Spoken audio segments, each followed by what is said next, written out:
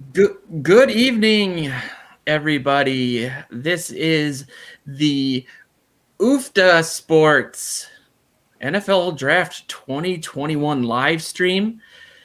UFTA Sports is the new, rebrand of a company I'm sure people watching this are familiar with.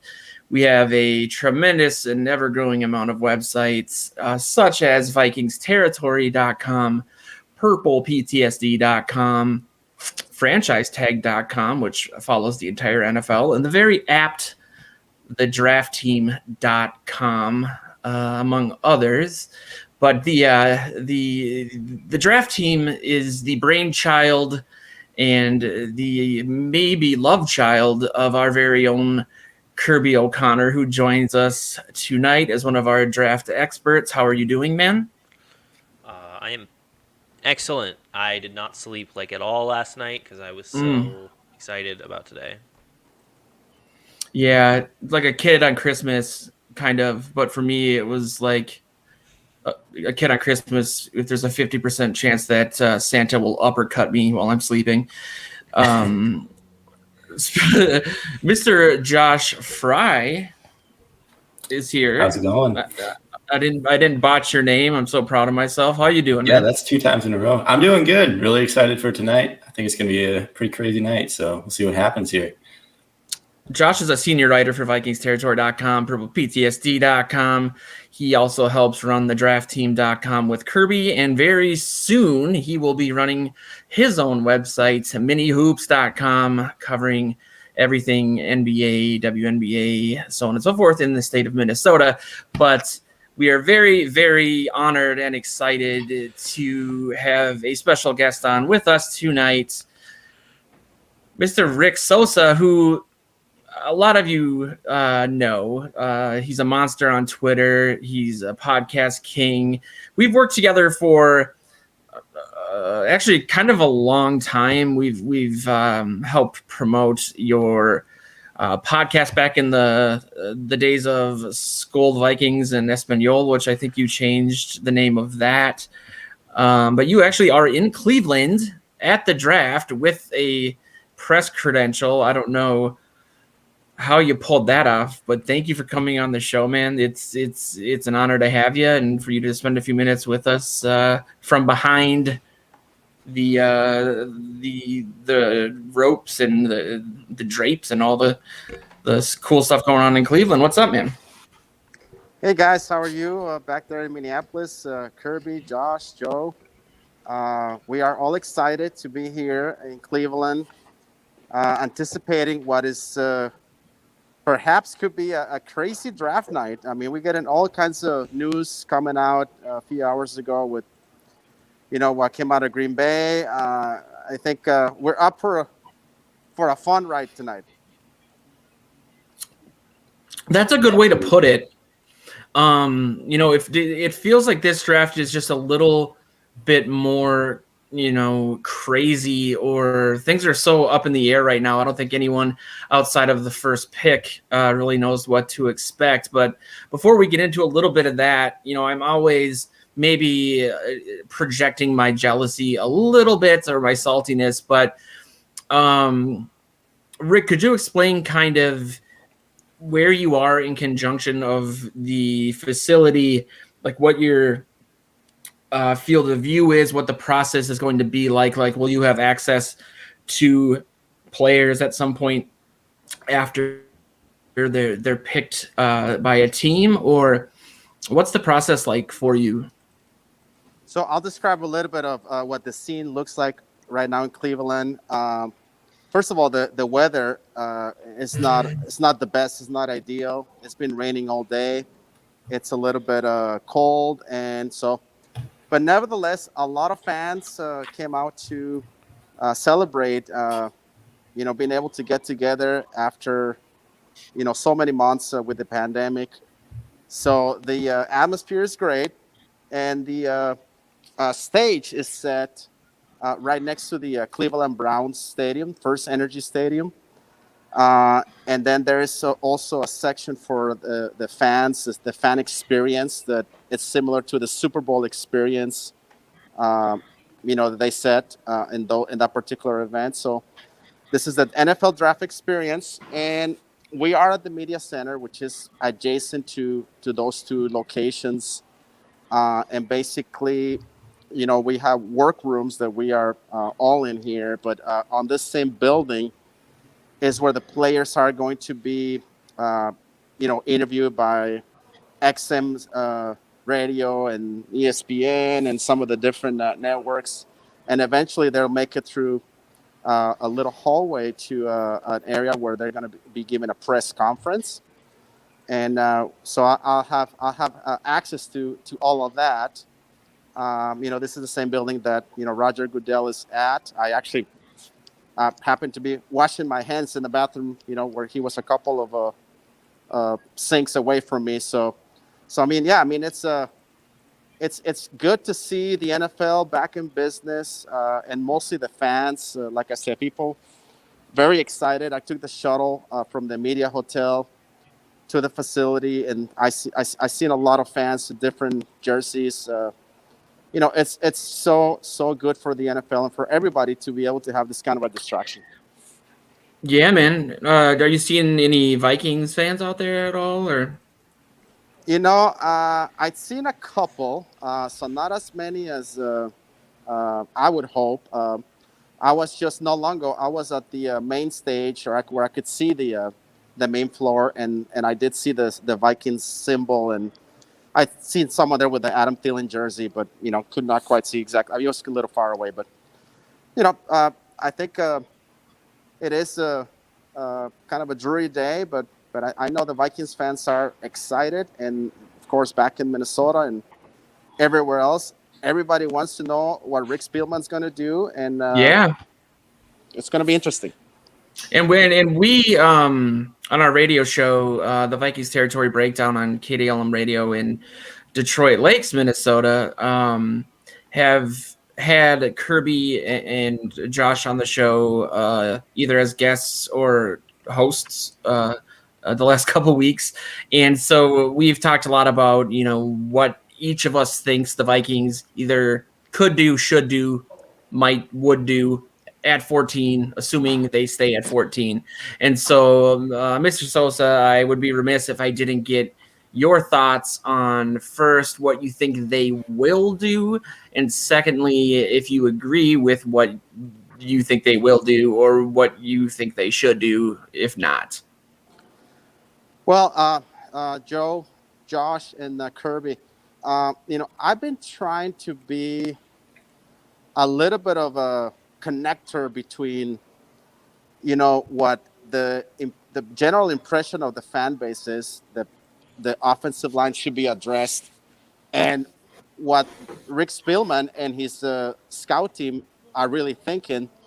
And for all of us, I mean, we see, the offensive tackle, for some people, Elijah Vera Tucker, it just seems like the obvious pick, the obvious selection. But, we know these folks do this for a living. They're professionals, and they've studied these players with so many different evaluations and data. I do believe the Vikings are not going to be necessarily taking an offensive tackle or a guard like Vera Tucker. I think they're open. I think they're open to see what the board looks like. And if a player like Micah Parsons is sitting there, if a player like, I've been mentioning Jalen Phillips constantly, because I just feel that there is quite a disconnect between what the fan base thinks that the Vikings should do and what the Vikings think they should do. I think the edge pick might surprise a lot of people, but it's not going to surprise me. I think if they go that direction, and perhaps not at 14, maybe they do trade back and select Phillips, later in the draft, which maybe might be more understandable for some fans to say, okay, he got picked at 20, 22, 23. But I think that Rick Spielman is going to be looking at the board and making his decision. And this is why nobody knows what they're going to do, because up until the Chargers make their selection, I don't think the Vikings know. I mean, they have a plan, obviously, but they're going to wait. They're going to wait to see what happens after the Chargers select, and they're gonna have to make their decision. And I think for anybody to be guessing or assuring, I don't think that's the case. I think we're just gonna have to wait and see. Do any of you guys think there's any reality in which the Vikings trade up from 14? Yeah. Considering they don't have a second round pick, and Spielman seems to love having, this massive amount of picks. I saw a mock draft earlier today. I wrote an article about where, because of the Bridgewater trade, that the Broncos would actually then trade up to 7 with the Lions to take Rashawn Slater. And I thought, well, that would actually, no, the Broncos would trade up to get Fields, and then the Lions would get Slater at 9. And I thought, man, it'd be nice to be in that 9th spot if that was the situation. But I just can't see them trading up. I could see him trading down and getting a second round pick, but that's about it.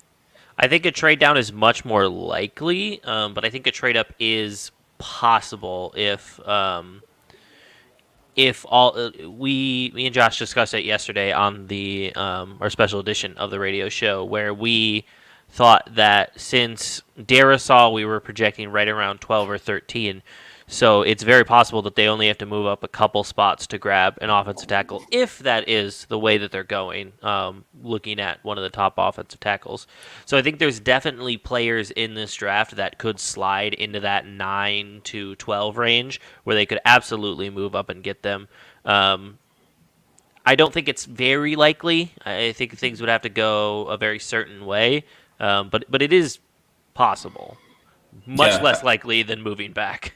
No, I definitely agree with that. Like Rick said, like we have no idea what's going to happen in this draft. After 3, it's kind of just, it's wide open. Anything can happen anywhere. So if somebody starts falling, the Vikings very well could jump up to like the 9 or 10 spot and grab them. But I'm with Kirby. I think a trade down is much more likely.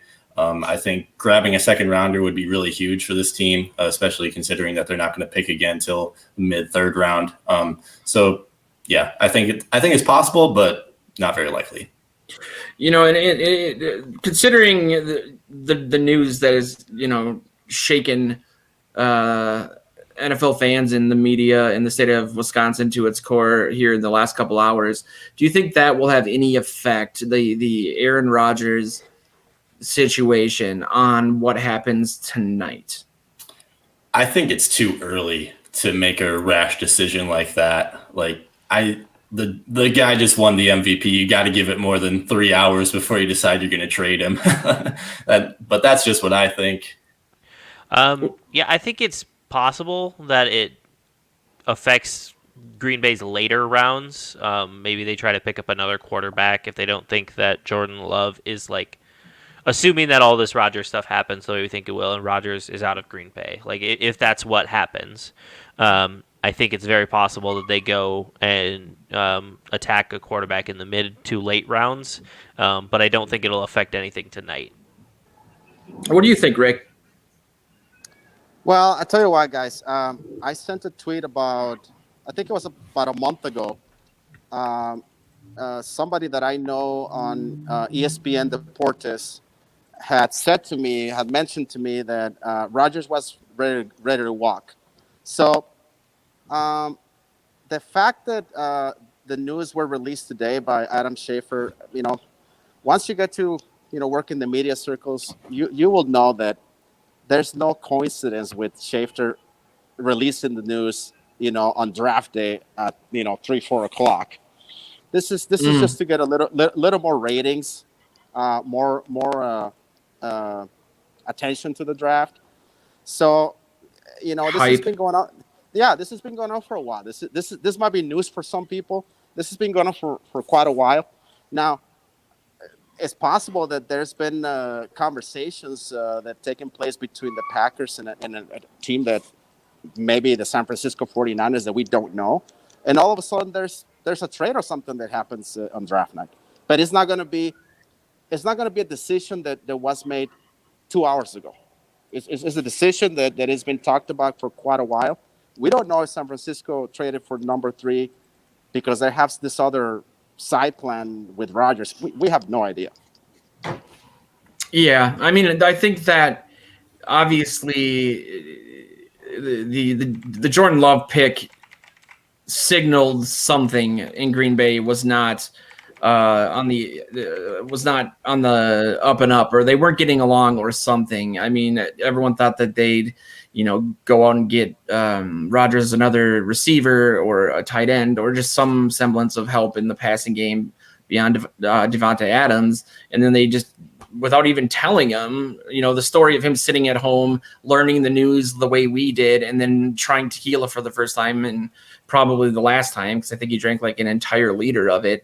That just signaled to me that something obviously was disjointed there. So I could see this being a continuation of that. But yeah, I don't see some, 23rd hour sort of trade. But would that not just be amazing, like entertainment for all of us to see? I would very, very much enjoy that.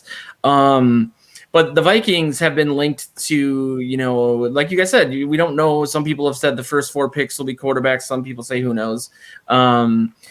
There's been recent mocks saying that Justin Fields or North Dakota State Trey Lance. Thank you. Could both be available for the Vikings, which would just create this gigantic PR situation for the Vikings, especially amongst those that hate Cousins.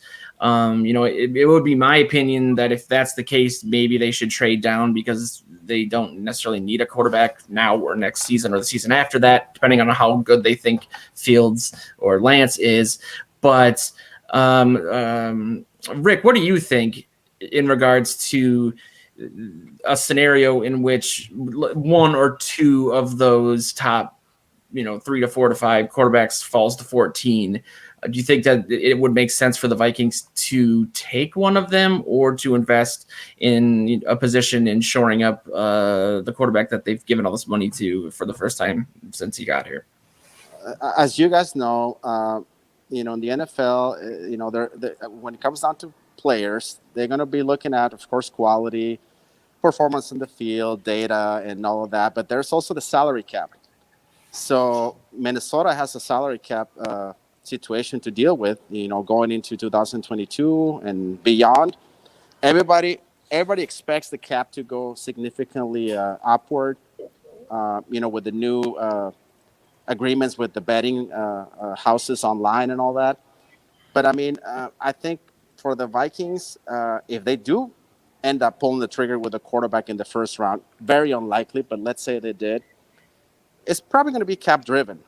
Because they're going to have to deal with some contracts next year. And, Kirk has, a large cap hit in 2022. And if they're going to extend him, he's going to be here for another 2 or 3 years. So it's kind of a long-term decision. But I would tell you this, guys. If Trey Lance is sitting there at 14 or Justin Fields, it's going to be very hard to pass on them. Yeah, I mean, you're not wrong. I mean, I completely agree with you, and I'm one of those people that think that this Vikings offense is a mediocre pass blocking offensive line away from being a, elite unit with all the talent that they have and the efficiency of Cousins and the accuracy of Cousins. I want to throw that question to you, Kirby, as well, and Josh. Can you rephrase it just quickly? Sorry. Just basically, if there's a scenario in which Justin Fields or a Lance falls to the Vikings, would it make sense to draft him or to trade down or maybe, I think it's an argument on philosophy and an argument on what is the timetable for the Vikings organization right now. Because if Trey Lance is there or Justin Fields is there, and you feel that they are a franchise quarterback, something that this franchise has not had for a long time, and Cousins is the closest semblance to that, but he's still on the wrong side of 30 already. So it makes it very difficult to not draft the quarterback of the future potentially. However, if you're Rick Spielman, you've been told, well, you have to win this year. You're not getting a new contract. It also makes it tough to not try to get a guy who's going to be help you day one and impact you day one. If that's either on the defensive line or the offensive line or wherever on the field. If Jamar Chase is there at 14, do you take him? He's the best wide receiver in the draft, even though you don't need a wide receiver necessarily. It's best player available at that point, like if Jamar Chase falls to 14. So there's an argument that could be made for going after those two. And I think it's just a matter of what is the timeline, what is the scale. Like Rick was saying, 2022 is a weird year for salary cap. We're not exactly sure what's going to happen. I mean, we're projecting it's supposed to be this huge jump in salary cap, so they should be fine. But, nobody was projecting that there would be a pandemic last year that would end up keeping the salary cap super low this year. So basically, it's just, do you want to future-proof or do you want to go for something that'll help you this year? I guess is like the two schools of thought that I see. Yeah, I totally agree. I think it depends just on what Rick Spielman thinks his leash is at this point. Like if he thinks he's got a couple more years, then I mean, Trey Lance might be a really good pick at 14. If you can get your quarterback of the future, reload for 2021 and just try to get through, and then just see what you got with Kirk Cousins, and then reload with Trey Lance after that. But if he thinks he only has one more year and they have to be really successful, then you've got to get an impact player that'll impact the field right away. And then you go offensive line, edge rusher, any one of those positions, but not quarterback. That's a great point, man. That is a really great point because you have to really think about how much self-preservation is factored into some of these decisions. I mean, in general, obviously, all these moves are made to keep your job because you want your team to get better via the picks. But in what Josh is saying is it doesn't make sense to take a quarterback who could be a great pickup for the next 5 to 10 years, but you may not be here because there's glaring positions of need that you didn't take because of that quarterback. I would hope that wouldn't factor in as much. But I really don't know. I have no faith in this draft or in these drafts in general, to be completely honest with you. I felt like last year was the chance for us to see if Zimmer and Spielman had learned from their successes and failures in the previous seasons. And it just turned out to be in exponentially larger version of what they always do. 15 picks, 5 DBs, one guard that had actually played guard. He was the 15th pick, second to last pick in the entire draft. Everyone was elated by that draft and said, we're going to go 11-5 or go to the Super Bowl. And everyone called me crazy. And I said, they're going to go 6-10. They end up going 7-9. Point being, I just wanted to pat myself on the back, but no, I just don't think they value the offensive line as a vital piece of their team building philosophy, and I don't understand why. And so I'm just really nervous that we're just going to do the same thing yet again. Just quickly, I want to say, because what Kirby was talking about, so it relates to the job security for Mike Zimmer and Rick Spielman. Keep in mind that, I mean, if they were to change their approach to 2021 and not be a all-in, make it or break it type year, if they were to be let go, they are going to be paid an extra contract year for being sitting at home, and both of them are very highly regarded around the league circles in terms of coach and GM. So they will have no problem finding a place to go. So the fact that they are terrified of job security. Not so sure about that.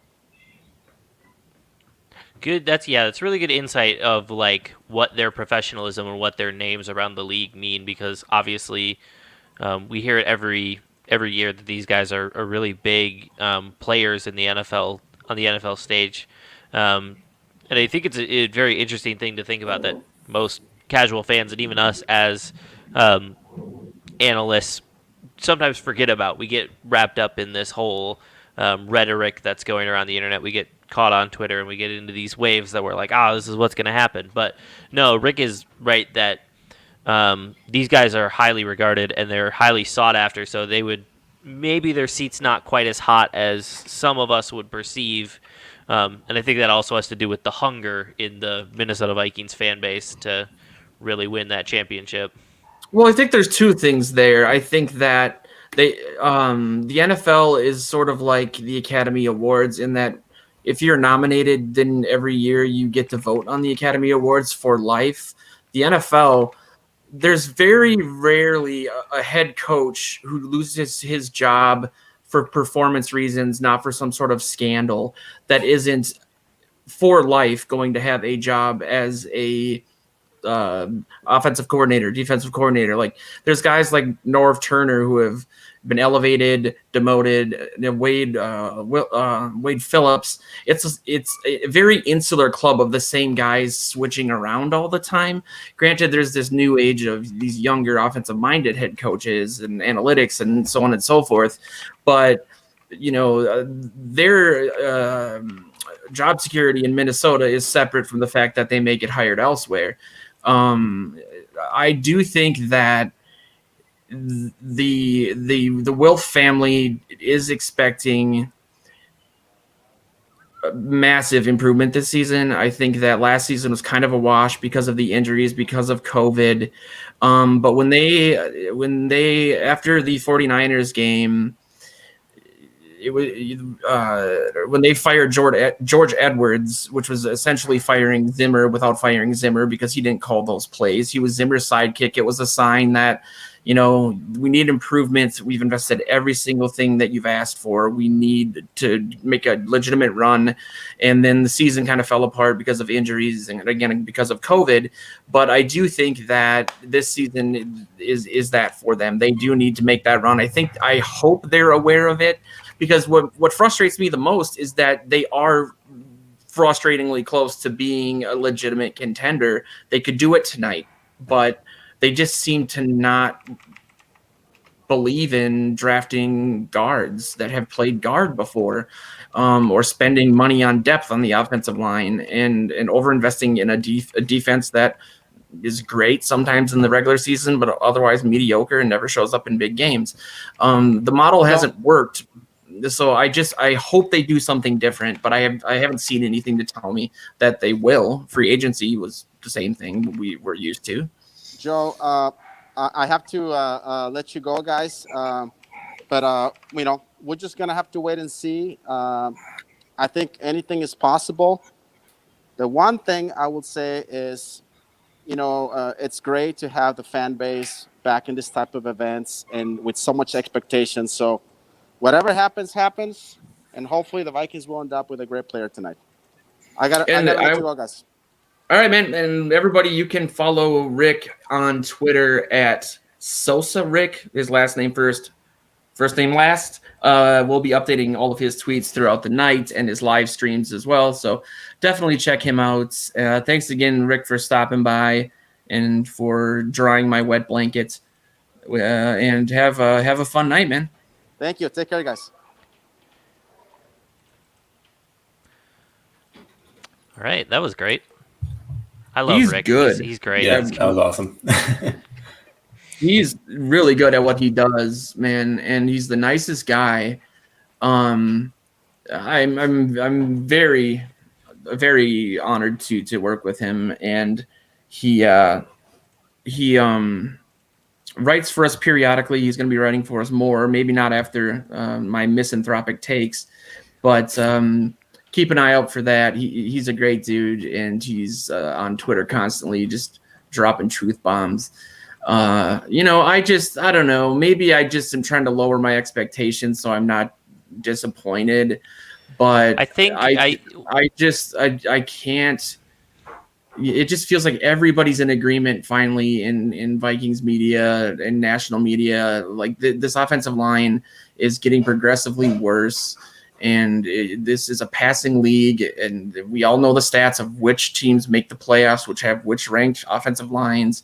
And, I just don't have any faith in the gap blitz system in the 8th iteration becoming the 85 Bears and compensating for an offensive line that can't stop anybody of note.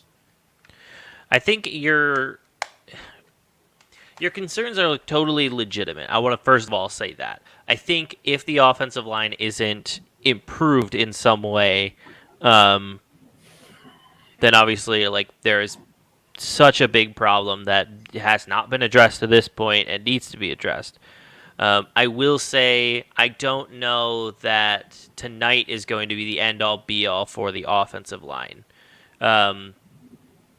Obviously, you can find quality talent in those middle rounds or the second or the third round. Now, the problem with that is you have to draft to those guys. Yeah, and let me say, I was conflating tonight just basically with the entire draft.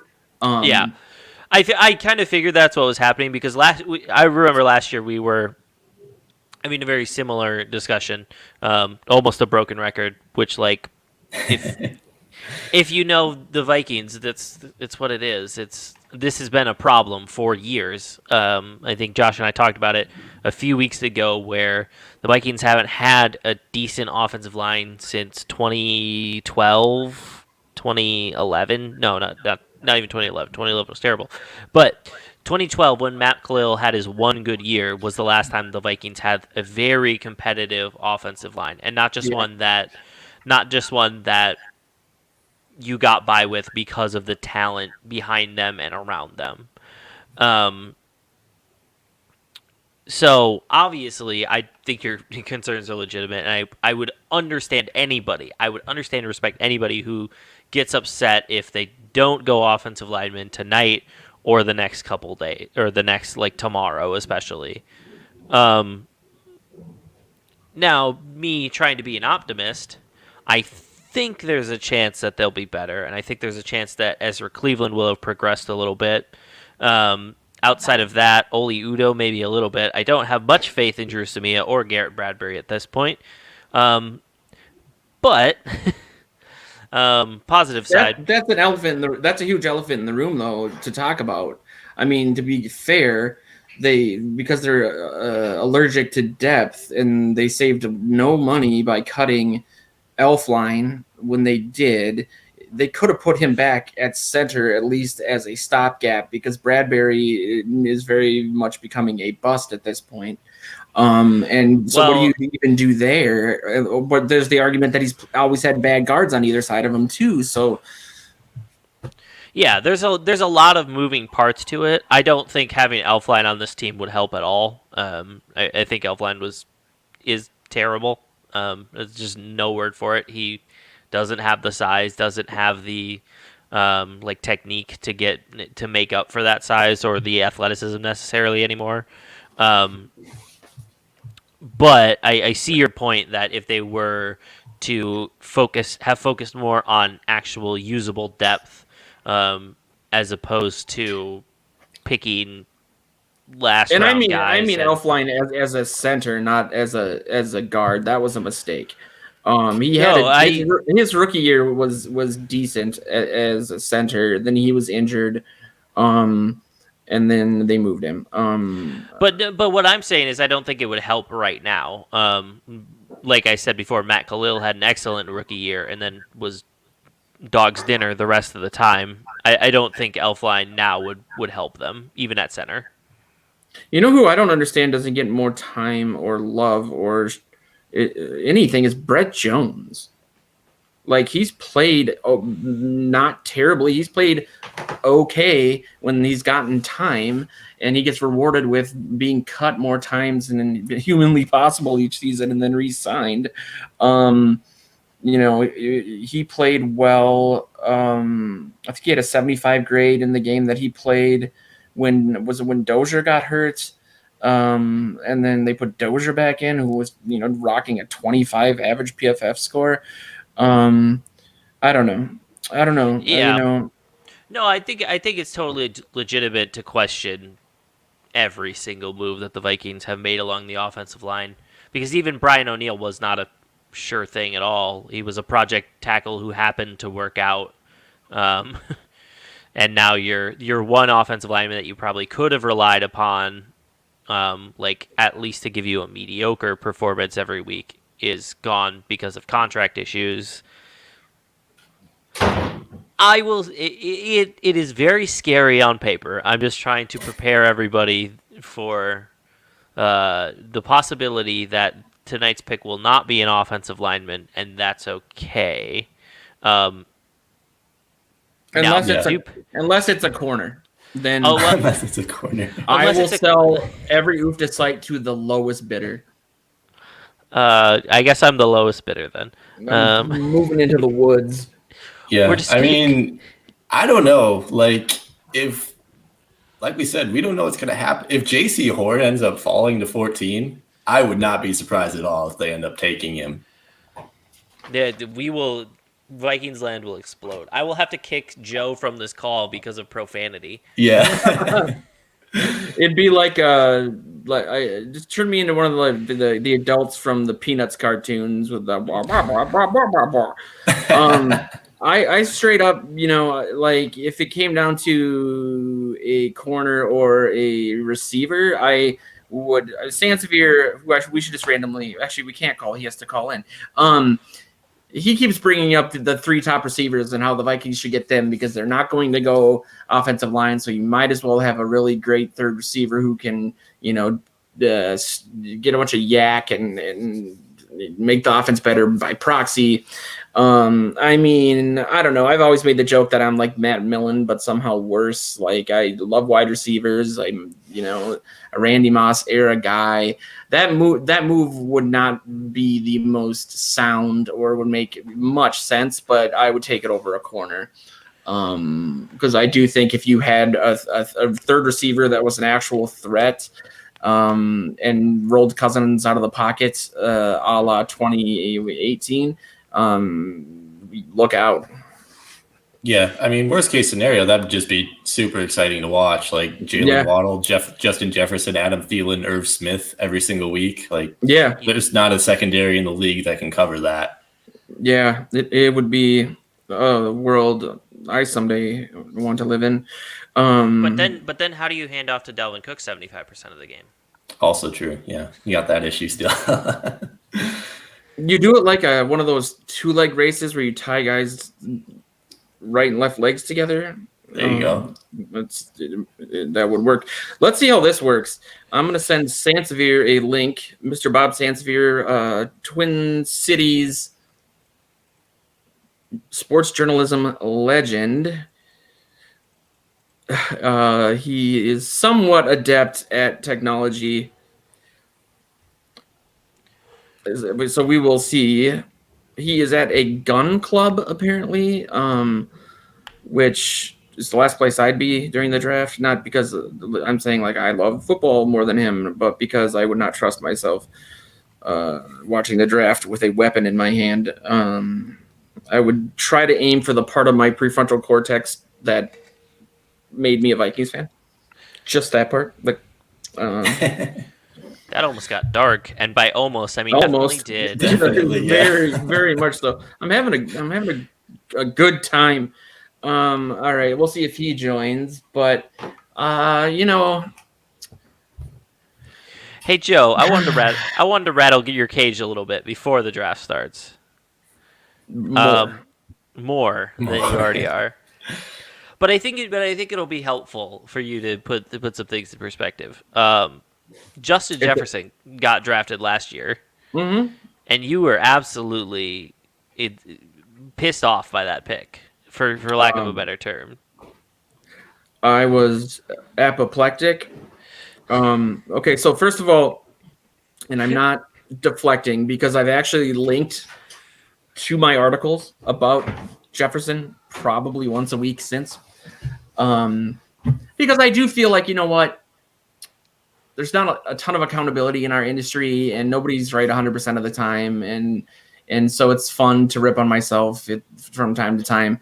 But I didn't like the pick because of the position, because I wanted the offensive line to be shored up. I wasn't that big of a fan of Jefferson in the first place, just based on how much they used him out of the slot. But then it was Deshaun's I'm not blaming you, man, but it was his very thorough explanation as to how Jefferson would not be able to overcome press coverage in the NFL. That was like, this is just a waste of a pick. Also, the fact that Thielen is arguably the best slot receiver in the NFL, or has been the last 5 to 7 years. I was like, it's going to take away from Thielen's. Most of the damage he does on deep balls was from the slot. So you get a one-dimensional guy. Then everyone was calling him the most pro-ready, and I was like, that's what they said about Treadwell. And so I am very happy to be wrong about that, right? But at the same time, I do believe that when you look at the way that I look at the draft is not really best player available, but more so which position, if the player you drafted ended up panning out, would create the biggest net improvement for this team. And the answer has been pretty consistently what we've talked about, and it's been that way for years. And so Justin Jefferson is going to be a Hall of Famer. That was a great pick. Completely agree with it. They needed to go get corners. I understand that. The Gladney pick is a complete unmitigated disaster. That's not their fault. But the rest of that draft, 15 picks. I mean, take Ezra Cleveland. He's never played guard before. Plays on the left side. You decide to move him to the right side.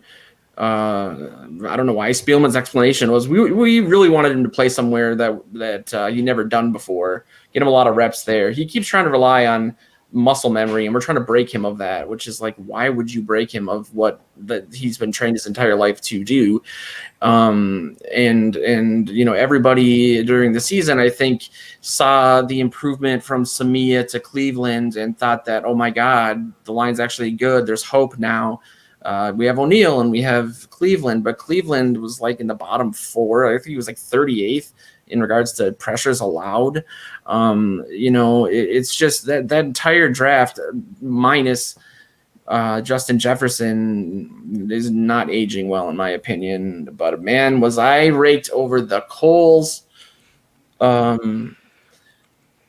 that, I saved a lot of tweets from a lot of other writers, not from our team, that I was going to post like 5 years from now. And then I thought, is that what people on 4chan do when they say these were red flags we should have noticed? It was like, yeah, I need to stop taking these things so seriously. That's actually what I thought you were going to say when you said perspective. It's a game, Joe.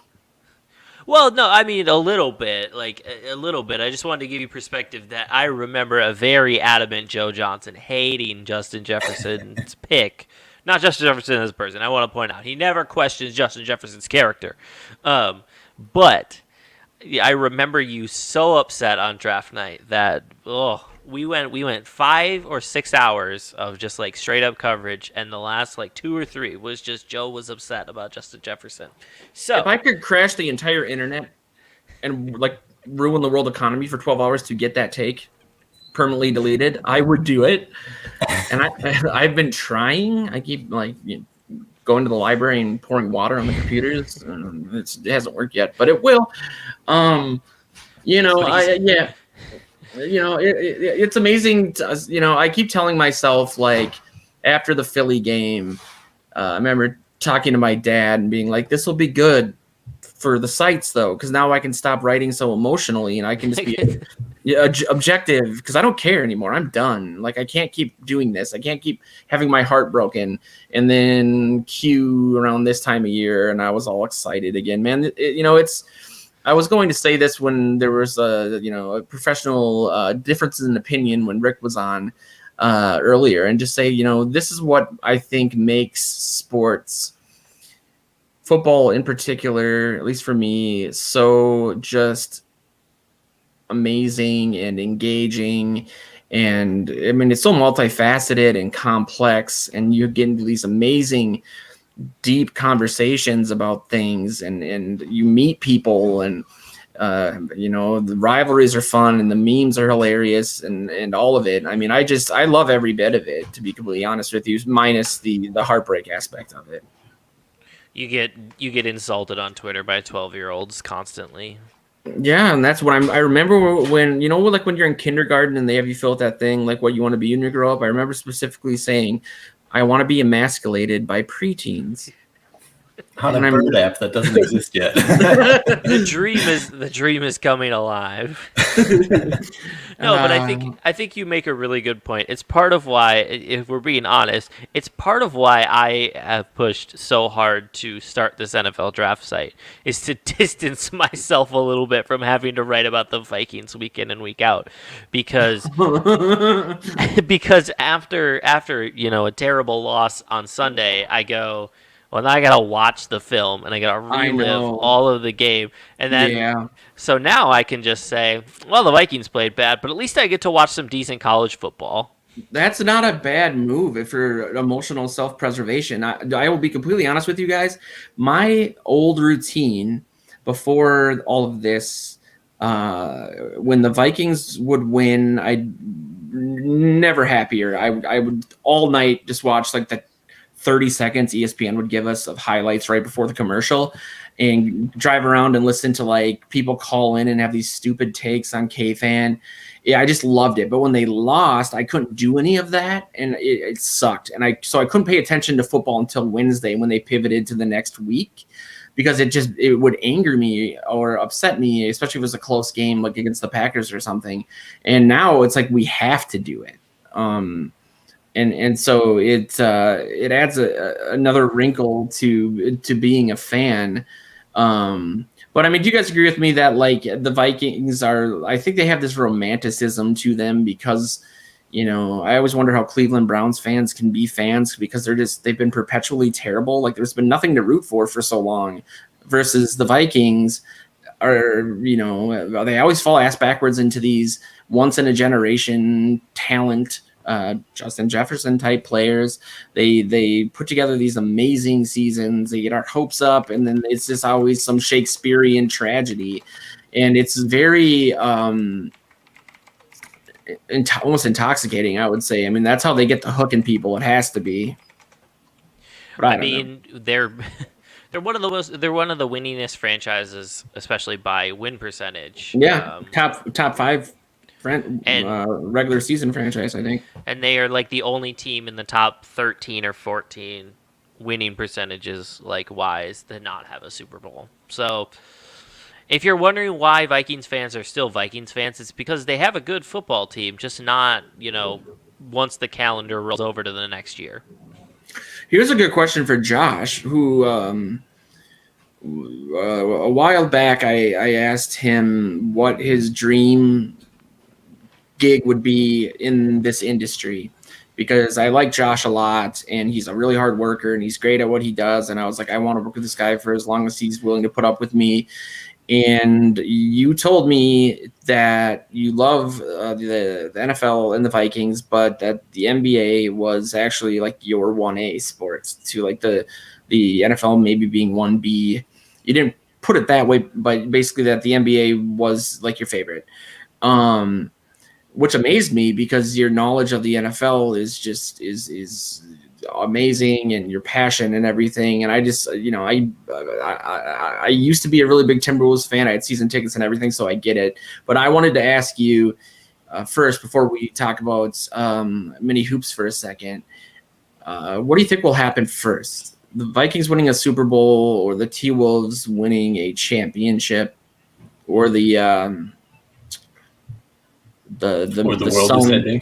Yeah, I was gonna say the sun turning into a black hole and devouring the earth. I mean, obviously the Vikings are a lot closer to an NBA final, or to a Super Bowl, than the Timberwolves are to an NBA they Finals. might be closer to an NBA Finals. Who knows, right? But yeah, I mean, the Timberwolves, obviously not a great year for them this year.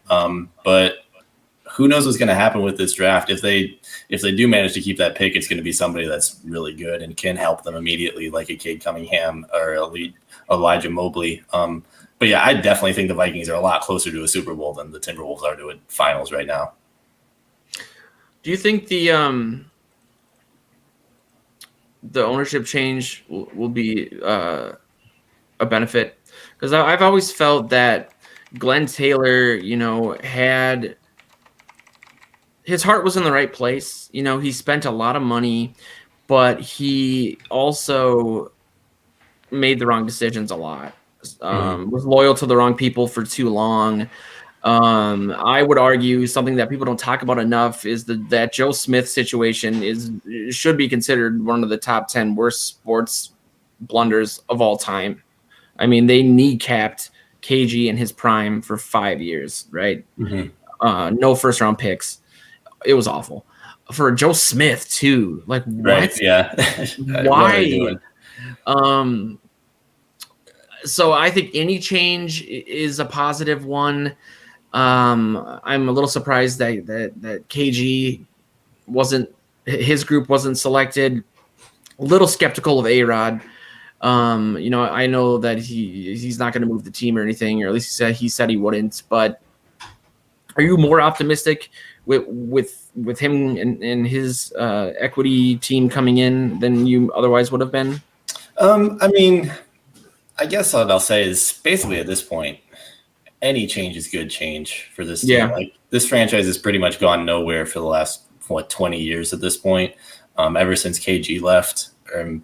I mean, obviously A-Rod has his issues too, but at the end of the day, the dude, he's been on championship teams before. He knows what it takes to put a championship team together. And I think if anybody can do it, I mean, A-Rod's one of those guys that can do it.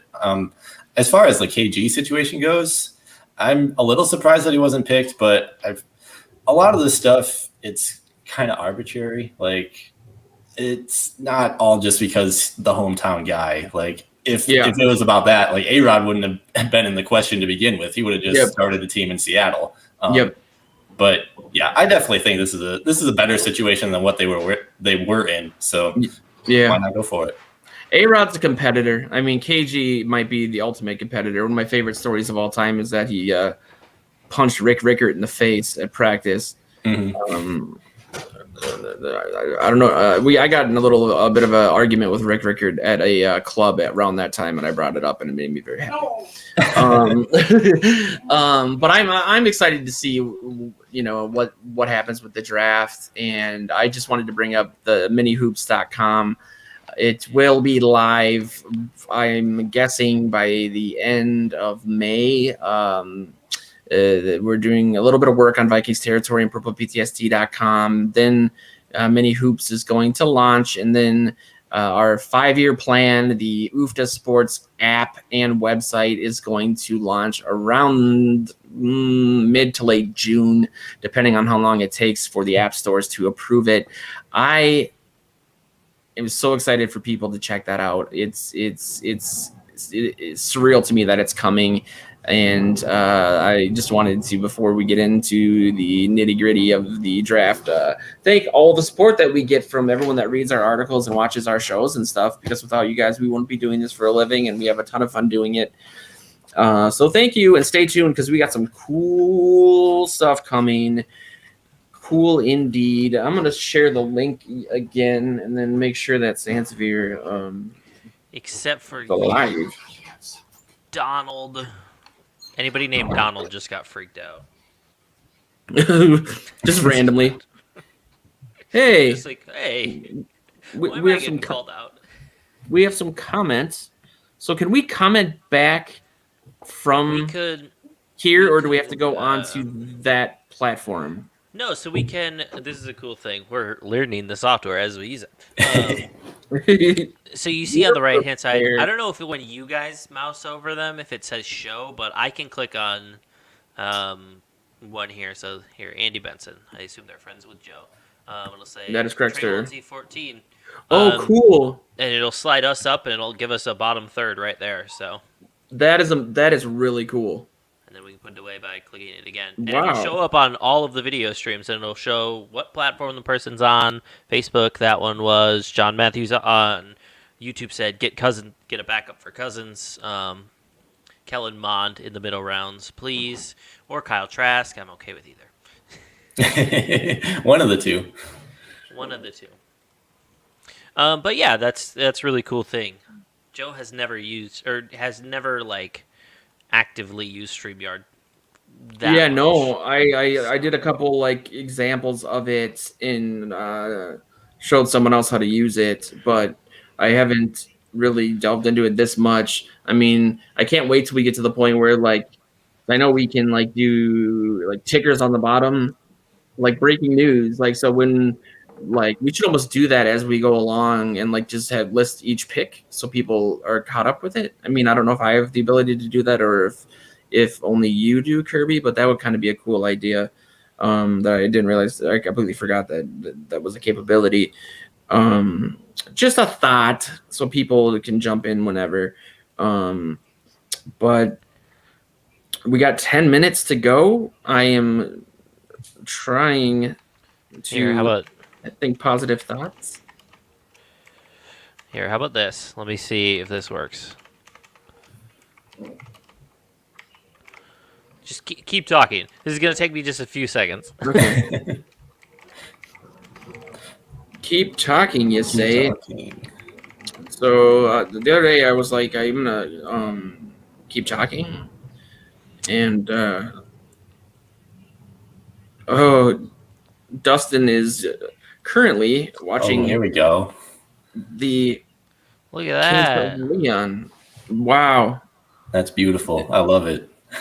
Can we change the color?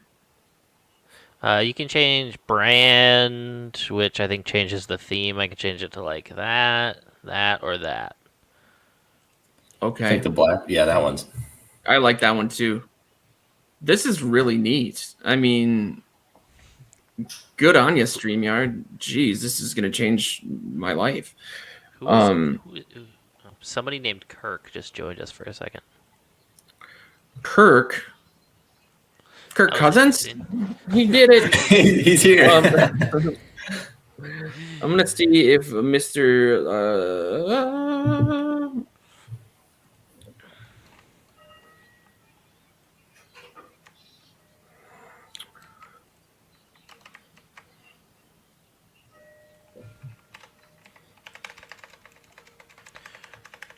Don't mind me. I'm just gonna create a whole ticker for us.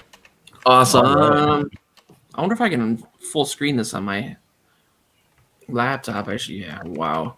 This is really cool. I'm gonna make some changes to the logo maybe to make it kind of match this a little bit.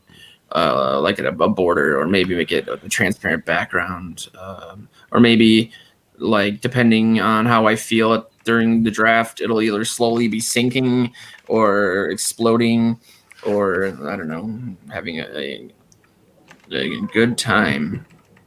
I'm having a good time, man. I take my video angles like Eminem selfie style, top of my head. Are you sold on Zach Wilson in New York? No. Not at all. No. It really, to me, it feels like just a reiteration of the Sam Darnold situation. You're going to get a guy that's like, he's got a good arm, he's got decent pocket skills, but there's just nobody around him. So he's not going to be able to do well. It just feels like the same exact thing over and over again, and they're just stuck in mediocrity or even below mediocrity. Yeah. What do you guys make of the Teddy trade? Do you think he's just like a 1 year stopgap sort of veteran in the locker room sort of person for whomever they end up taking? I mean, that's my interpretation of it. Yeah, that was a crazy one. I didn't realize when the trade actually happened that they restructured his deal. So now it's only a 1 year, $4.5 million contract. Wasn't he due like almost 17 or something? It was 21. 21. Oh my God. Yeah, so I assumed when they traded for him that he was going to be the starter, because you can't put that kind of money on the bench. But yeah, now that he's worth like literally a quarter of that, you might as well take a quarterback because he's a 1 year rental. Jeez. I don't think that. I think that was always the plan, anyways. Like, no offense to Teddy Bridgewater, but he should be no one's first option for a starting quarterback entering this season. And what would you say specifically is the reason for that? Well, like watch his tape in Carolina. I mean, it's great. It's a great story that he's a starter in the NFL and he looks, I mean, okay, but his He's game still management, bipedal. This is a good yeah, sign. he can walk, but he's not great. None of his physical tools stand out, especially anymore. He can run a little bit. He's a little mobile. He is the prototypical backup quarterback right now. Yeah. Because he's a little mobile. He can give you a little, thing here or there. He can manage a game, but there was a lot of games where between him and Rule and the Panthers coaching staff, they mismanaged themselves into losses. For example, the Vikings game was mismanaged into a loss. Yeah. After Chad Beebe muffed that punt, there's no reason that Carolina should have been throwing to try to score a touchdown there. All they had to do was run the ball and at least take away the Vikings' time to get down the field. But they didn't, and Teddy even, I think, admitted after that game that he made the wrong read on that third down, where, essentially if he takes a sack, the game is very different, because, you can just run the clock down. And so he admitted after the fact that he lost that game, essentially. So between him and...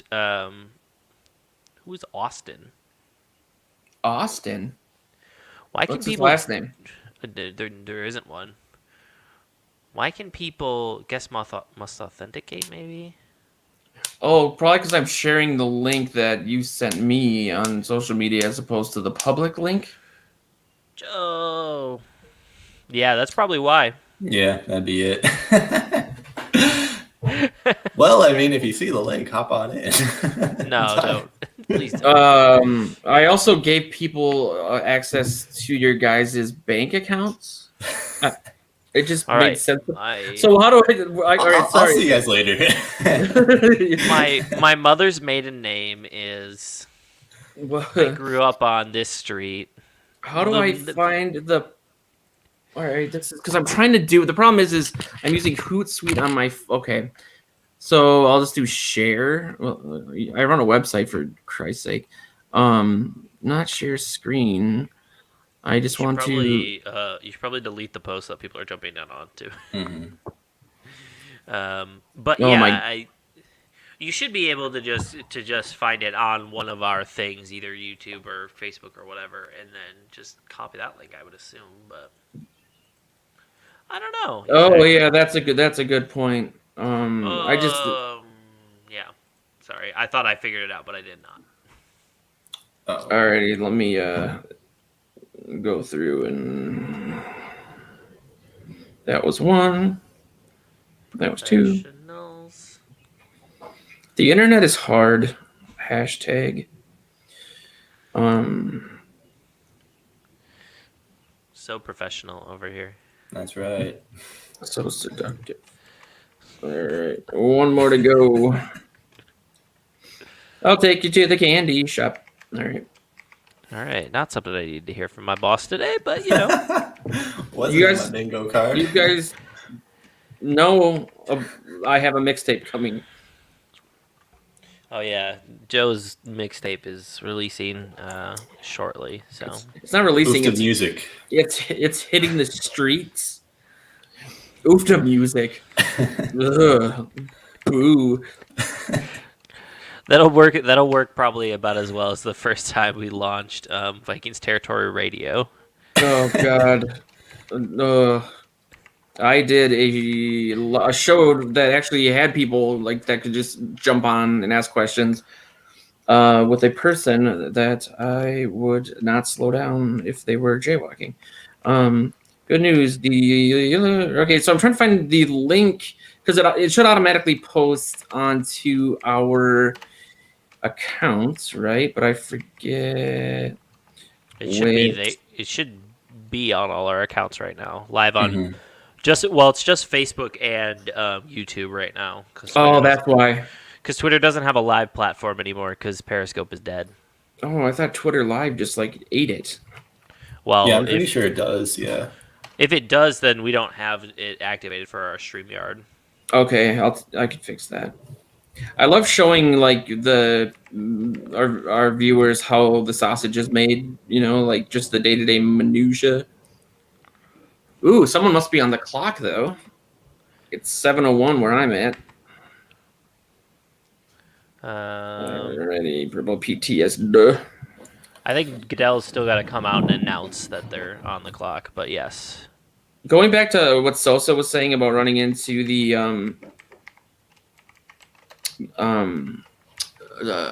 to him in the bathroom, what are the odds that Goodell didn't wash his hands?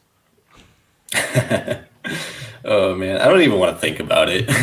Roger Goodell follows every single rule laid out there. Totally. You're not wrong. That's why he can make the rules, because he's perfect. That's incredibly correct. All right, so this says the draft show, but okay, this must be it. But give me the link, please.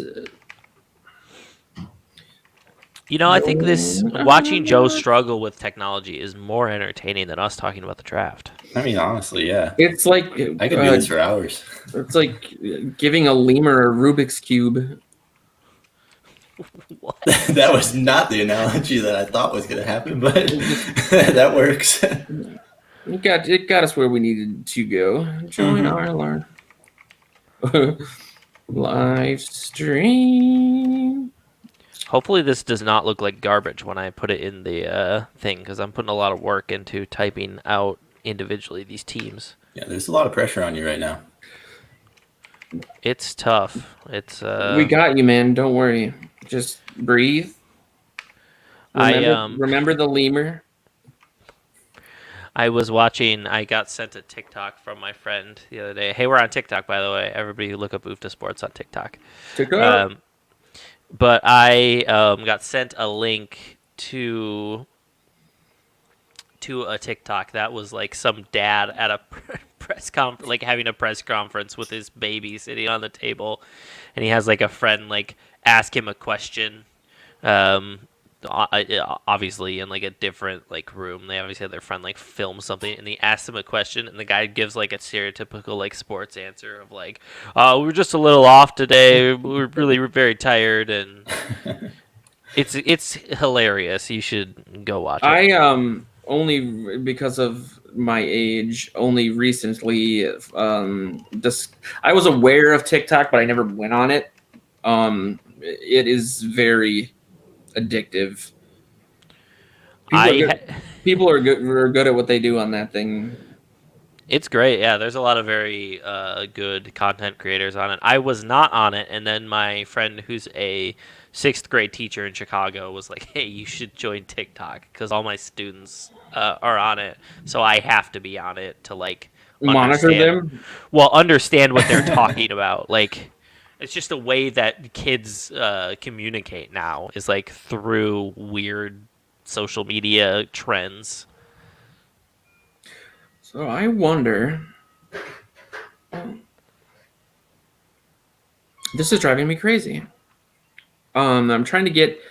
So when I click to share from the Facebook page, it only says share to a page, and then it gives me the box at the bottom of the thing. But let's just see if I do share to Facebook. Maybe it doesn't give me a link. So it's probably because it's native to each of those platforms. So it's probably not going to give you a link. It's just going to keep the post. Yeah. So I wonder if I can go into StreamYard while we're on it, and I wonder if YouTube would give a link. Yeah. It would. Yeah. YouTube might be the easiest link to share. You're on the YouTube. God, I sound like my dad every day. You're on the YouTube. On the YouTube. Going on the YouTube. Alrighty. We shall get there. What should the Falcons do with the 4th overall pick? So we are 9 minutes away. It's very exciting. What the Falcons should do with the 4th overall pick, Josh and I have discussed at length. I think we ended up on the side of if you're going to keep Matt Ryan, potentially try to find a trade partner and move back to somebody who wants that pick for either a quarterback or some position that you don't want. And then draft. Did we decide offensive lineman? Yeah, offensive lineman because the Falcons line is terrible. Mm-hmm. So, Yeah. I mean, if they stay at 4, though, I do think if they're going to get rid of Julio Jones, like it looks like they're going to, I think you got to go Kyle Pitts there just because we talked about this yesterday, Kirby. He's basically the perfect replacement that you could find for Julio. Yeah. Yeah, I think that's I don't know. I think Kyle Pitts creates very similar matchup problems to what Julio Jones already creates. So I think it would be the way to go. Trying to make this ticker not look terrible. But I mean, but Joe made a good and /interesting point early in the show about how he said we don't know exactly what's going to happen in the top, 3 picks or whatever. But I think we're pretty well set on those 3. We're just not sure what exactly the name that San Francisco is going to go after. Because now I'm hearing on Twitter and such that Trey Lance is the name at 3. Yeah, I know. I think it was DraftKings or something. He's now the betting favorite to go at number 3. So that's at least a little bit interesting if you're trying to bet on this pick. But I mean, at the end of the day, I still think it's Mac Jones just because that's kind of who they've been saying this entire time. And it's the way worst pick, so you might as well make it. Exactly, yeah. I'm not high on Mac Jones. I think he's worse than Kyle Trask, so. Is he worse than Kellen Mond, though? Get back to me in 2 years. All right. Give Mond a chance. He might be, honestly. Physically, certainly, Kellen Mond is more gifted. We have lost Joe. He just disappeared. Joe's gone. I like how he didn't mute his... or he did mute his mic. No, I muted it for him. Oh, okay. Just rolled out. Yeah. How does this look? That doesn't look terrible. Oh, man. So what are we going to do when Jacksonville doesn't draft Trevor Lawrence here? Throw everything out and start again. Throw everything out. Restart the stream. Just come back tomorrow. Restart the NFL. Might as well make it a fantasy draft at this point. Yeah. No, I think it's like 99% certain that they're going to take Trevor Lawrence, and if they don't, that would be incredible. Although you let me know earlier that they're trying. they've found their quarterback of the future, and his name is Tim Tebow. Well, no, they tried him out at tight end. Yeah, that's just what they're saying. Though. Right? Yeah. No, it's Urban Meyer's cover up. Yeah, Tim Tebow going to be his quarterback of the future. Planned all along ever since he was at Florida. All right, we got a comment here from Alan Joseph. Ooh, Calgan? I have no idea. Maybe. Sorry if we said it wrong. Hey guys, Skull from New Orleans. Yes. That's ironic. If one of the Alabama receivers falls to us, do we pull the trigger? This is a really good question. If Jalen Waddle is available at 14, I'm not sure. If Devonta Smith is available at 14, I would almost say you have to. Yeah, I mean, either one of those guys you can't really go wrong with. Devonta Smith definitely shows a little bit more promise immediately, which might be what the Vikings are looking for. But Jalen Waddle's a playmaker, man. Out of the slot, you put him next to Justin Jefferson. I don't know how you stop that. We've talked about this already. Like, you put any one of these top receivers in with Adam Thielen, Justin Jefferson, and this is going to be an unstoppable offense. Could you imagine if you had Adam Thielen and Stephon Diggs in the same offense? Ooh, that'd be pretty hard to stop. No, I think it's a good point that, like, and it's good that Joe isn't here because I'm going to make the argument of if if the best player available at 14 is a receiver, I think you have to at least consider taking him. If the best player available at 14 is one of the top 3 receivers, there is almost certainly somebody in that back half of that of the first round that you could trade partner with to move up for the Vikings to move back and them to move up. Whether they can work out the terms of that and the sufficient capital to move up that many spaces, that's a whole nother thing. But it's a very attractive possibility to say Baltimore needs a receiver. We think that our guy is still going to be there at the end of the first round, and Baltimore to move up that many spots because Baltimore is at what 28, 26, I think, yeah. To move up 12 spots, I mean, more than 5 spots is it's going to be a haul for whoever wants to move up. There's no question of it. We saw Miami get a crazy amount, weeks before the draft. So in the heat of the moment, it's going to be there's going to be a lot on the table that you could potentially pick up. Second round picks, third round picks, next year first round picks. Like, it's crazy what you could pick up just by moving out of that 14 spot. And I think that's why that's such an attractive option right now, is because especially with, as we've talked about, the future that the Vikings organization has and the amount of help that they need, to pick up all that draft capital would be incredible. Yeah, I think ironically another team to look out for in that spot would be New Orleans, because they've been talking about moving up all day as far as the top 10, which I think would be crazy. But yeah, if one of those receivers falls, even if a cornerback starts falling, they might make a big jump to get to that spot and take one of them.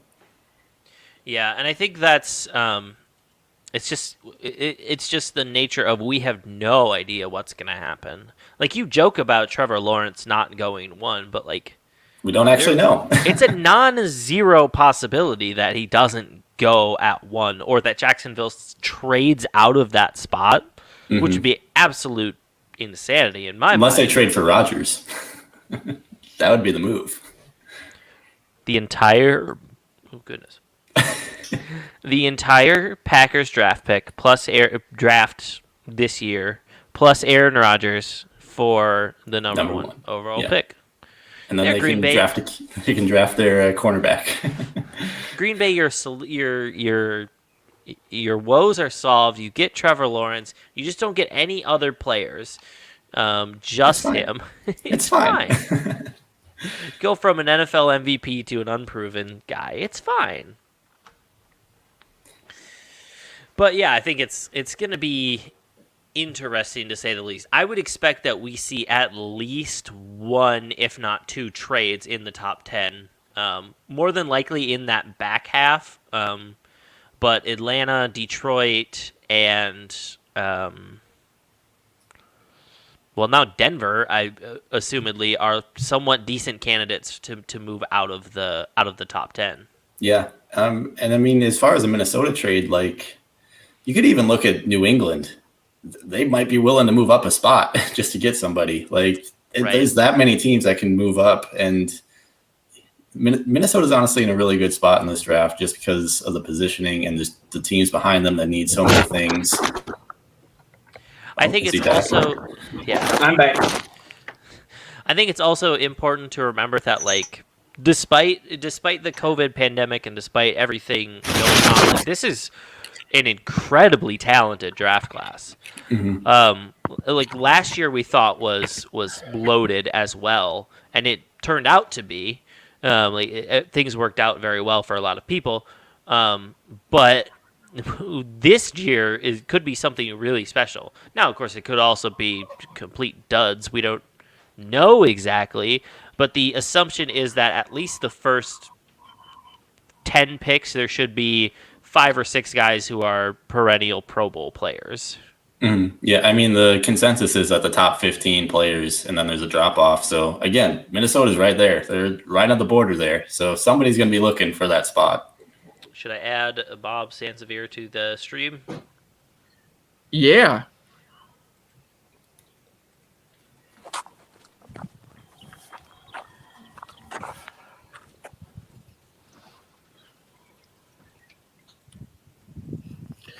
Joe. Bob, how you doing, man? Did we lose him? Can you hear me? Oh, I can hear you now. I couldn't for a moment ago. You're talking to me, right? Unfortunately. No, I'm kidding. How you doing, man? Thanks for calling in. I'm good. Sorry I missed you earlier. I had to take my son because despite the NFL draft, life goes on, and he had to What? do some trap shooting. Ah, is that the world famous barn behind you? Yes, one of them. So For what's those that happened? don't What have I know, missed? Bob I'm owns just catching up 1,000 horses. Nothing has happened. What? What has happened was I railed on Joe for being mad about Justin Jefferson last year, and that's about it. Yeah. What are you upset? He didn't get 100 catches. No, I at the time during our live stream, I was not happy with the pick whatsoever. I did kind of preface your continued theory of the Vikings taking one of those 3 wide receivers in lieu of, having any sense of pass protection and having, this unstoppable juggernauts of skill position players. Unfortunately, Joe, since I said that, they have all 3 soared in the estimation. Like Trey Lance has suddenly spiked way up. So I don't think any of the 3 will be available. I think what the Vikings are going to do, knowing Spielman, he's probably going to trade down because he wants a second-round pick. He needs to have multiple picks. A dozen isn't even enough for him, and he's probably very pissed off he lost that 7th-round pick. So he's going to be more. Yeah, we were literally just talking about that before Bob came on, that there is a lot of capital to be gained if you move back from that 14th spot, especially if you find like the Ravens want a wide receiver. That's pretty well documented. So for them to move up 12 spots, they need to give the Vikings a round 2, round 3, maybe even a first round next year. So there's a lot of capital to be gained, especially in the rounds where the Vikings don't have a ton of picks right now. Where would they be moving from? He's got 10, right? Yeah, well, yeah. He's got a lot of picks. It's not enough. No. Yeah. I'm just saying high draft picks, they're out of the second round right now, and I think that's the big one that they want to get back into right now. If he makes the move, then my thought would be one of those picks has got to be Rashad Bateman. Because he's in that next tier of receivers. What, are you going to badmouth Bateman the way you did Jefferson? Go ahead. No, we talked about this this week, and I'm a Bateman fan. I mean, I'm a Big Ten Bobo. I went to the U of M myself. I think he's really, really good. I think he would do everything that they would need from a third receiver. I mean, really what the Vikings need from their third receiver is somebody who can, not necessarily make a ton of catches, but when his number is called, it's typically for a big first down, a la Jarius Wright, a couple seasons ago. And they just haven't had somebody that can reliably do that. That having been said, I think Bateman is a better player than to just rely on him that much. And I wonder, I will be concerned about the number of balls going around, considering they run the ball 55% of the time. But it would be an amazing pick your poison situation. The other thing to keep in mind, Joe, is they need a second receiver in a year or two. Because Thielen is going to be 32 years old? Yeah, he's on the wrong side of 30 for sure. Mm-hmm. Yeah, so I mean, they really, this could be the year to get that other receiver where you've got 2 great young receivers in Jefferson and whether it's Bateman. I really would be surprised if one of the other 3 were to slide to 14. And I'm pretty convinced, and I could be completely wrong, but I really think he wants that second round pick because it's like throwing like spaghetti against the wall. Enough of it'll stick. He thinks maybe if he gets all these picks, he's a big quantity guy and less quality. That's very true. I think when he first, was promoted from the Triangle of Authority, he had both. He had those 3 years in a row with multiple first round picks. People started calling him Slick Rick, and then I think he got that kind of caught in his head, and he just always wants to trade down. The joke everyone makes about having every 7th round pick every year for guys that don't even end up making the practice squad half the time. At this point, this team, Jeff Gladney's situation notwithstanding, is really only a few players away from being relatively set at every position, at least a lot more so than they were last year, through people getting healthy, through free agency. And so, instead of getting too cute and trading down, I say just take the best player available at the positions that you sorely need and just stick with it. And then, finally put the team on the field that we should have had in 2018. I don't mean to interrupt. Well, actually, I did mean to interrupt. The thing about it is, Please do. If you knew your coach and GM were going to be here no matter what happened, then best player available to fill a spot. The reason I said the wide receivers, all 3 are ready to step right in and be instant starters. Any one of the linemen, you don't know if they're ready to play in the NFL yet immediately, especially at left tackle. I don't think Zimmer can afford to have a guy who may not help him this year. He needs a guy that can come in and immediately have an impact if he wants to keep his job. And that's why a few weeks ago I was pushing one of the receivers. But again, all 3 seem to have their stock has risen. I mean, it was pretty high before, but it's risen to the point I don't know if that any of the 3 will be at 14. It's called the Bob Sansevier effect. Yeah, they got wind. I have always kind of thought that that Spielman, Matt Khalil was the highest draft pick in team history, right? He was the 4th overall pick, and he was a bust by all intents and purposes. And I feel like maybe they felt not consciously or subconsciously burned by that and decided not to invest such a high pick on arguably one of the most important positions on your entire roster. What did you say? He was the highest what pick? He's the highest Draft pick. offensive lineman. Or is he the highest draft pick in general? I think He was Ron the highest draft Yary pick was in their- general. Was it Ron Yary, Outside the of first like overall pick? the expansion draft maybe, but outside of that, I think he was the highest draft pick ever. He's certainly the For the highest. Viking. He's the highest offensive lineman in the 2000s for sure. Well, I think Ron Yary was a top pick with the year they took him. You may want to check that. I'm checking it right now because if everyone knows me, I'm an encyclopedia. You are an encyclopedia. He's never been wrong. Ever. I mean, not even these glasses. Can you spell encyclopedia? Let's see. Give me a minute. I'd look When it up, was but I Yary can't taken? spell it. It's a catch-22. Minnesota first-round draft picks. Let's see. Just type in Ron Yary and see when he was picked. He was number 1. You're right. Overall. 1968. Yeah, Overall. Jim Dunaway was 3rd. Tommy Mason was 1st. When was Alan Page? Let's find out. How do you spell Page? Just how Oh, it wow. sounds. Okay. Well, maybe Alan he Page just turned Page. was he was 15. Oh, I thought he was Yeah. much lower than that. I didn't realize he was 15th. Yeah, but then after that, Chris Dolman was 4th. I don't know where I got that idea in my head. It must have been like Kirby said, the offensive lineman thing. I But don't know if they had a second or a third overall. They may have, but I don't recall. they had a 3rd. Some guy named Jim Dunaway in 1963. Oh, that one, okay. They had and then a running back named Clinton Jones was 2nd overall for Michigan State in 67, where they had the 2nd, the 8th, and the 15th pick. Reminds me of the what was that, 2005 when they got Erasmus James and Troy Williamson and not What a draft. Aaron Rodgers. Worked God, out great.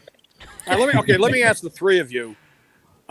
Worst pick ever for the Vikings. Was it Demetrius Underwood, or was it Williamson, or there was a running back that they took out of one of your Big Ten schools, I think before they took Chuck Foreman, not that year, but a year or two before. That was an absolute bust and never got out of training camp. And he, I think, was the first one. I would say Jeff Gladney is going to be on that list. Well, Gladney had he did have one season, but also when you mentioned Gladney earlier, Peterson's addition makes the Gladney issue less of a problem for them. What they need to do is make sure they have depth when they go into the nickel or anything where you need to add another cornerback. And there's going to be cornerbacks that are let go that Spielman say, "Oh my God, we really wanted him in the draft, but now we can get him now. We'll get him now." I don't think they're going to have a problem at cornerback. I would argue, to me, at least in my lifetime, Troy Williamson was, because they brought him in to replace an irreplaceable player, and there was no way he was going to do that. I mean, but at the same time, he was pick. And he was so terrible. I mean, even if he was a Pro Bowler, he still wouldn't have been what Moss was. But he was so bad. The Vikings didn't really bounce back at the position until Diggs and Thielen, to be honest. I'm gonna cut in for just a second. Trevor Lawrence did go number 1 to the Jacksonville Jaguars, unsurprisingly. Oh wow! Well, the draft is put done. Next would be the 3rd pick. It's hard to believe that they would make that move to take Mac Jones and then they're not going to take him. What's the latest with Rodgers? There's no chance of them trading him to San Francisco, is there? Not tonight, at least. Probably not San Francisco.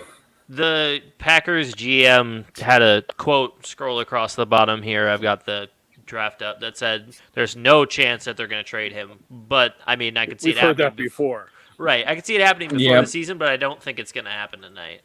Well, the GM is Goody, right? Gutekunst's kid. Brian Gutekunst? Yeah. John Gutekunst's son? Mm-hmm. Yep.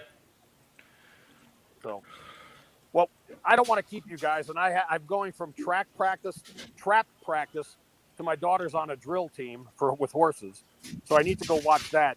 Hey, Joe, if you want me to come on later after the pick, shoot me a text. Yeah, please do, man. We would love to have you back. Get your take on that. Who knows? I might just slowly walk into the river, depending on what happens with the pick. So they might need a third at that point. But I'll text you, man. All right, I gotta ask you: is the knitted cap a style comment or what is it? It functions in multiple ways. I didn't want to comb my hair. Joe, look at my hair. Mainly, I'm in the wind. Touche. It looks really bad. See, but you have that confidence, that air day Sansevier. I think the running back you were thinking of was it DJ Dozier? No, Dozier was not Penn the one. State. It was Leo Hayden was the guy I'm thinking of. Okay. Are we complaining about hairstyles right now? Because I think I got you beat. There you go, Kirby. Nothing wrong with Love that. it. Let's see what I got going on here. This is good content. Oh yeah. Oh yeah. Actually, that's not too bad. You this is what would be called what? Reporter hair. They've got hockey hair. Yep. Media hair. Pretty much. All right. All right, man. Yeah, thank you. No, everyone's thanking you. All right, I'll talk to you later, gentlemen. Take care. All right, thanks for coming on, man. Okay. Bye, Bob. Bye. All right. He's a great guy. Yeah. I need to figure out how to get out of here. You're trapped. Just throw your phone into the woods. I just hit remove, so it kicked him. Why is my TV perpetually behind? Mine still says 8:51 to go. Are you on Hulu? Yeah. Yeah, you But I'm- probably jump I'm- live. I'm fast forwarding now.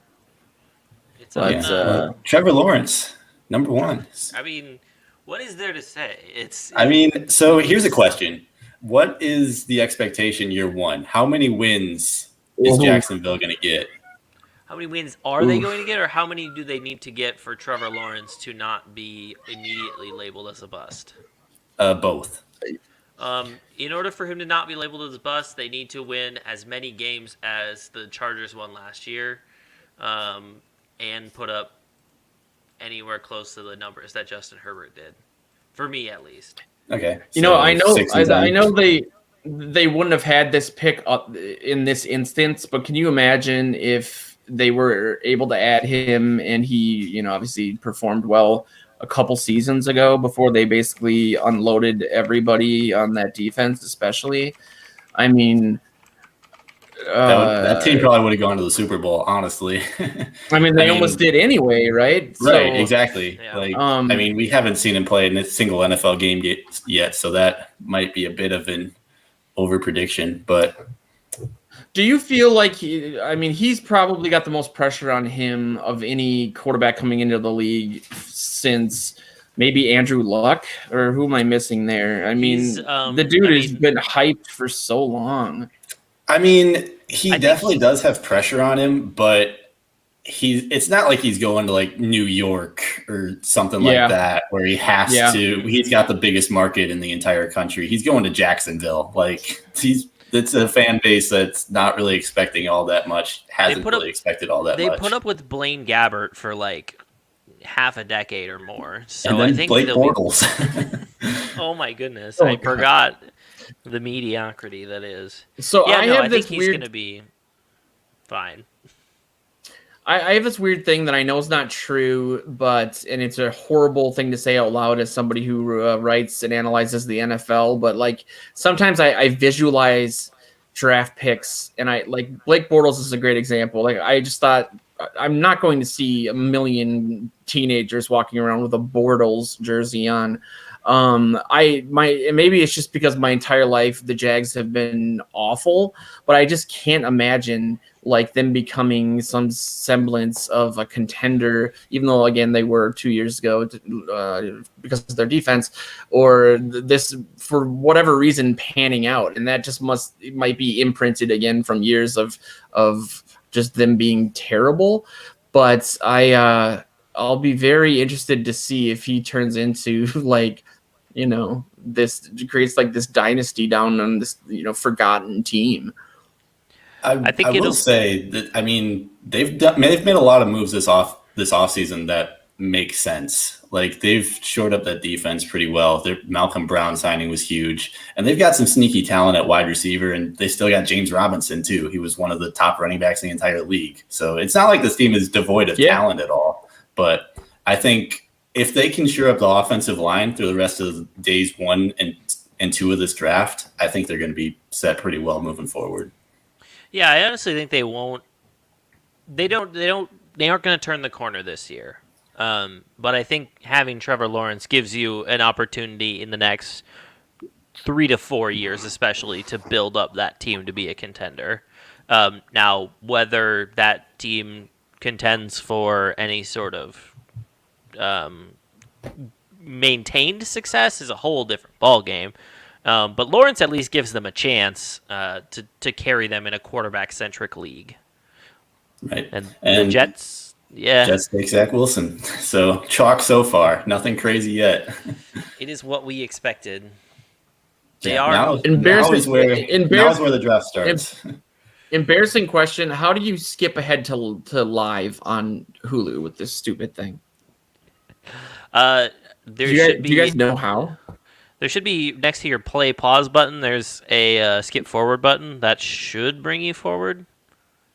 I'm watching the Obama inauguration from 2008. What is going on? I have no idea. Okay, I'm just gonna go back. Record new only. Watch latest episode. I'll just go to. I don't know. This is driving me absolutely insane. So this makes a lot of sense of why Oberly is in the future compared to you at all times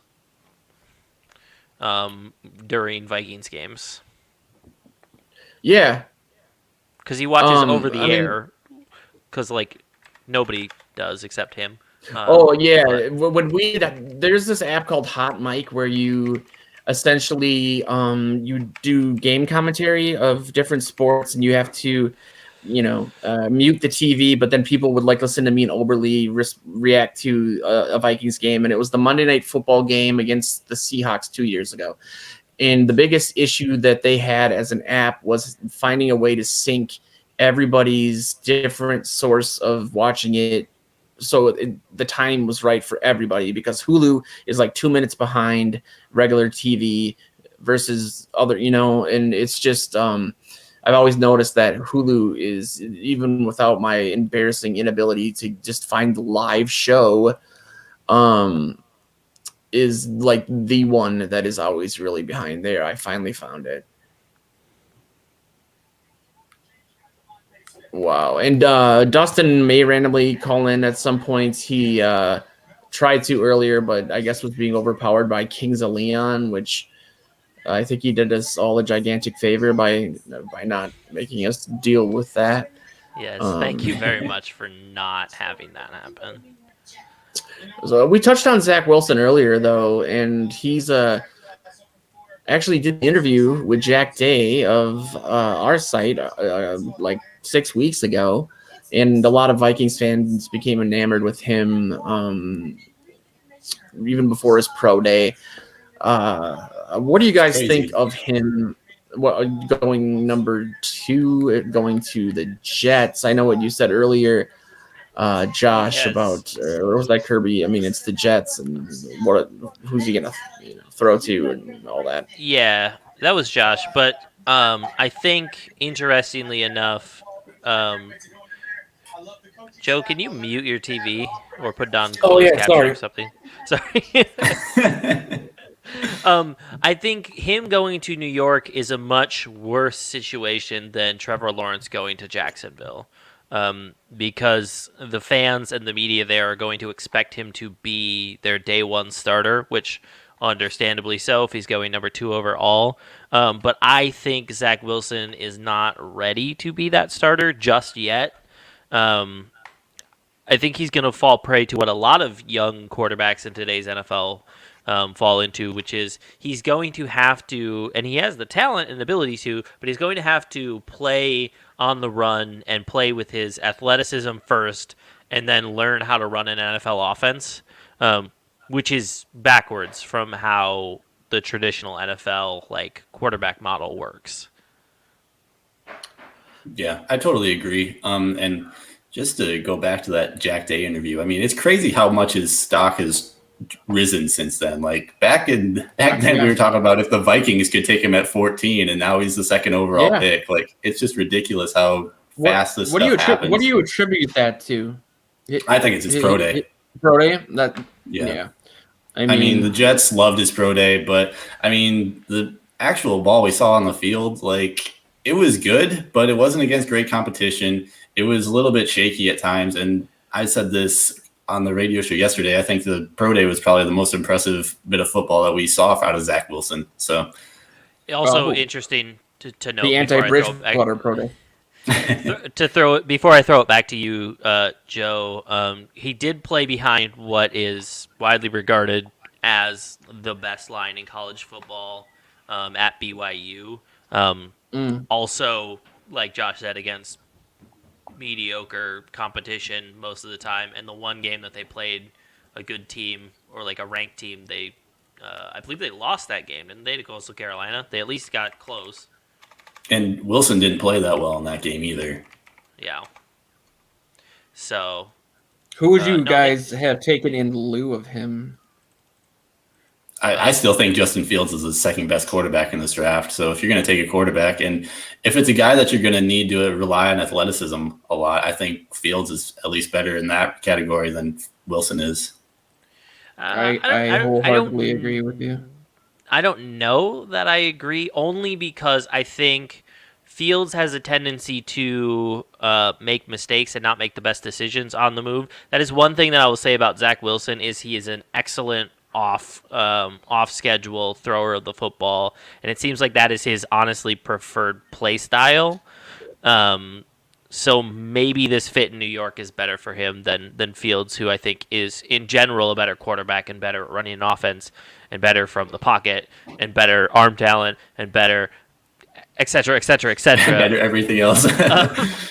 But if it's a non-quarterback, if we're talking non-quarterbacks, I think Kyle Pitts is the 2nd best player, maybe even the 1st best player in this draft. The pick is in. Pick is in. We'll see what happens here. I so hope it's Justin Fields and not Mac Jones. Mac Jones, Mac Jones, Mac Jones. Just for the memes. Just for the memes. If Mac Jones doesn't get taken here, like I don't know. I don't know that he goes in the first round. that's what I was thinking. Like he could fall all the way out of the first round if he doesn't get taken here. So this is a big one. Now we're just sitting here watching. Yes. I Watching know. the captions. It's gonna take like 5 more minutes before the picks is actually announced. Yeah. And it's so strange watching it with mute on too, because it's like it makes you all extra nervous because at any moment you don't know if they're really like saying. So I'm not paying perfect attention to the closed captioning, so it's just like, let us know. What is that? I will say the I'm just hoping- draft is so well done in the way they do it and the suspense that they build. It's like Oh, here we it's go. amazing.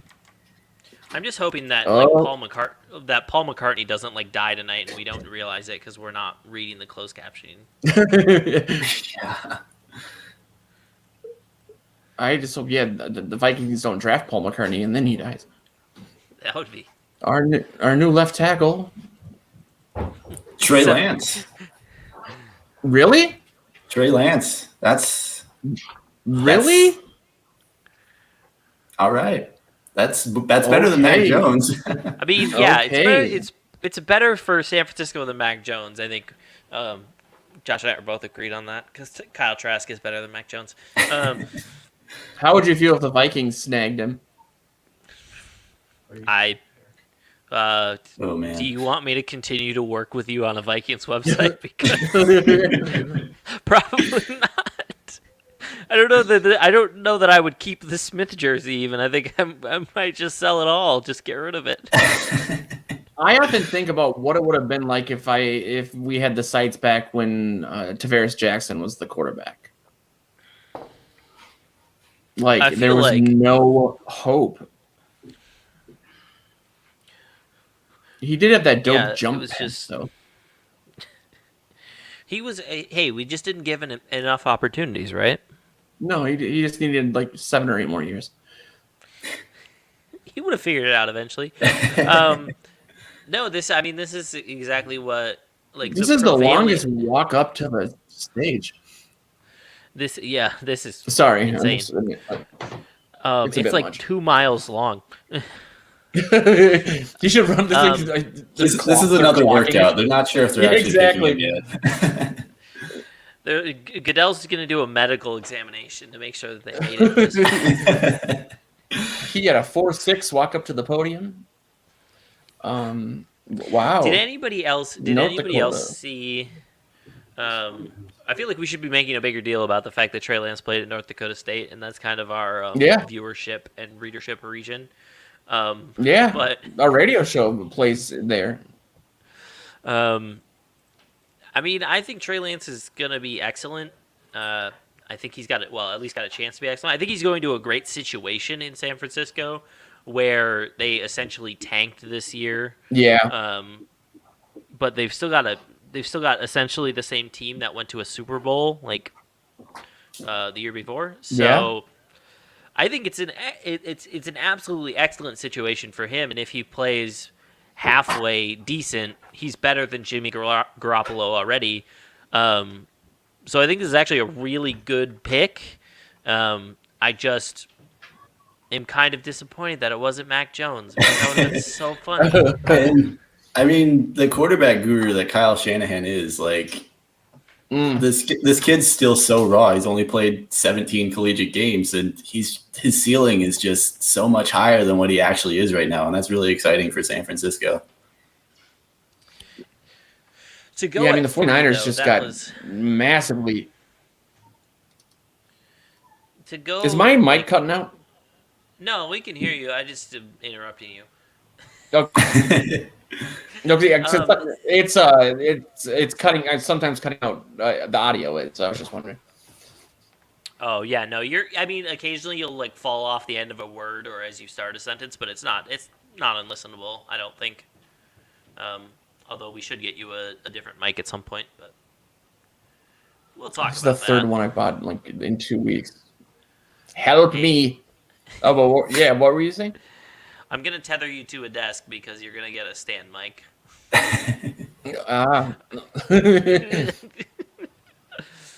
We should get you a. Why? I just wanted to add that. What? No, I was just gonna say we should get you a boom operator. That's the next person we should hire. Is just someone with a boom. Yes. Making sure. There we go. Just a dude that follows me around and cue cards.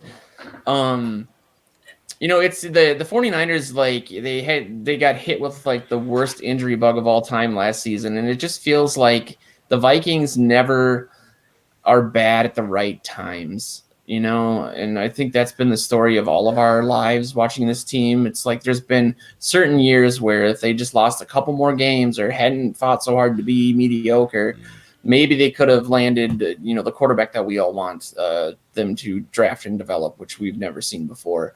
That having been said, this is very interesting right now. I mean, the Falcons are on the clock. I know you guys just talked about your thoughts on what they may do, but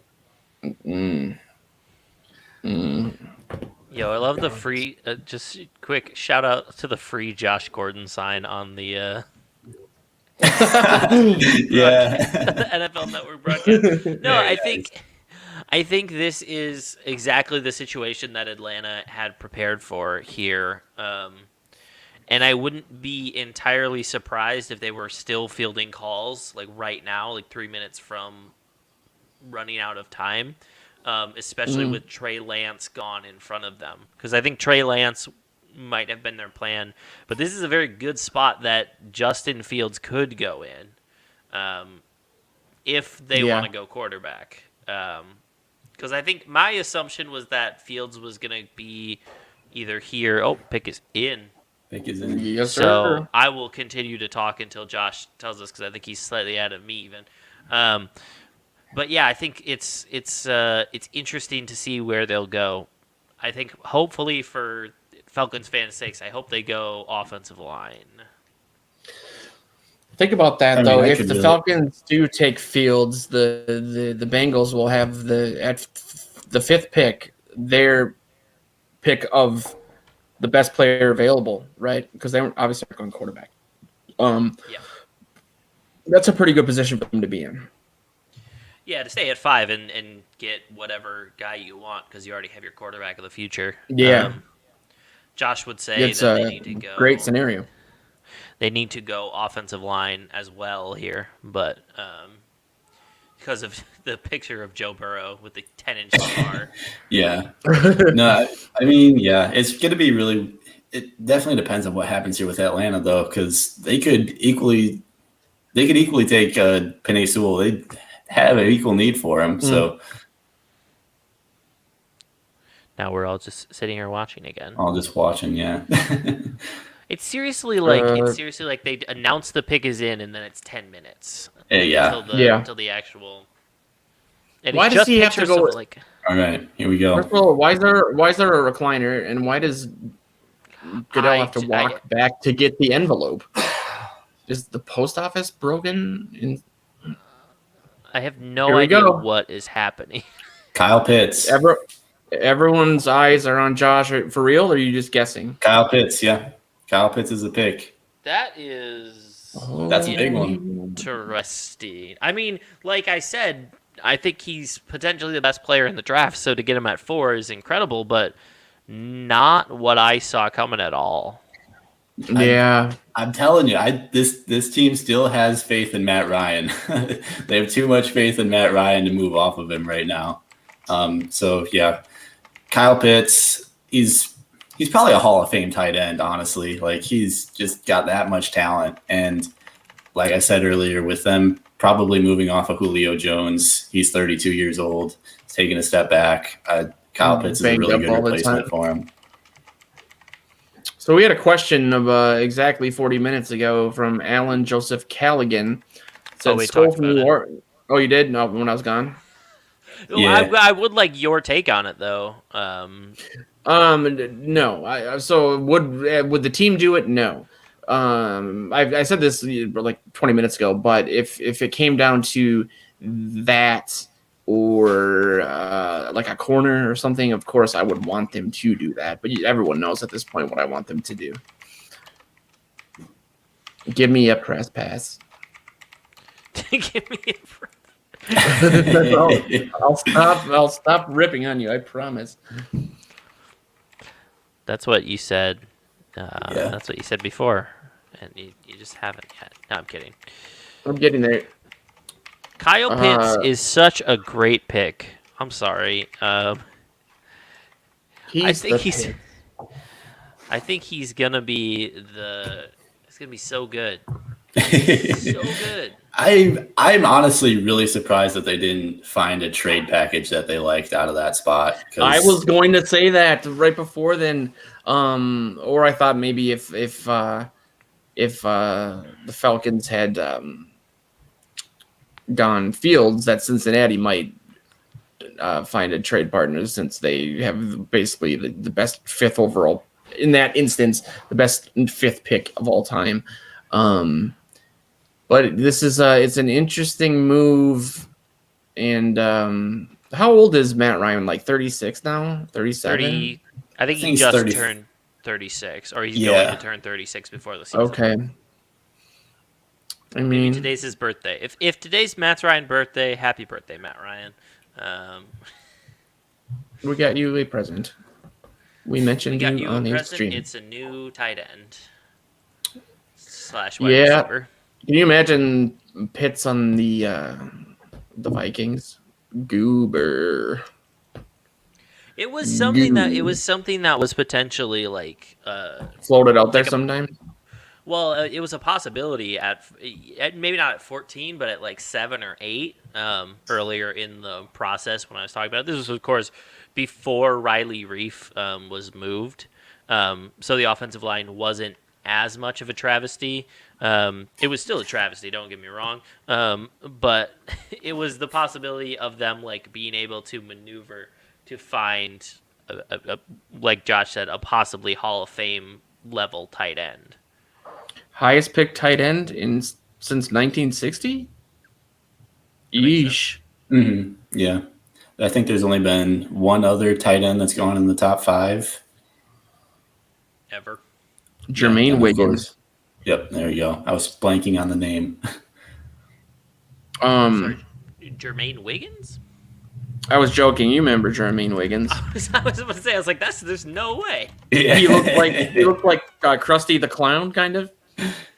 Yeah. I love I him. was like, there's no way it was Wiggy.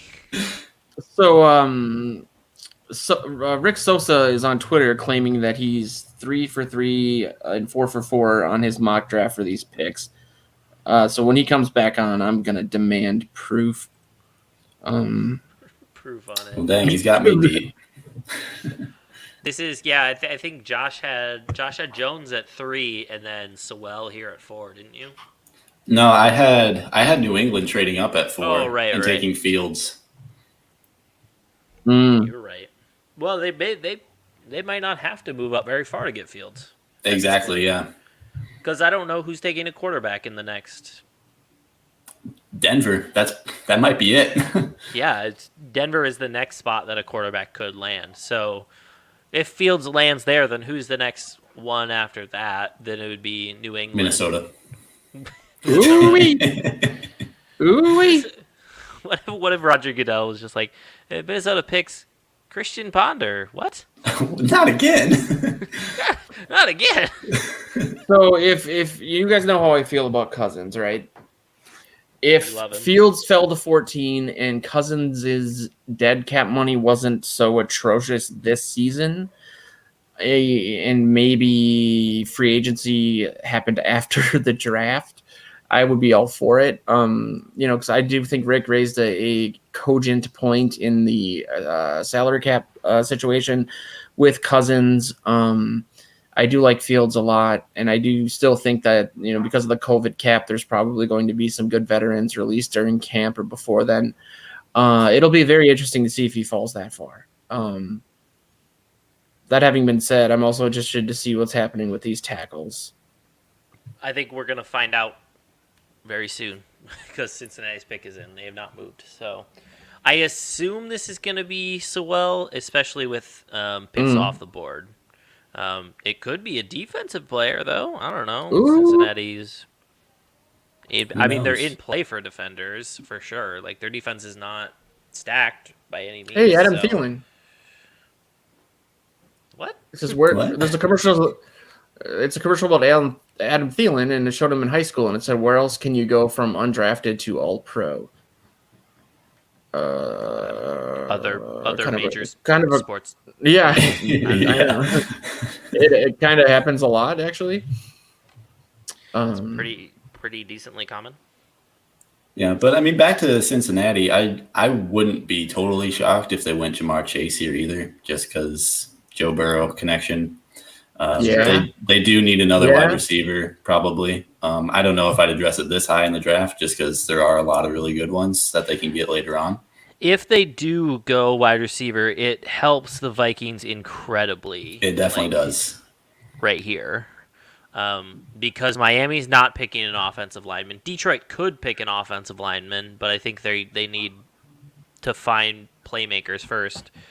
That was that Jeremiah NFL.com. His final mock from today was that the Lions would trade down with the Broncos and then take Rashawn Slater. Gotcha. Yeah, no, and I mean that makes a lot of sense. Honestly, Detroit is in a really good position to be a team that potentially moves. I can't see Carolina addressing offensive line with Probably the not. issues they have. Denver, maybe it's a possibility, but I don't know. I don't think Dallas will either. Will they?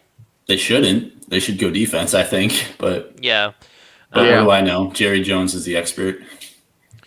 The Giants have a decent offensive line, from what I can tell. They need so much help on defense. Oh, It's Look at okay, that. little kitty. She said, "I don't like the Bengals because I'm a kitty." All right, we're back. And the picks Are they will doing be that? soon. Wow, I love football, but I could never do what that guy's doing right now. Trevor Lawrence, not Trevor Lawrence. Zach Wilson looks like that kid that you played in like AAU basketball who has like all the armbands and stuff and like way too much equipment and isn't as good as he thinks he is. Oh my goodness. Cincinnati went Jamar Chase. They did it. Yes. Sewell's dropping. It's happening. It's coming Oh together. my god! Oh my god! Wow, that's kind of crazy. I mean, I said I wouldn't be surprised by it, but now that it's happened, I kind of am. You should have just stood by the analysis. Should have just been like, yeah, I thought that was gonna happen. Right. I was actually in touch with his agent earlier today.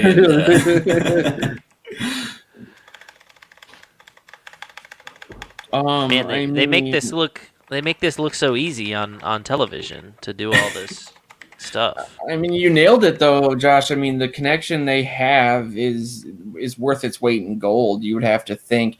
I'm trying to think of the last example of something like that happening, where if, like a first-round quarterback that broke all sorts of records in college, then gets a first-round receiver who was his go-to guy a year later. I mean, that's crazy. It sets them up in a really positive way. yeah, and just a guy that he threw 20 touchdown passes to a year before he got drafted. You know? It's just, yeah, it's really good thinking by them to do it.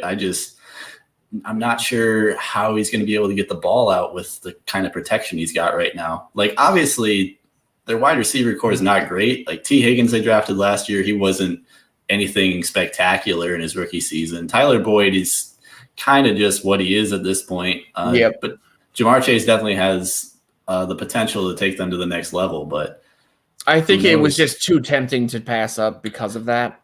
yeah, And then I'm guessing they're just gonna go O-line a bunch. But wow, that they could be like a Peyton Manning, Marvin Harrison type situation, just honestly, dropping dimes for decades. But yet again, No tackles taken. So, well, come on. The 7th pick is close, and they would never trade with us, but if Detroit the pick doesn't take a tackle here, I mean, one of Sewell or Slater probably is going to fall all the way to the Vikings. Yeah. At least I think so, unless something crazy happens. I agree with you. Miami's pick is in now too, so we'll see what happens there. And like, you don't have to do it right away, and I'm not a big fan of dictating work to the team or whatever. But since you're in the future, like if you could grab the Powerball numbers at some point and then just text me, that'd be great. Yeah, no worries. I want that money. Man, I will say though, I'm such a homer for wide receivers in the draft. It's like I just love it. I love they bring a lot of hope with them. They really do, man. I mean, it's like my favorite. Do you have a favorite position? I probably would go wide receiver too, or like a tight end wide receiver hybrid. Like I guess what Jimmy Graham was in New Orleans, or what Kyle Pitts has a chance to be. I think that's probably the most just exciting position in the NFL, at least right now. Yeah, I think a lot of people like in our age range, like for the longest time, most of our guys, Kirby being an example of it, weren't from Minnesota, and I'd always ask them how they became Vikings fans if they weren't like from here originally or whatever, and the answer was always Randy Moss and Dante Culpepper. Randy Moss and whomever else, just Moss, Chris Carter. I think that was just like so ingrained in our brains. But then again, you probably were. I was not around at that point. What year were you born? I was 97. Oh my God. Am I breaking like employment laws from the Industrial Revolution? Not quite, but I mean, it's pretty close. I started high school in 97, man. Oh man. Yikes. Here I am inviting you over to my new apartment. I'm going to go to jail. Oh man. This is the longest pick is in ever. I know. It's Miami is in a weird spot here because I thought they would take Chase in this spot, but he's gone. Sewell's sitting there. Yeah. And I don't know. You might snag him just to make sure that you can protect Tua, but I would guess it's Sewell myself. Yeah. We'll see. I also would say that I think the Dolphins are the most invisible team in the entire league. I forget they exist for a month at a time. Yeah, until this time of year rolls around and they make 15 different trades. Or Ace Ventura's on for some reason. Right. Another reference you probably don't. It's like the anti-Captain America. I got all these 90s references. I stepped my game up. No. Kirby, you're back. The pick is in. I got pizza. I was getting a headache. I was getting a headache from the combined like Arctic temperatures of my basement and the fact that I haven't eaten anything except a bowl of ramen noodles at like noon. What temperature is it? Like outside? Like 70s, mid 70s. Oh. So we keep our AC running just a little bit all day, and the basement gets cold. I figured it was a radon leak. Here it comes. What is it? Jalen Waddle. Still no tackles. No tackles taken. This is crazy. It's going to happen. Slater's going to be available, and they're not going to take him, and you will see a live slow motion stroke. And again, it's... Hey, Joe, for legal purposes, can you just say that in the event of your death, you pass the sites on to us? I would have if you would have offered me a slice of pizza. What is this? It's supposed to be a party, my friend. But I mean, Jalen Waddle pick. It's again, back to college connection with his quarterback, Tua Jalen Waddle. Like he saw it with Good Cincy, and now point. we're seeing it with Miami. So, although Good the point. awkward thing is that Jalen Waddle kind of said that Mac Jones is better than Tua. So, I'm sure he'll. I feel like you almost have to, though, if someone asks you the direct question. yeah, I Like, back guess. up the guy that's on your team right then. Man. Tyreek Hill, eh? Also, was Jeez, that a his- Spaceballs? Was that a Spaceballs reference in their analysis of Jalen Waddle by saying he has ludicrous speed? Yeah, I actually think you're right. What the heck? Man, But yeah, Waddle, he fits into the slot really well for Miami too. You got Will Fuller there, you just signed for a 1-year deal. And then you got Devontae Parker there, who hasn't really panned out to all that much, but he's a decent outside receiver. So Waddle's the new deep threat, and he fits perfect. yeah, Fuller's good. I've had him on my fantasy team for like 2 years. He puts up numbers. Mm-hmm.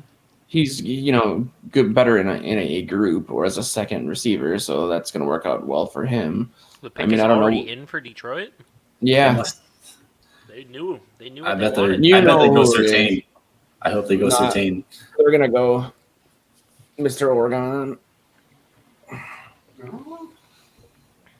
Booger McFarland.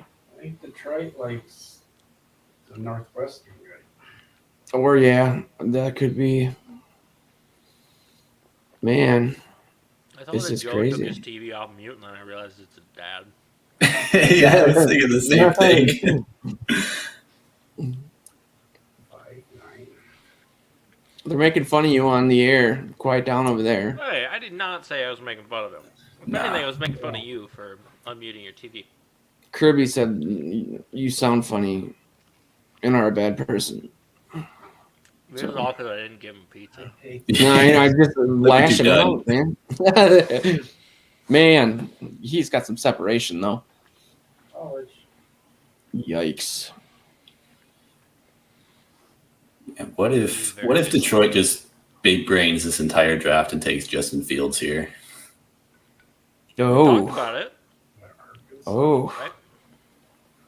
That's what we've talked about, the possibility of them going Fields or even Mac Jones at this position. Yeah. Do you guys feel thus far that this is like more so than other recent drafts? We kind of don't know what the hell's going to happen. Oh yeah, definitely. I think between just people not playing the college season, limited access because of COVID, I think there's just so much that we don't actually know about all these prospects and their relationships with teams that we've known in the past. Well, it's also just teams normally do their own medical examinations. They weren't allowed to this year. So I That's think a good guys point. who are on the fence with medical issues like Caleb Farley are going to fall farther because teams didn't get to look at him and test them with their own doctors. Yeah, that's strange. I mean, it's a doctor. I'm sure they know the protocol for COVID-related things. But then again, you're having a guy it's based. Well, I feel like it's more about the travel because you usually have to go to the team facility. Yeah, I was just gonna say the amount of different doctors in different places probably makes sense. It's like the amount of delivery drivers delivering pizza. It's all about pizza. Look at that. Lost in that pizza. That is the dumbest hat I've ever seen. I don't know what that dude had on his head. It looked like a spark plug. It was a motor. Oh, a motor. Cool. It works with Ford. Man, look at the size of the monitor. That's what we need. Okay, It's offensive the line. pick is in. Pick Ben in. I think it's literally been This is so like anxiety inducing. Maybe Goodell has a small bladder, and that's why he walks to get the envelopes, but he's actually like just hitting up the restroom over and over again. I mean, if we're being, I'm writing an article. if we're being real, it's because they're filling time for TV. Of course, you know they're stretching those ad dollars as much as possible. Detroit is excited. They have to make sure that everybody knows they're fully vaccinated because they're all hugging. Mel Kiper looks like a villain from like an 80s movie about stockbrokers or something. That's the only insight I have. He does a great job though. He shows up once a year. He's wrong 99.9% of the time. Makes a couple Sweats million. a little bit. Yeah, exactly. Here it is. Here we go. Future man. It's Sewell. I was right. Yep, you nailed it. That's one tackle off the board. Okay, that's okay. So Carolina, Denver, Dallas. Who's before Philly? New York New York. Giants. Okay, man, this is getting very interesting. They even We're have halfway people. there. He could play offensive line. Man, ooh, that dude's they should draft the guy next to him. You see that guy? Yeah. He was huge. That's really disappointing. I like Sewell. I was hoping he would fall even Yeah, farther. I'm a little surprised they didn't go defense there, but if Sewell's going to fall that far, you kind of got to jump on it. Yeah, I mean, you saw how excited they were Hmm. in Detroit's. And they don't get that excited in Detroit very Or- often. There's nothing to be excited about in Detroit. Yeah. At least I actually went to Detroit to watch the Red Wings at Joe Louis, and they have like this monorail system that drops you off at like every casino. It was actually really fun. There you go. I watched this dude who you could tell like did not have this type of money to be doing this, but in Minnesota you can't play craps at the casino, so I just was enamored by the fact that they had a craps table like a movie, and this dude laid down like 20 $100 bills, rolled the dice once, and that big rake came and just took it, and the look on his face was like, my wife is gonna kill me. Gambling addiction is a hell of a thing. Man, they are psyched. They The- were happy. The about Lions, yeah, I'm sure that's what you guys were referencing earlier, and I'm just way behind. But, man,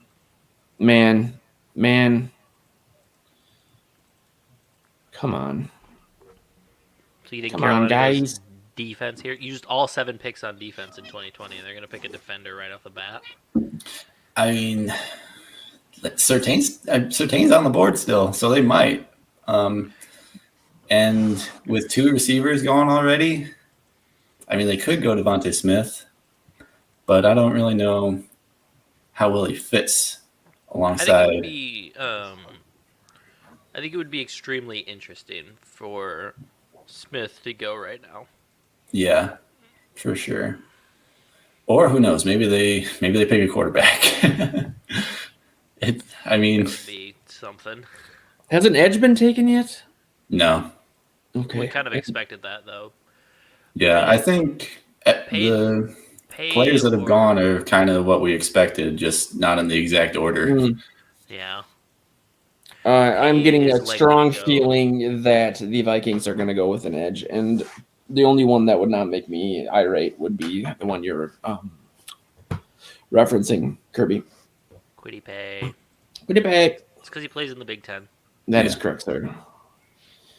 I'm gonna But insult Joe more by going to get more pizza. can't you like? Do you have a scanner? 3D printer. This isn't Star Trek. Yeah, what a 3D printer. Joe, I'm gonna buy a 3D printer though. Not for work. You can't use it. What, are you really gonna get one?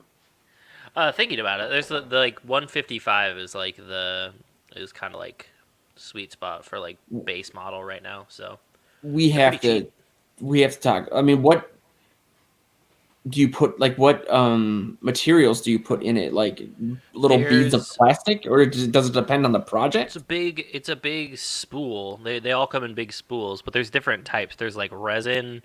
There's what is it? It's a P something L whatever. So, There's a whole bunch of different materials that are good for different things.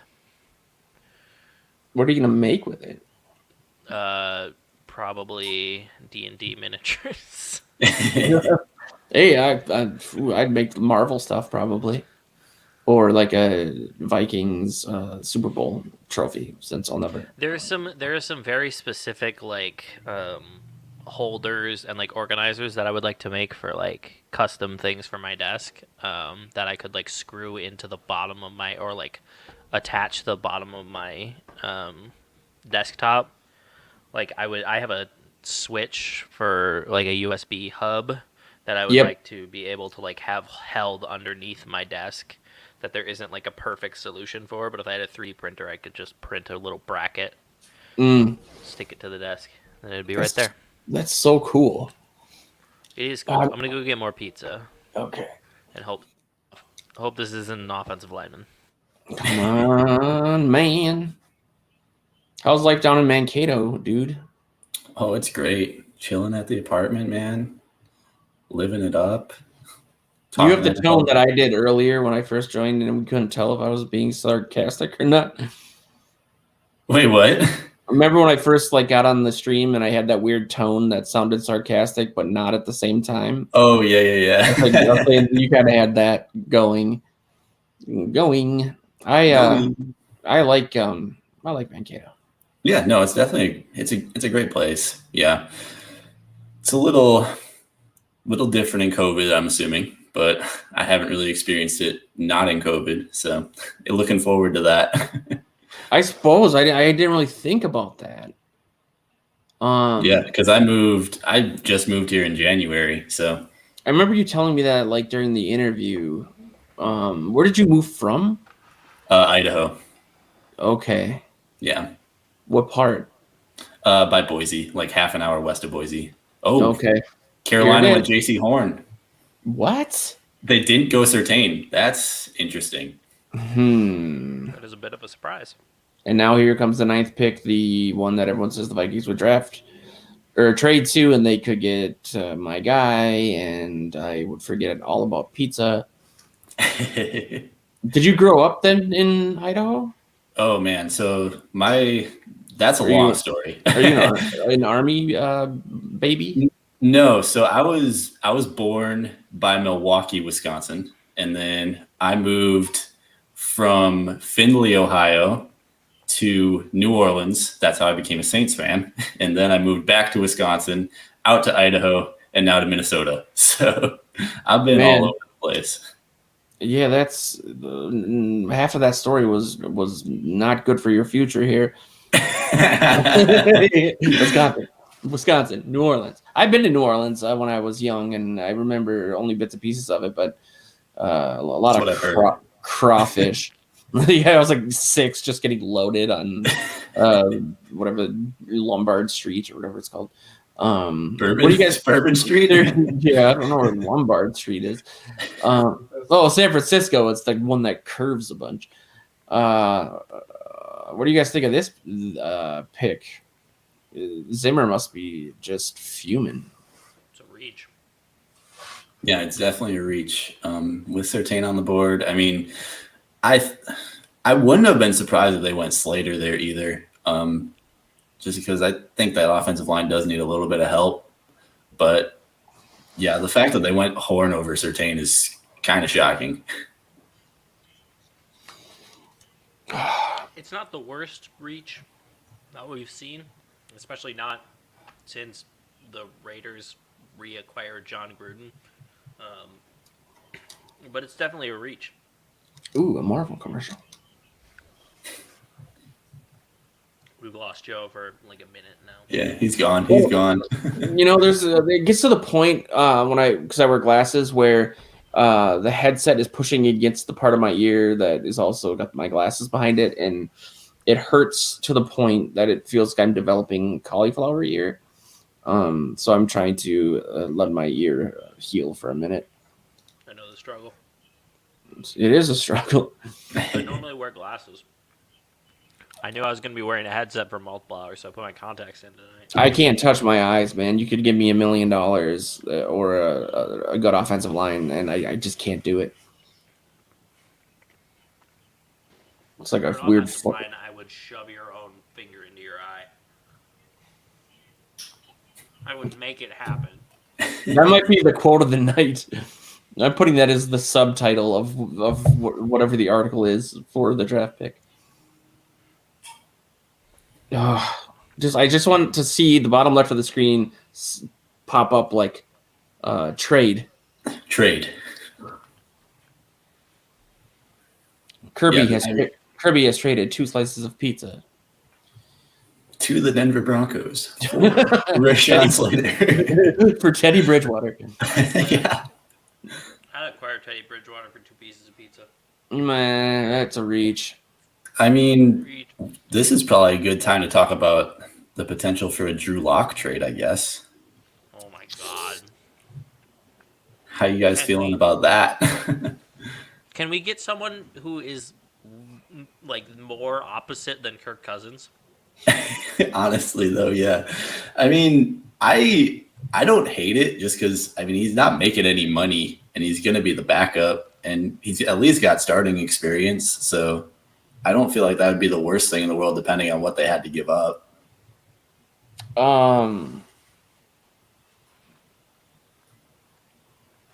What would be the benefit of it?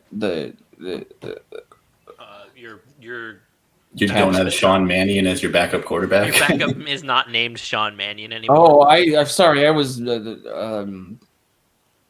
was a Burger King commercial on, and I was very interested in it. I thought you were saying we would trade Cousins for Drew Lock. I'm like, what the hell would we do that for? Yeah, straight up. It seems pretty even. Joe, do you need me to like send you pizza like through DoorDash? Are you I literally have not eaten all day. malnourished? Clearly, we have cameras here. I'm the antithesis of malnourished. Probably because I only eat once a day, which is the worst way to do it. Come on, trade thing. Kirby, can you just update our ticker on the bottom and just put trade? No, I took it away because it's way too much work. And it's blocking that gigantic jug of water that you're drinking from. Ooh, Why is there just a random plate of food sitting on the screen? What is happening? If you're watching ESPN, they're showing the best available picks, and there's just a plate of bacon with no context. Why is What? Mark Wahlberg there? That's what I was thinking. Yeah, Tom Brady, Mark Wahlberg. They just got a wall of celebrities going. Kevin Hart is there. Yeah. Interesting. Mac Jones looks really sad. Probably because he's about to get drafted by the Broncos. Or because he's like, I'm not making first round money. I mean, honestly, though, now that he's fallen, Denver would be the team to pick him. Like, just given their history, like this would be where he would go. I would say that he's pretty likely to fall into Brady Quinn territory. Who? Look, like What do you guys super think? high and then end up at like 22. What do you guys think of how long they're riding out this clock? Do you think they're fielding some trade offers? I mean, Well, the pick is now in. The pick is so- now, yeah, it just happened. I also lost a friend because of Brady Quinn because he was a huge Notre Dame fan, and I hadn't seen him for like a year. And I walked up at a bar and I was just giving him crap like guys do, and I was like, "How'd that Brady Quinn career turn out?" And he open hand slapped me across the face, like as hard as he could. He's like, "Don't talk about Brady Quinn." I was like, "All right, well, He's my boy.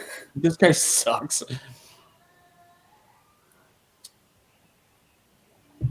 Take it down a notch.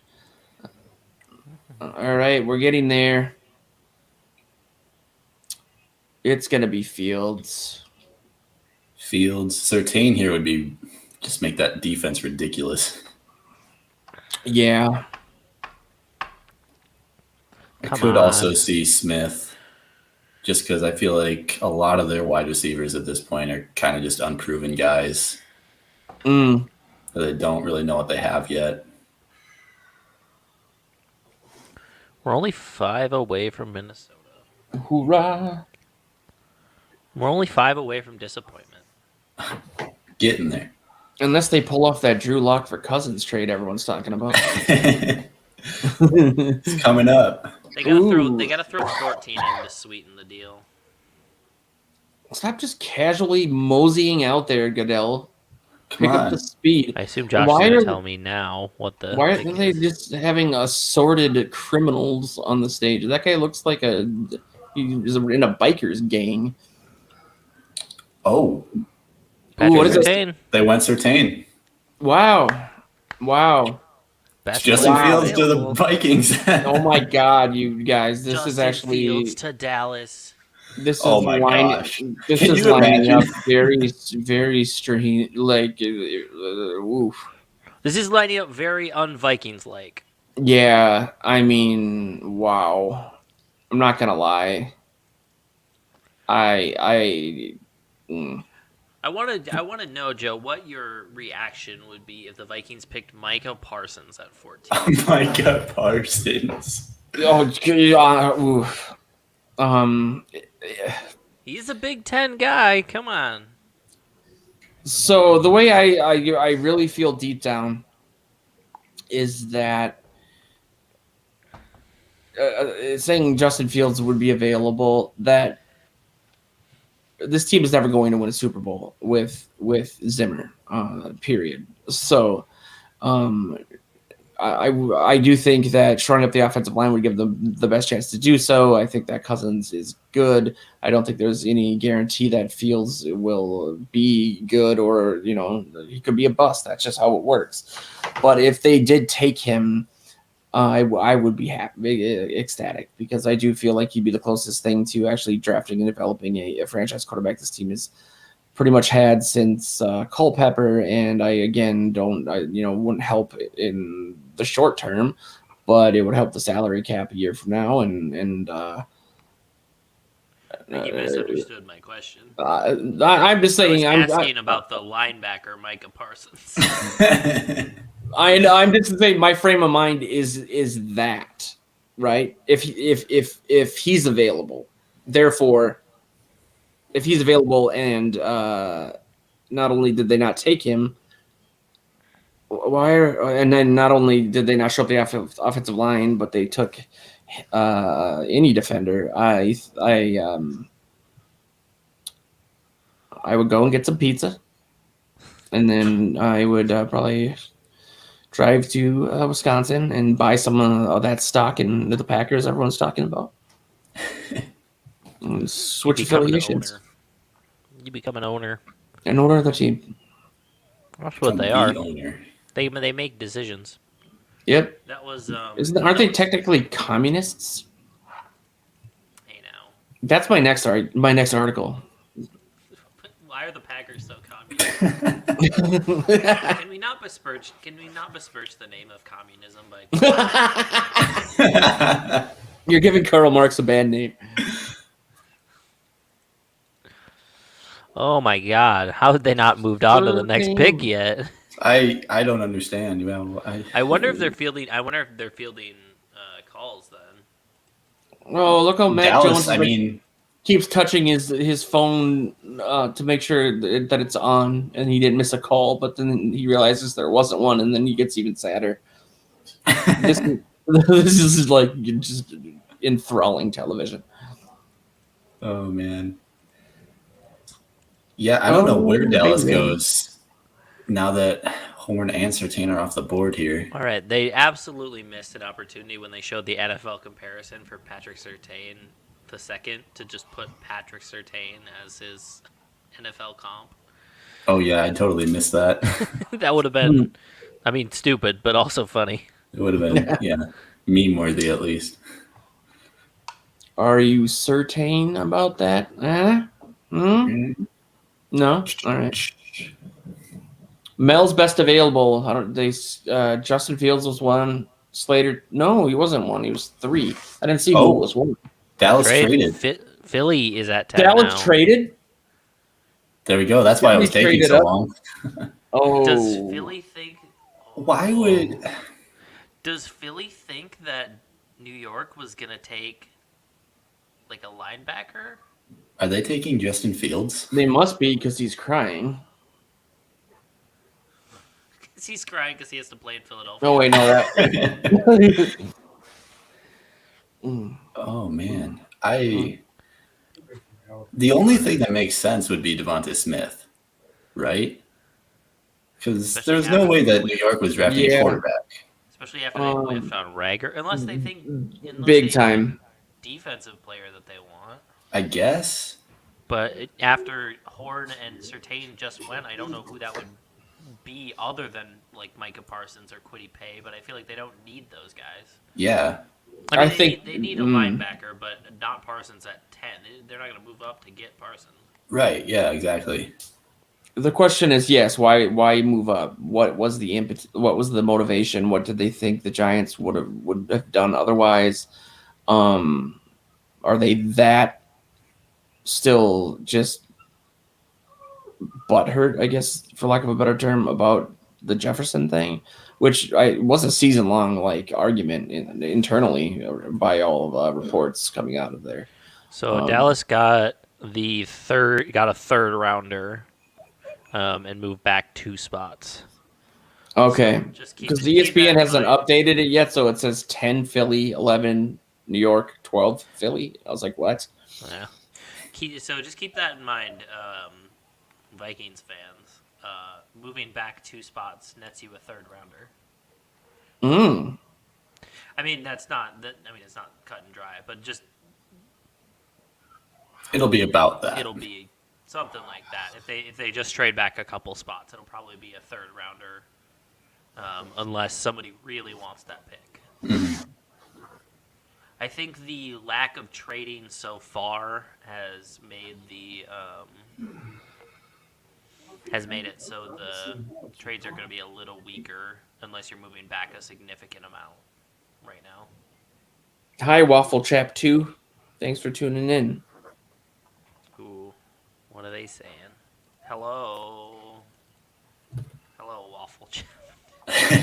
Waffle Chap. He likes waffles, man. You gotta respect that. I'm a pizza guy, if you guys haven't heard, but I got an extra piece of pizza here that I'm not gonna eat right now.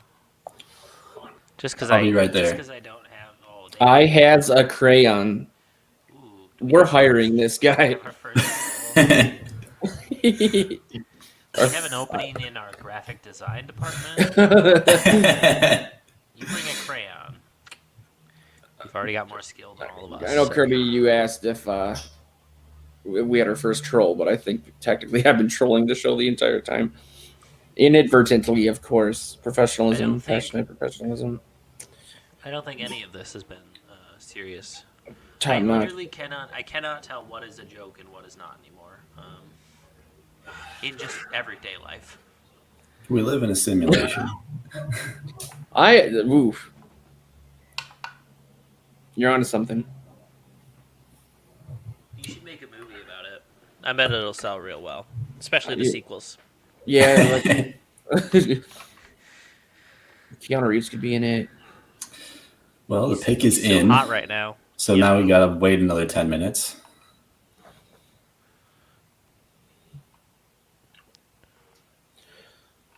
The heat is on. It's on the street. All right. I'm going to send out a blast to our social media to get everyone to come and celebrate the Vikings pick with us. Who you think we are going to draft? The Vikings? Let's hope an offensive lineman. Whether that's moving back for one or getting Slater or Rashawn Slater, baby. right now we're just waiting to see who Philly takes. Which, like Josh said, is probably going to be another.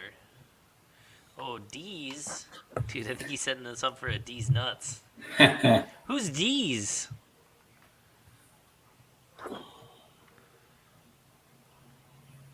Do you guys like Imagine Dragons? Yo. Oh man. Oh, here we go. Here he comes. He's coming up to the chair. What they picked like the most unaware people to be in that chair. Like I don't think Yeah. I've seen anybody who was ready to like talk to Goodell. Yeah, Lenny was surprised. And what is she talking to him about? Stop talking, lady. There's people's futures on the line. I have zero idea. Not having the sound on makes that chair very strange. It's just like a random chair. Like it makes no sense. I assume it's Devontae Smith. Is it? Devontae Smith. Yep. Ooh, they were. So that removes the wide receiver conversation. Yeah, that one's out of the window. Speaking of out of the window, I'm going to take a quick smoke break before the Vikings pick, just so I can calm down for a second. I shall return.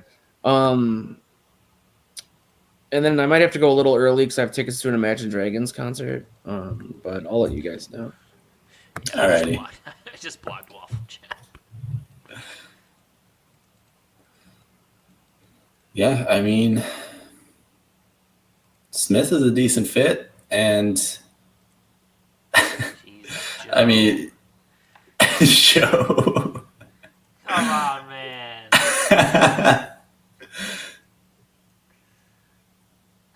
There we go. Yeah, I guess this is the best. this is it. Oh, It's yeah. just me now. Oof. Whew. What do you think of Devontae Smith? I mean, I think it's a good pick. Like you can't go wrong with it. He's the Heisman winner, and again, college connection. Jalen Hurts. He played with Devontae Smith for a little bit there at Alabama. And Smith is, I think he's got the potential to thrive in Philadelphia with what they've got going on over there. Would you say he's the most pro-ready receiver? I would actually, yeah. Wow, funny you mentioned that. How did I know? I'm so interested to see what's going to happen in these next 3 picks because it could be so much. Yeah, I mean, I kind of forget that there's still these 2 quarterbacks that we thought were going to go high in the draft, and they've fallen this far already. I think, obviously Fields is not going to go before Minnesota unless New England moves up. Yeah. Trade. Oh, Chicago. Chicago! We might be seeing the quarterback. Justin Fields to Chicago! Oh, man. They could ruin another one. Start the hype train! Joe, welcome back. You're Justin just in Fields! time.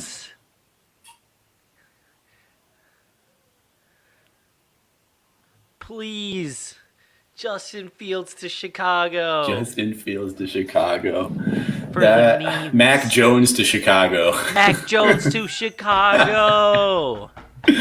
Oh, man. Can you imagine? Let's hope. Let's I mean, hope honestly, you can't imagine because they did I it just a mean, couple years ago.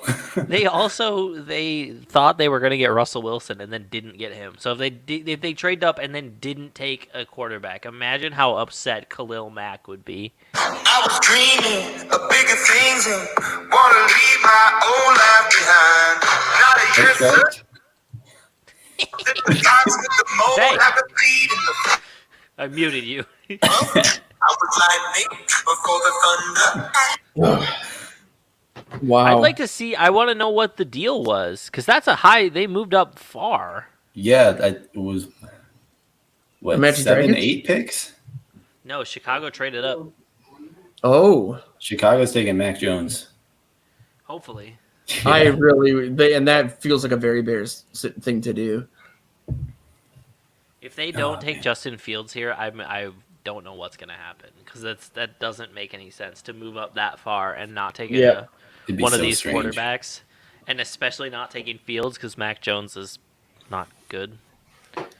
Oh, here we go. 22. Oh my goodness. Wait a minute. Look at the look on his face. Wait. I'm not on the same stream as you, Joe. Yeah, I don't know what Okay. you're talking about. They're like all zoomed in on Mac Jones, and he looks 20th kind of, overall. That's a pretty That's good a haul, lot. That's a lot. especially if New York can still get what they want at Why did 20, they- which I assume they can. Mm-hmm. It must be Justin Fields because they literally just cut to his apartment and it had like 20 people in it before. And now it's just empty. Oh wait, now they're all coming back. Yeah, it must be him. Probably. They like went to celebrate. That's a little disappointing. Come on, Mac Jones to Chicago. Please, please, please, please, please, please, please. Let's get a Rex First- Grossman 2.0. First kicker off the board. Get off the board. Man, what if they take another cornerback? Asante Samuel Jr. That's what I was thinking, yeah. Doesn't make any sense, but hey, why not? I mean, it's gotta be Fields, right? Yeah, It has to be. But that's not fun. It's not. especially if he pans out and you have to play him twice a year. Get Rodgers out of the division and take Justin Fields.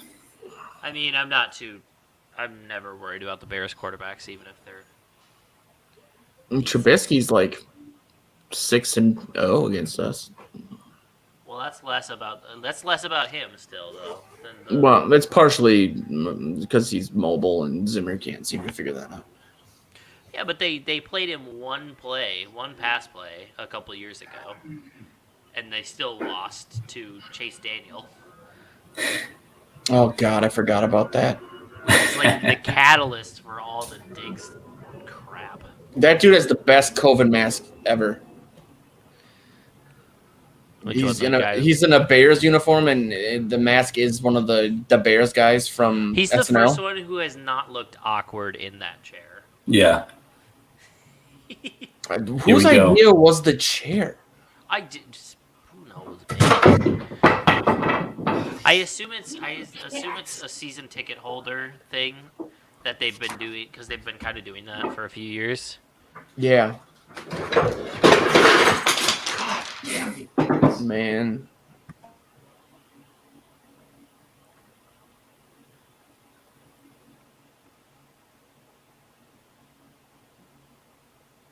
He's talking a lot for this one. He has to explain the terms, I guess. And New York did get like 3 picks, Mm-hmm. 4 picks. Here it is. Yeah, he is talking a lot. He's still talking.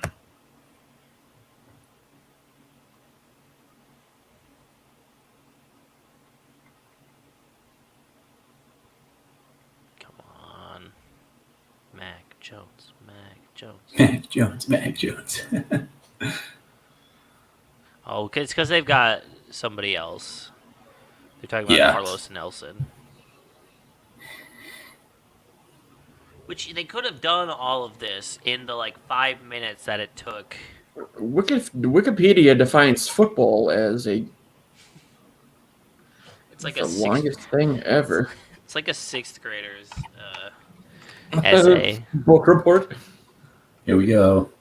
Come on, come on, come on. Not Fields, please. It's Fields. I That's know. fine. That's fine. It's not a line. It's not an offensive lineman. That's true. Yeah. I mean, yeah, There he Dallas. goes. I mean, LA could take Darisaw or Slater. But But I one of them's mean, gonna either be- way, one of them is falling to one of them's going to Minnesota. be available. So I guess the question becomes, if they don't take offensive line, Joe, how quick are you going to burn your house down? Well, I already started. That's what he left to do. He Yeah, has that a was- bucket of oily rags that are sitting next to a candle in the basement right now. The Those candle's are going to called- burn into them. Those are called my T-shirts. So. Oh my God! This is all lining up the way that like. It's supposed to. It and you should know have, they're yeah. gonna Yeah. they're- you know they're gonna Yes. blow it. Yes. Exactly. Like. Oh man. I don't even know what to say. I'm just like nervous at this point. Yeah, this is Chicago trading up was not something that I would have That thought was was- going to happen. That was unexpected, to say the least. I I didn't So- really. Dallas obviously wasn't going to take Fields, nor the Chargers, nor the Vikings. So it's kind of New strange England. they're 15th. Yeah, Yeah. Yeah. So I bet New England was trying to move up. I bet that's why And- that went so high of a price. I guarantee the Giants were fielding a call from the Patriots at the same time. yeah. And now New England's going to take Mac Jones and turn him into Tom Brady. No, that's not as funny. Take Kyle Trask. Bill, if you're listening, take Kyle Trask. He's better than Mac Jones.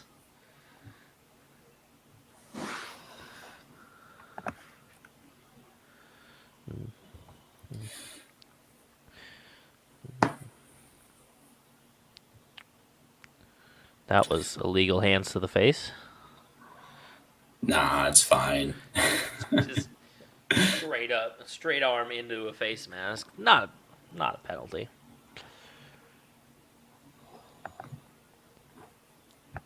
I don't know what to say.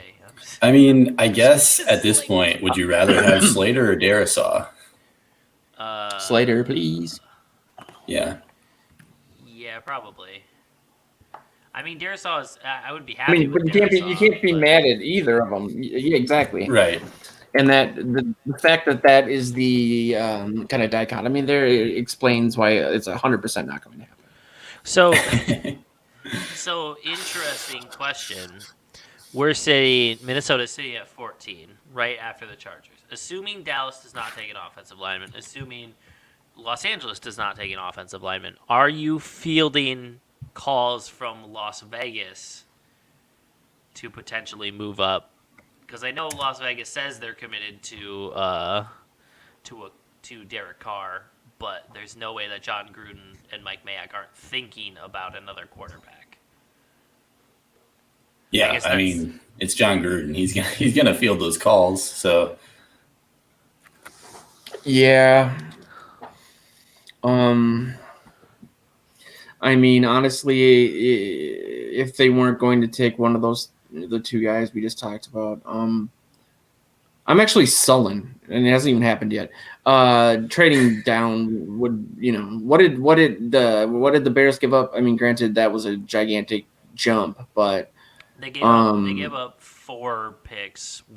First 2 next year and a third rounder this year, I think. I think it was a 2022 first rounder. I think they threw a third rounder and then a future fourth into. Yeah. okay. If they were to trade, I would really prefer it to be this year. I hate next year. It's great next year, but it's like, boo. Want it now. Yeah, it's like Well, getting I think- one from your grandparents, one of those government bonds that are like in 30 years it'll be worth a nickel. It's like, well, that's I it's the won one of those. birthday present ever. I won one of those in a raffle when I was like 12 or 13. And I cashed it out when I was in college because I needed beer money. And And I legitimately like looked up exactly how much it would be worth, and it was a $50 bond when I won it, and it was worth like $56, and it had been like 8 years, and I was like, cool. I'm just Yeah. it's like this. I would have $100 in 25 years. Awesome. If I All right. cryogenically freeze myself for 1,000 years, I'll be rich. Who's this guy? I don't think Looks he's like a supposed fun to be dude. there. He Also, looks why like do he's, they in Bruce why are they- Springsteen's band? why are they adding more to this? Like the first round is already slow enough. Why are they adding more to it? They got to add to what they lost last year. I guess. I miss Goodell being in his own home and just like Sitting in his recliner. his easy chair. Kinikia Berdine. Apparently, is who that is. That's Dallas's pick. No, that's the person announcing their pick. Did you see the Dallas War Room and how just like old and white it was? No, I missed it. It's just like 4 old white dudes and like 1 younger black guy. Nice. Jerry Jones. It was just like the least diverse draft room that we've seen so far. And oh What? wow. Holy cow. Micah What? Parsons. That's a move. I mean it kind of makes Oh. sense for them. But No, it's not a bad pick, especially with we talked about Sean Lee just retired. So Right, I wonder exactly. if that was motivation. yeah, But It that just really- guarantees that a tackle is going to be there for Minnesota. no, it can't happen. We can't have everything set up right because they'll mess it up. So a couple years ago, we did a live chat, and I've told the story before, but the first thing I said in all caps was anyone but Treadwell. And as we got closer and closer to our pick, I think it was 21 or 22, it was like that. It was like everything was angling that way, and I felt like I was watching like a Final Destination movie that I was in, like a slow motion car crash. I'm very much feeling that way right now. There's like no way that they actually figure it out. And They do it get right. right? I mean, they could take Quiddy Pay, maybe. I mean, Pat Fryermuth. I think that was the assumption. I think the assumption though was that all these tackles were going to be gone by this point. Yeah. So I think Pay actually made sense from even a need standpoint. He was going to be the best player available, and you improve your pass rush from last year. Now, obviously, we can talk about the fact that they already are improving their pass rush just by getting Danielle Hunter, Michael Pierce, and Tomlinson. Because let's be real, most of the defensive line last year was filled out with guys who would be on the practice squad most years. But now they don't have to go pay. They have the luxury of selecting a lineman if possible. Like one of the top linemen too. You can't even be mad at them if you're thinking best player available. You can't even be mad at them if they take a lineman here. Mm-hmm. Yeah.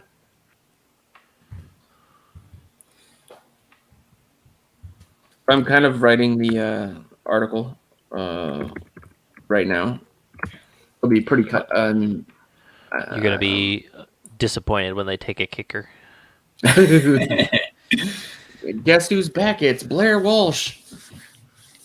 Somehow. Guess who's back? Whatever Back happened again. to Whatever happened to Vinatieri's kid, cousin, nephew, something? Oh yeah, I don't know. He was playing at South Dakota State, I think, and I haven't heard from him since last year. Yeah, something like that. So Now we wait. no, we wait.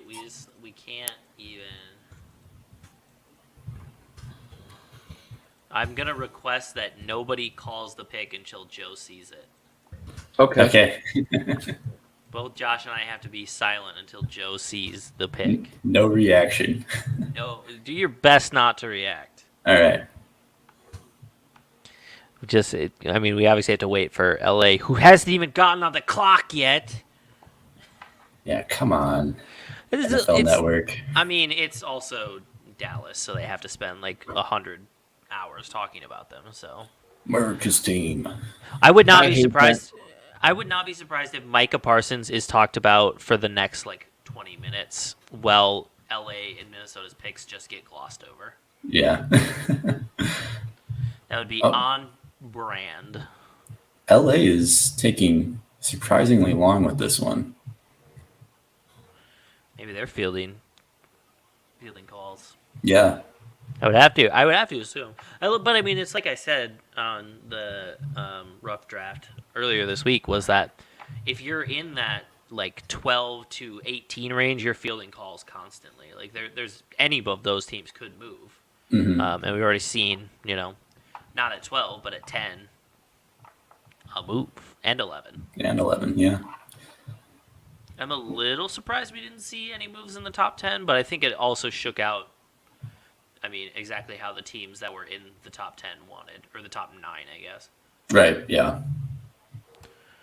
So, We'll see. top 10 total defense, 3 straight seasons. LA, get off the screen.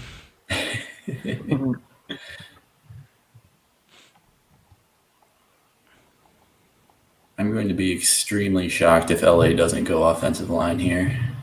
I would be too. I would be very surprised.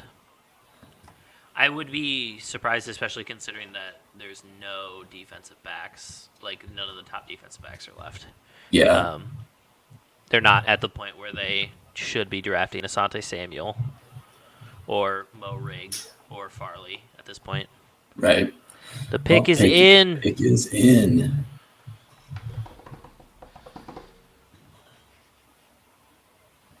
Mac Jones. They traded Justin Herbert to Minnesota. Yeah, there we go. Oh my goodness. It's brought to you by Pizza Hut. Hey Joe. No, everything's going Oh. wrong. Why are the cuts to commercial right as the pick is in? Come on, guys. Because they want to stretch it out.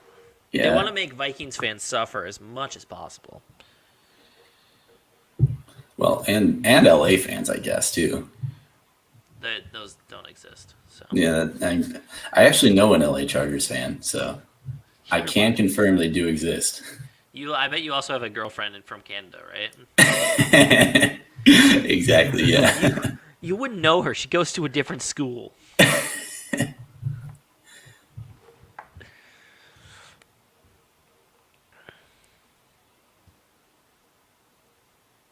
I'm kind of disappointed we don't get more Peyton Manning on sports coverage. I wish he was full time on Yeah, he one does of the that network. he does that detail thing for ESPN, but that's about it. Yeah, he does Peyton's Corner or something. I think Yeah. it's Peyton's house. ESPN paid us to promote that like a year ago, and I was like, really? Why are you paying us to promote? Exactly. It was very strange. You're like, I'll take your money, but Remember the email was like, it's a good show if you give it a chance. And I was like, makes me feel bad. I don't even want to take your money. It's like, I like Peyton Manning. I don't know why you're trying to sell it so hard. Yeah. Coming up, Chargers Pick Live as you're watching commercials. Coming up Thanks, NFL Network. next week on Next week on the NFL Draft. Could you imagine the NFL Draft was serialized over the course of the whole offseason? the country would burn down. It wouldn't work. You get the first 5 picks in an hour long special. And then every week after that is a half hour long. And there's elimination challenges and everything. You got to decide who's going to leave the island. It's pretty much just Survivor, honestly. Oh. I need a new faucet, but not enough to go to the Home Depot. I like Home Depot. It smells like wood. I don't like Home All Depot, right, but mostly the stream. Sure. I just brought the stream to a new low. I like Um, Home Depot. It smells like wood. This is the draft coverage you were looking for. Why are they? right? Don't show him. Why are they showing him? They're um, showing Rashawn Slater on the screen. Put him no. away for a minute. Maybe he's getting Rick's call already.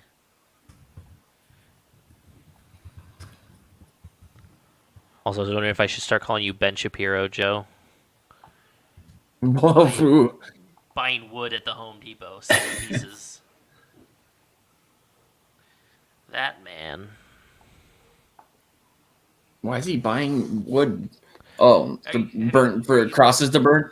Boom. Not, are you not plugged into the fact that The Ben right- Shapiro thinks he's making a point like all the time? Long Yeah, story he's a short, Home Depot is getting canceled, and Ben Shapiro thought the best piece, according to them, Home Depot is getting canceled. So Ben Shapiro thought the best course of action was to buy a piece of wood at Home Depot. Ooh. Oh, there we go. Oh, it's just Goodell this time. Just Goodell. No speeches. So how many picks do you think Rick is going to get for this next one? They did it. Slater. Darisaw's there, though. Darisaw's there. Vera Tucker's there. Vera Probably- Tucker's there. Trade with trade with Las Vegas, and then get Vera Tucker. Honestly, yeah. That's what I would be more happy with that than getting Darisaw in this moment. But I mean, I would also be happy with Darisaw.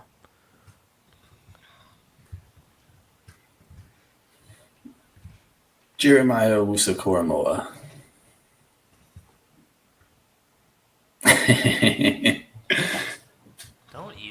Don't even joke with me, because he'd be played at safety.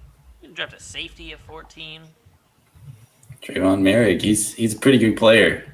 Remember, no reacting. You're right. We gotta wait for Joe. Although it's gonna be another 20 minutes till that happens, anyways. So Right. What's Dustin doing? Have we heard from him at all tonight? I assume pregnant at this point. I told him to call in whenever, and I gave him the link. I'll see if Yeah, he we should wants see if we can. We should see if we can get him on either right before or right after this pick. No. This is not someone He'll- who writes for us anymore, but Connor tweeted that Minnesota should have outbid Chicago for pick 11 and drafted Slater. No, they shouldn't have.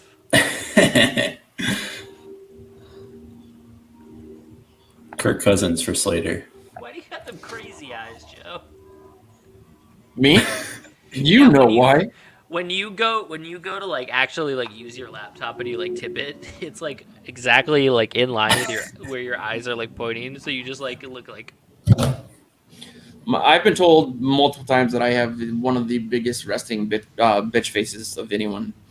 When I was a busboy in college, they used to always yell at me and tell me I had to have a consistent smile on my face because I looked angry. And I was like, but then I would just look angry and insane.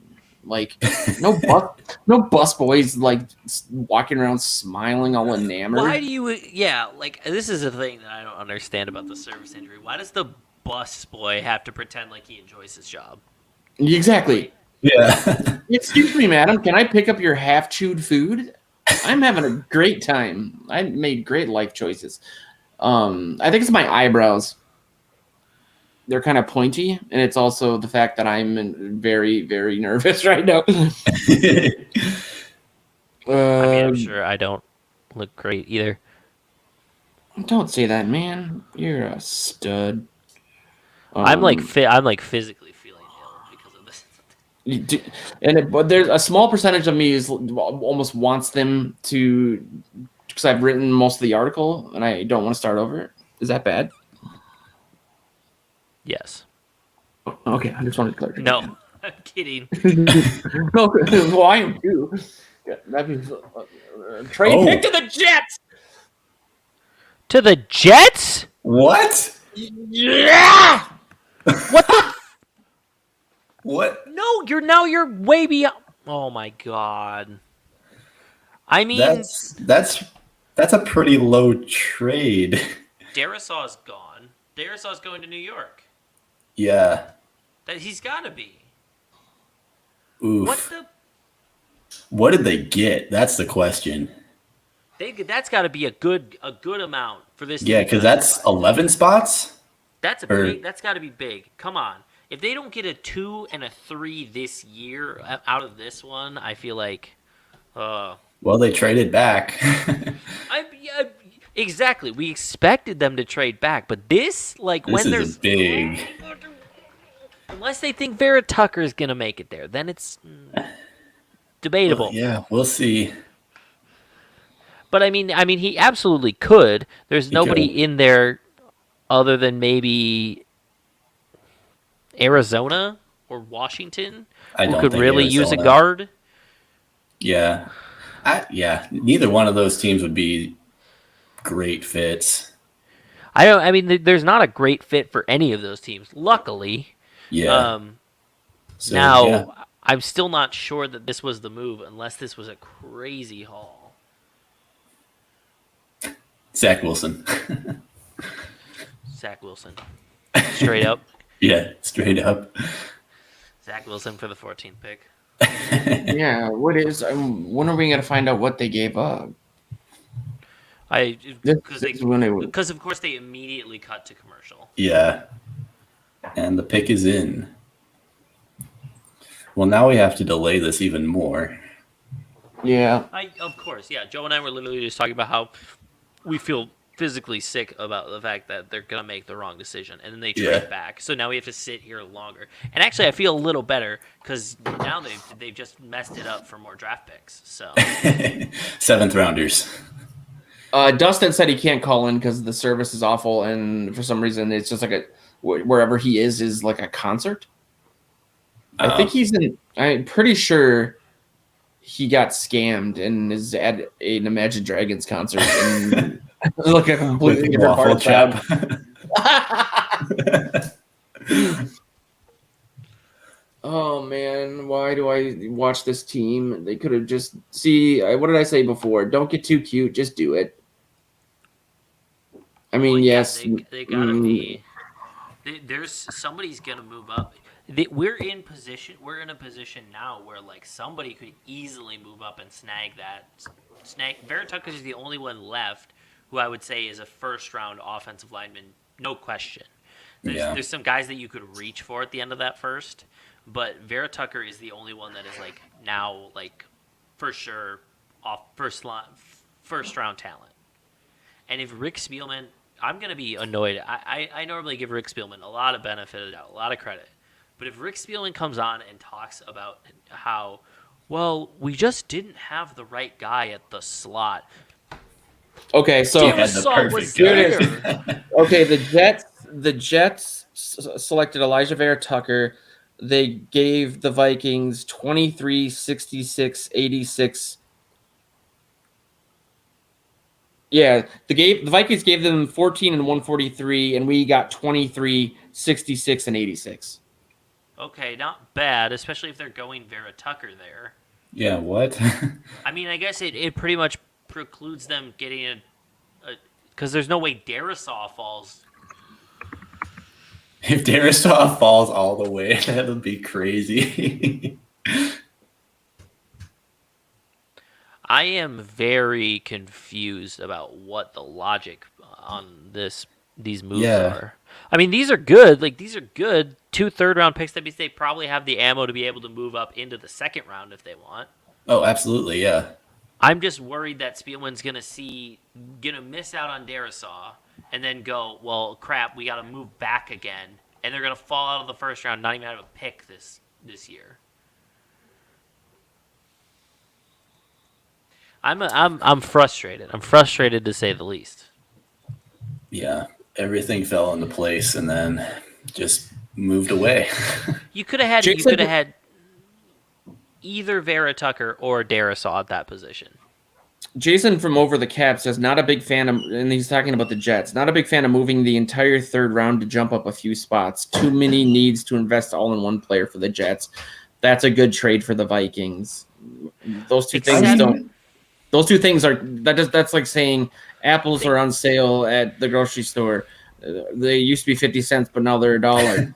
It's really good news for shoes. Like that isn't a good trade for the Vikings because of what the Jets situation was. It doesn't And it's rely, or it doesn't have anything to do with the fact that it you get what I'm saying. would be one thing if we had gotten here and there was, like we had talked about, no offensive lineman, and essentially the pick was Kwity Paye or some sort of, defensive player or whatever. But the fact of the matter is that, like, we talked about it, and I said I was on the team of potentially moving back if what you want isn't there. And I'm not a need guy. I'm a best player available guy. But both Darisaw and Vera Tucker were there. Why are you moving back? They instantly make you so much better, and they're the best player available at that time. What are you doing? They want a pass rusher. They have to. You're Yeah. not wrong. That's I mean, that's what it is. They want a pass And rusher. honestly, like this move makes me even more just pissed off about the Ngakoue trade. Because if not for that trade, we wouldn't have Spielman being like, "I need to get another pick because I don't have a second round pick now." I'm Slick Rick. I got lots of picks. That's what people like. I get a lot of good press. I don't know how I read an article on the Raiders signing him. I don't know how people are considering that a good offensive signing. He was terrible. Not only in Minnesota, he was terrible in Jacksonville. He was terrible in Baltimore. Like, he just doesn't have any sort of, for the Vikings at least, he had no motor, no sort of drive, and lacked athleticism too. Like, people would go around the outside, and he would have an angle if he just speeds up and like busts his butt to get out there, and then he would just let him walk to the corner.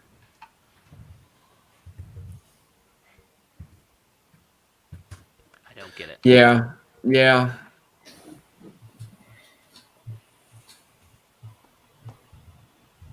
Well, I guess we talk about New England here for a couple minutes. I believe I saw on Twitter it's supposed to be Mac Jones. Oh, really? Apparently. So, I mean, makes sense. Quarterback did fall all the way to them. it would make sense to me if it wasn't Mac Jones. Yeah. But hey, Tom Brady is now the greatest quarterback of all time. So, what do I know?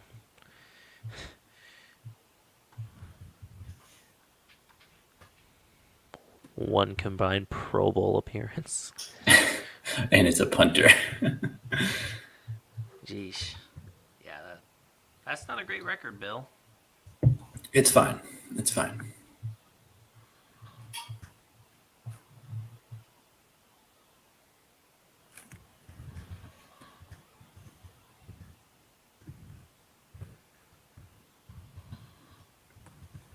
My wife texted me to be quiet because our son went to bed. Oops. Sorry. Oh, no.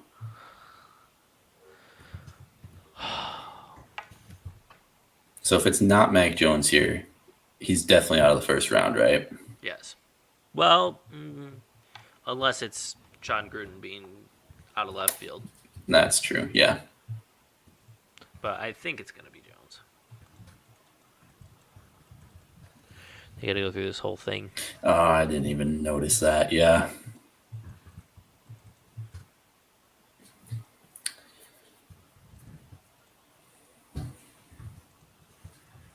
Joe, I think you should post that article anyway. Except that's not how that works. Sorry, Seth Walder also just tweeted, the Vikings received the equivalent of an early third-round pick's worth of extra value in their deal with the Jets. The picks the Vikings received were worth almost 40% more than what it gave up. Except that's a numbers thing. That's completely ignoring the players that are on the board. Yeah, the it doesn't. team's needs. It's analytics has its place in football. Absolutely does. Don't get me wrong. when you say 40% more than they got, but they missed out on a chance to like shore up their offensive line for, however long. Yeah, The the numbers really 40%. don't matter there. And your boy Mac went to New England. Yeah, I'm annoyed because Um, Jesus, what is disconnecting? Hold on.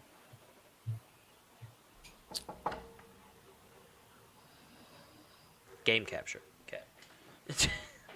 I just had a Windows disconnect sound for like 20 minutes or like 20 seconds straight. man, oh man, Dynamite. How you doing over there, Joe? Um, you know, really looking forward to playing Nintendo Switch later.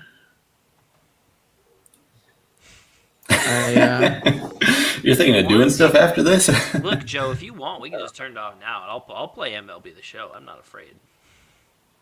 I'm gonna take a whittling. You have a Switch? Do you have Marvel, that Marvel's Alliance 3 or whatever? No, It's like No, Joe, I've been with Marvel Secret Alliance 3. Oh well, I one day kidding. would love to hear what it's like. No, I'm kidding. I don't have. I'm not super interested in. Oh, this is, Joe's gonna fire me now. I'm not super interested in Marvel. Oh, so I know you got that Nintendo. I got that Nintendo for Zelda because I'm a big old fantasy nerd. Did you do the DLC?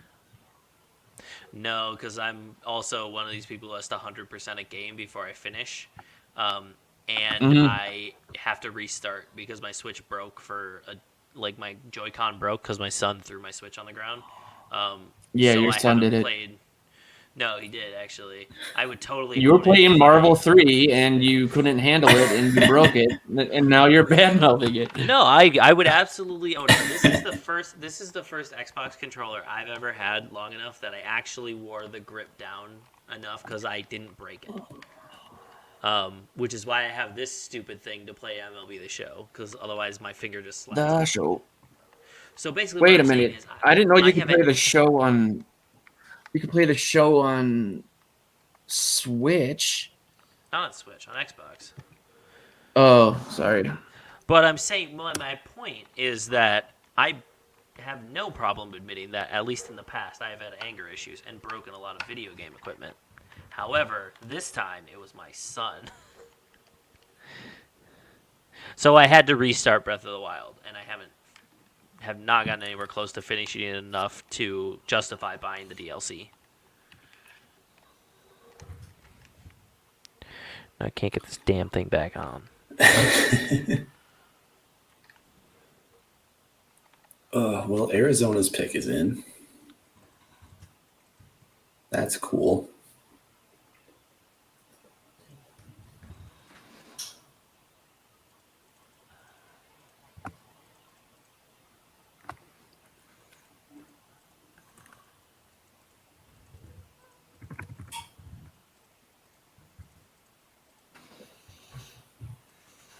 I'm like mad. I'm like actually mad about this now.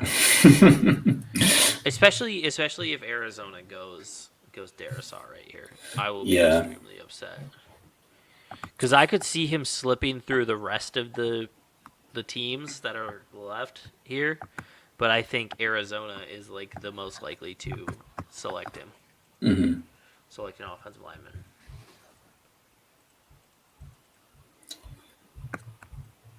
Where are we at? 16, and we pick at 23. 23. This article is not going to age well if he falls at 23 and we get him anyway. We're not gonna. I would not be shocked if they trade it out of the first round right now. Oh yeah, no, Which is funny because somebody just shared a quote about Rick Spielman saying, "I don't know if we'll be that patient or not waiting between 14 and 78." But he's perfectly fine waiting out the entire first round, which is the longest round. Like, Rick, come on.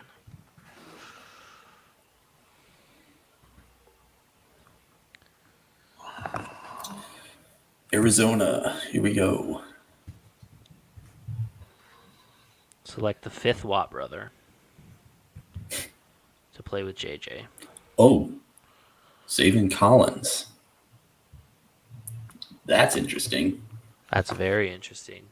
I mean, his stock was going up extremely high, Mhm. but I did not expect Anthony Barr is their comparison. I did not expect him to go this high. Yeah, I thought he'd be. There is still a path then. There's a path. There's a path. And the path got bigger. Yeah, because let's see. Vegas at 17. I mean, that's kind of just a wild card. Who knows what they're going to do? Miami.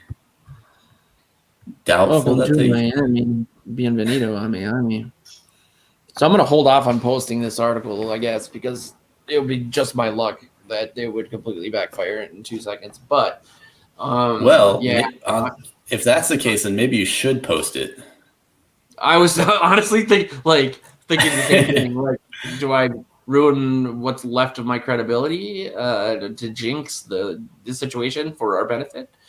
I'm actually having, despite the frustration, I'm having a really fun time with you guys. So we got that going for us. Hey, by the way, guys, I know I'm pissed off and everything, but it's not your fault. It's not your fault, I promise. I promise once you get to know me, I'm actually kind of cool. I shall return in a minute. I'm going to go have an angry smoke and Google what other hobbies a 36-year-old man can start. Good luck. Oh, God. All right. Hey, everybody, it's just me for now. Come on, Joe. That guy. Oh man. Yes. I Think I mean, was- should we go through these next picks and just talk them out? Yeah, sure. Here, hold on. Let me pull up a full list of best players available.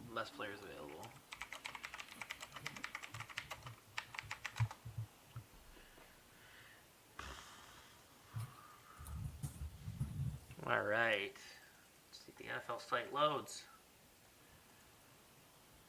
I don't need that. Okay. Las Vegas is on the clock. Vegas on the clock. I mean, Owusu, whatever, is available. He's a linebacker. He's technically the best available according to this. According to their NFL's grading. Are you looking at ESPN? No, I'm looking at NFL right now. Oh, well, ESPN has the same thing. Oh, interesting. Etney is available, but I don't think a running back's going to go anytime soon.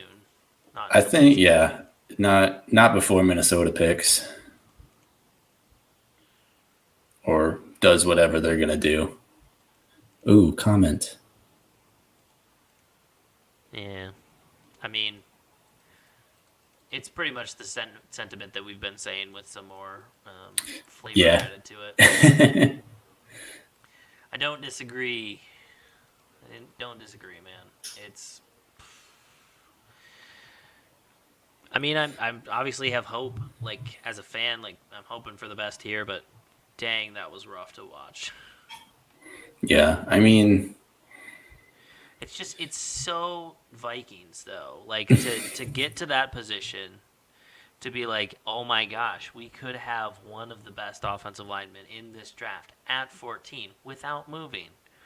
Like you had either Vera Tucker or Darisaw, I would have been happy with that point because Vera Tucker has so much versatility along the offensive line. You want to talk about a player who you don't have to worry about having a plan on where you're plugging him in. Darisaw was your guy. mm-hmm. And now we're waiting and hoping that Darisaw makes it that far. And if he does, incredible. But if he doesn't, they better make up for it in day 2. yeah. you better hope that day 2 goes extremely well, which they still Yeah. don't have a second round pick for yet. Right. They've Yeah. got- That was the they've other got a weird bunch of thing. Third rounds. Yeah, I thought it was weird that we didn't acquire a second round, or does New York not have a second round? They might not. Because Let they've moved. me look real quick. No, they do. They have number 34. You could have had a second round. Although You could have I had a suppose really with it good being- second round. With it being that close to the first, I wonder if they weren't willing to give up their first and that second. Yeah, maybe not. The Raiders pick is in. Watch this be Darisaw. Just Watch this be Najee Harris. please. Especially, yeah, because they have Josh Jacobs already. Right. Oh, Damon Arnett. Clellan Farrell at 4th overall. Wow.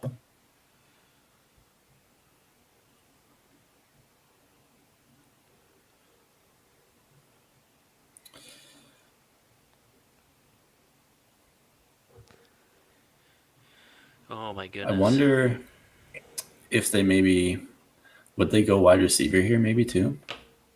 I mean, I have no idea. I don't know that there is a plan. Yeah. For No. For the Vegas. madness that is Las Vegas.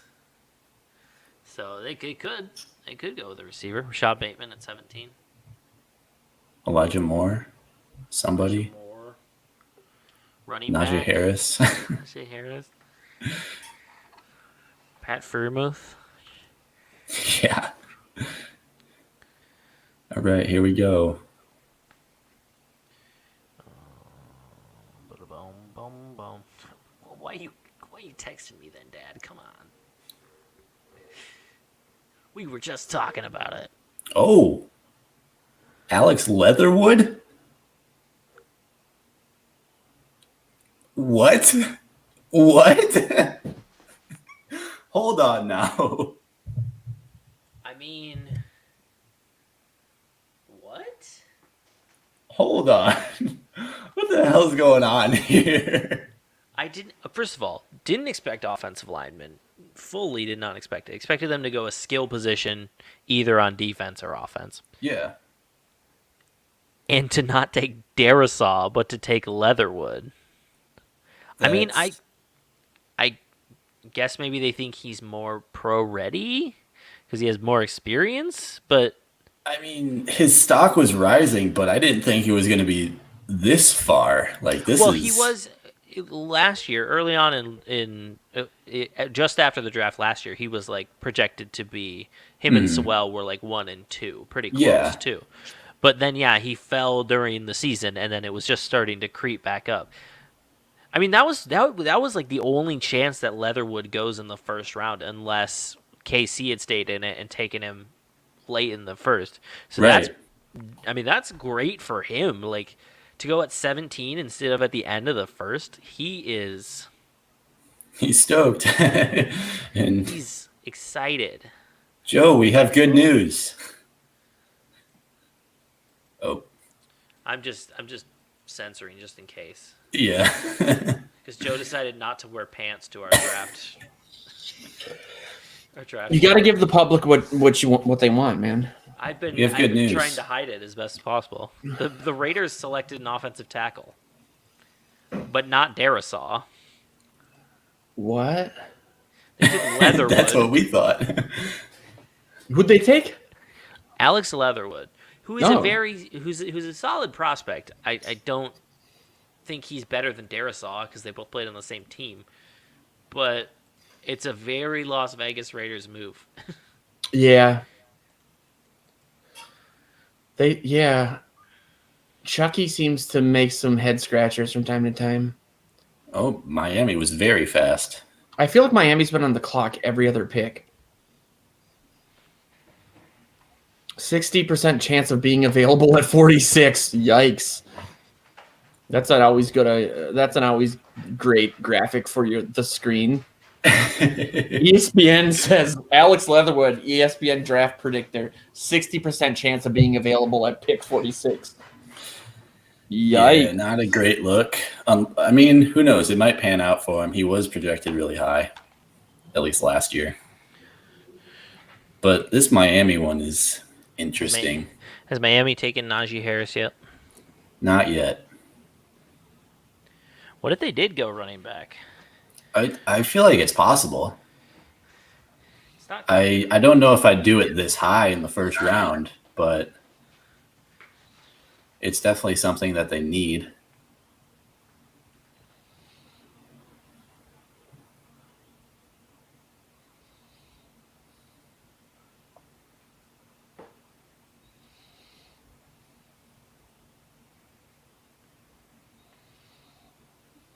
It's making the strut up to the podium.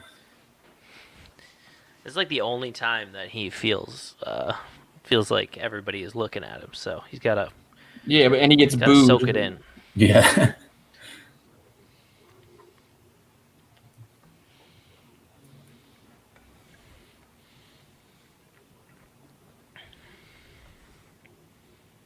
Oh. Oh. That's Why am I You- behind? There we go. no, there you didn't see it yet. Okay. No, A it wasn't. lot of people linked him to the Vikings. Yeah, I'm kind of surprised he's the first one off the board as far as edge rushers go. Do you But, think the I mean- Vikings are gonna go Quiddy?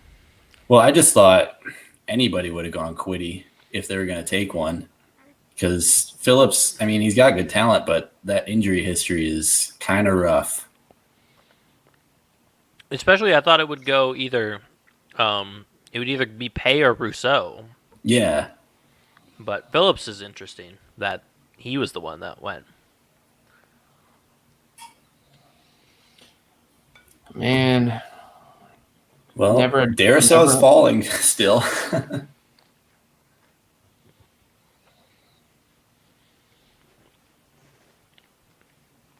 This could work out in the Vikings' favor. If it does, that was quite the trade to pull off. Maybe they were thinking Leatherwood at 23. I don't know if you heard that, Kirby, but ESPN had this graphic on the screen that said that according to their analytics, Leatherwood would have been available at like pick. What was it? What did I say? 43. It was 43, 60% chance of being available at 43. Yeah, that sounds about right. It's like I said, extremely Las Vegas Raiders move to make an aggressive pick that nobody is asking them to make. Like nobody's expecting them or even pressuring them to make. It's still hard for me to hear that. Las Vegas Raiders. It sounds so arena football-y to me. It sounds like a high school team. They should obviously it's a private corporation and everything, but I think if a team moves, they should not bring the name with. Just for future expansion reasons, or because the Utah Jazz is the most hilarious misnomer oxymoron ever. Or the Los Angeles Lakers. Yeah, that's a good one. What is that? It's at the beginning of basketball where they do the map and everything. This is a really specific deep cut to a.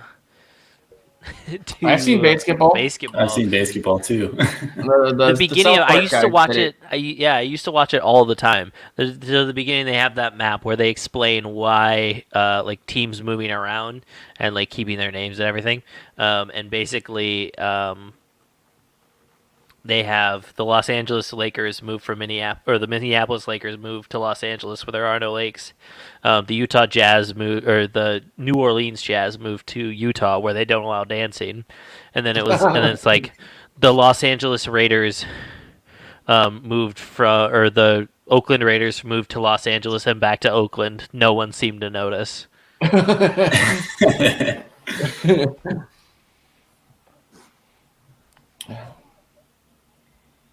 Washington pick is in.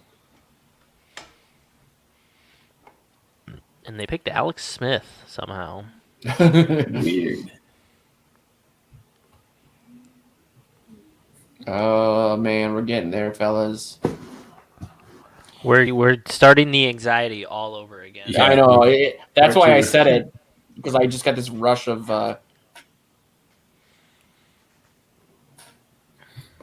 Whatever So I the mocked, opposite I mocked of Merrick to Washington, so that would work out very well. Yeah, they can't take Mac Jones anymore, so. Oh my goodness. Did someone take Why- Mac Jones? So many commercials. Yeah, New England did. New England did, yeah. Oh, I thought you guys were joking. No, that was not. I mean, we were originally, and then they did it. So Yeah. cool. I mean, that opens up. Hey, that opens up Kyle Trask as the backup. First round. Now that now that he's the best quarterback available. Actually, with Jones going, that might shoot him up into the third round, like for sure into the third round. Oh, maybe yeah. even deep second. Yeah, I wouldn't be surprised at all if he goes in the second. Interesting developments. Muy interesante. What is this FedEx commercial? People are walking out of boxes. There's I completely robots. missed it. Willie Nelson is there? What? Willie Whoa. Nelson is alive. Willie Nelson is everywhere. Willie Nelson is my hero. Oh, Joe, I'm also not going to be able to take that drug test that you requested. No reason. Just It's not a good time for me. not a good time. I shook hands with Willie Nelson. You I did? gotta contact guys shaking hands from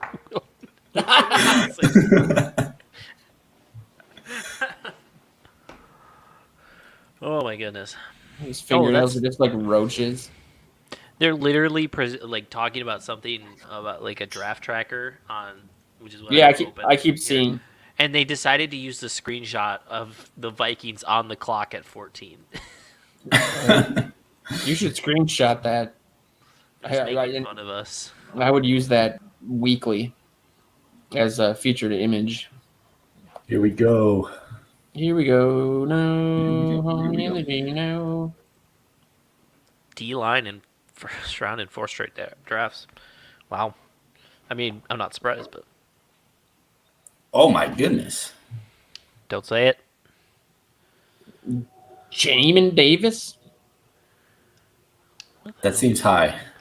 Seems That is high. that I mean, seems very high. he's another one that was his stock was rising, like had a very good like off season and pro day and whatever, but like to get in the top 20, that's kind of surprising. Yeah, I mean, I would have thought. Seriously, would have thought Owusu Koromoa would have gone before him. I'm very surprised that he has not gone yet. I could see him going here to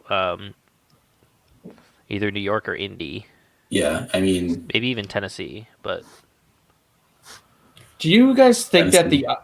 the odds of somebody getting like a first round mock draft 100% right is near like the March Madness level? I mean, well, it's there's definitely more, lower. like, Yeah. more variables, right? Like 32 versus what would that be? How many games? 64. well, it's you have 32 versus 64, but then you have to consider that instead of 50-50 every time, it's Yeah, 1 in multiple 300. 300. Yeah. I mean, you obviously like know the best players, and you could predict maybe the first few right, but after that, it's just a crapshoot. Like Alex Leatherwood went at 17. What? Yeah. Hey, the Las Vegas Raiders are definitely like mock draft busters for sure. Yeah. It's just like Mayok's whole job is just to juke the competition.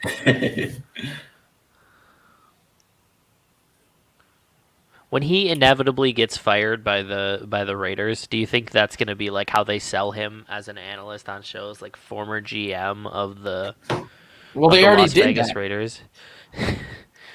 I guess. And Yeah. that was his whole thing. You can bet. That makes sense, I guess. You can bet on the draft. prop bets. 'Cause I was trying to find out like the probability, and it just kept sending me to sites saying like you can bet on. I bet, the Giants will take Kwity Paye at 20. That's a slippery slope, man. I could see like if sports betting gets legalized in Minnesota, how fun that could be. And by fun, I mean life ruining. Haha, it's okay. It's state sanctioned. That makes it okay. It's I'm definitely looking at the screen and like I've turned the volume up when I've muted you guys. There is no concert going on, so I am 100% certain that Dustin is lost. Well, I wonder if they, like Rick was talking about, there's like that fan experience outside. I wonder if they only select a certain amount of people that are actually able to go into the building. I might ask him to share his probably location. have, It'll say like Indianapolis Event Center.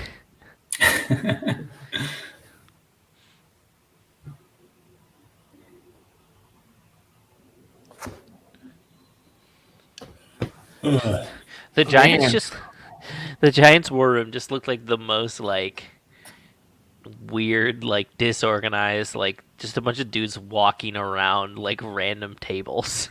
What are we doing here? It's like, what is happening?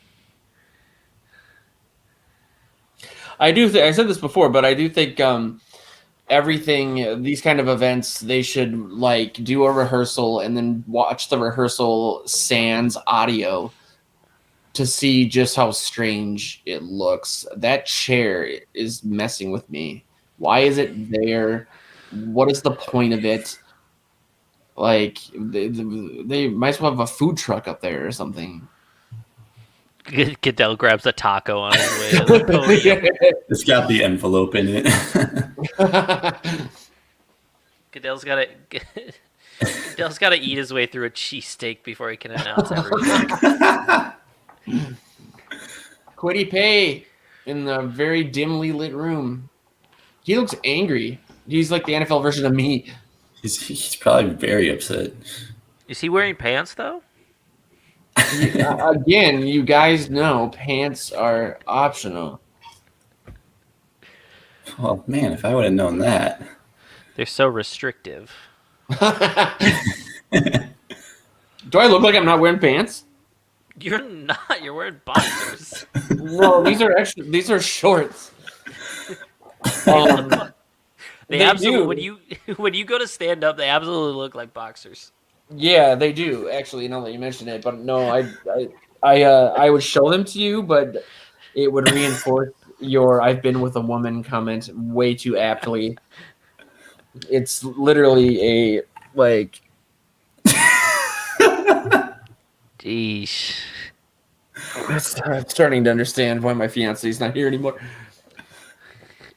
I'm just gonna run to Caribou. Okay. Caleb Varley would be an interesting pick for the Vikings to make because I think it would upset so many people.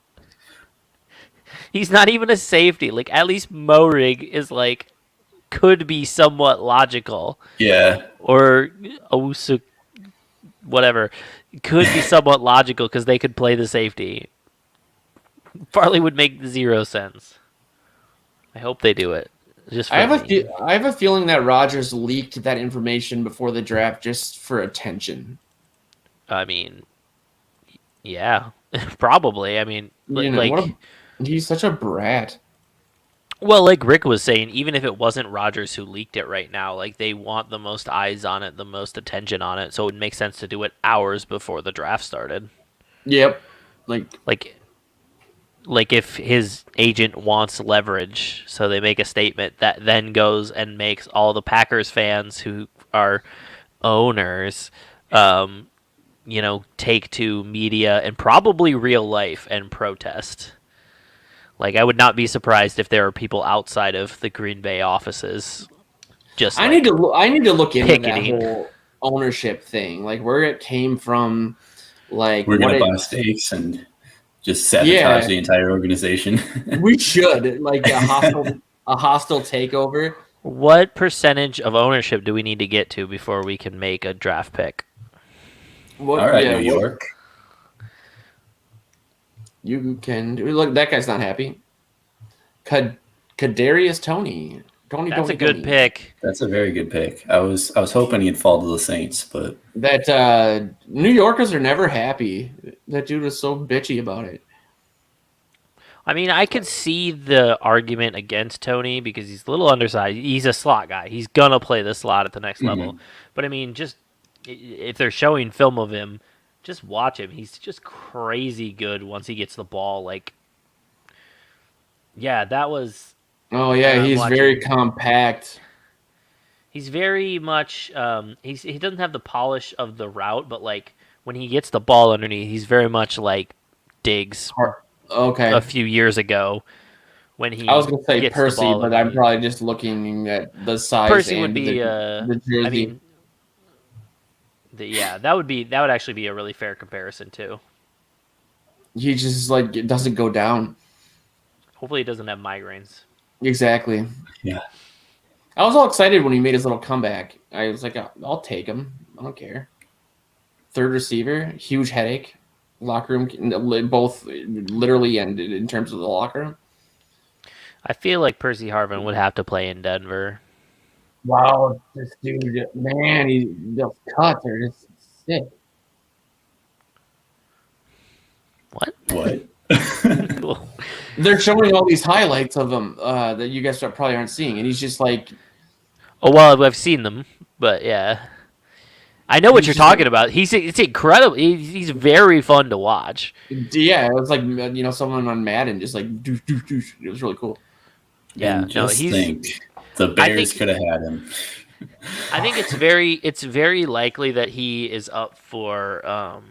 I mean, obviously, Trevor Lawrence is more. If he plays a full season, is probably going to win Rookie of the Year. Let's be real.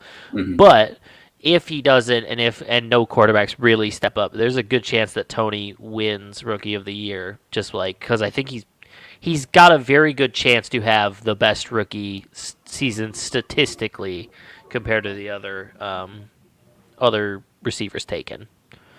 I think he's just that kind of player. Like he's got breakaway speed, he's got the big play ability. It's just a matter of whether New York finds a way to use that effectively.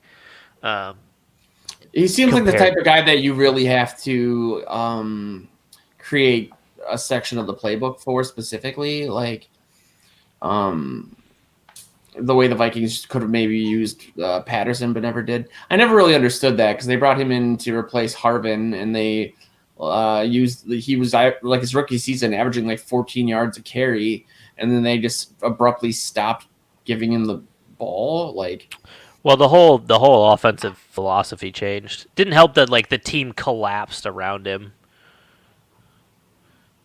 So I suppose. yeah, we forget Yes. just how rough a couple of those years were. Man, Donovan McNabb. Ugh. The one The one Josh Chargers Freeman fan- game. the one Josh Freeman game also. But no, I was gonna say the Donovan McNabb game where it was the opening game of the season. Patterson takes the kickoff back for a touchdown, and they show, or maybe it's not Patterson, maybe it's Harvard. Either way, whoever it was takes the kickback, and then they show a shot like straight on of the guys like celebrating, and in the background there's like it's at waist level for Chargers fans, and there's a guy who just looks like he's pissed himself just down both legs. It is an incredible photograph that I don't think gets like any attention, but it's just some dude who looks like he's just pissed himself completely. Was he just like completely drunk?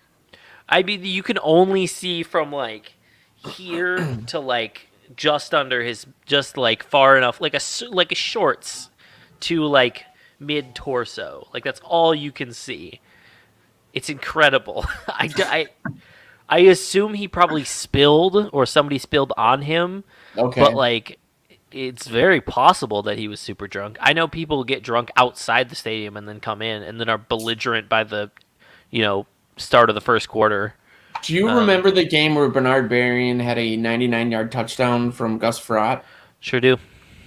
I was at that game, and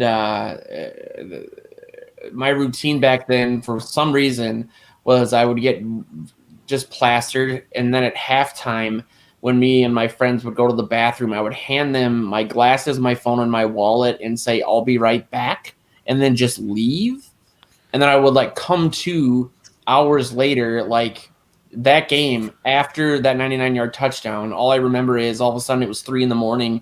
and I had been walking up and down the spiral of the parking garage behind Target Center looking for my car, but I didn't even drive, and I was at the Metrodome originally, you know, and I didn't have my phone, my glasses, or my wallet, so it was the middle of winter. It was horrible. So one of the main reasons I stopped drinking, going to Vikings games, and then just stopped drinking in general, because I would just do dumb autopilot type stuff. Yeah, no, that's.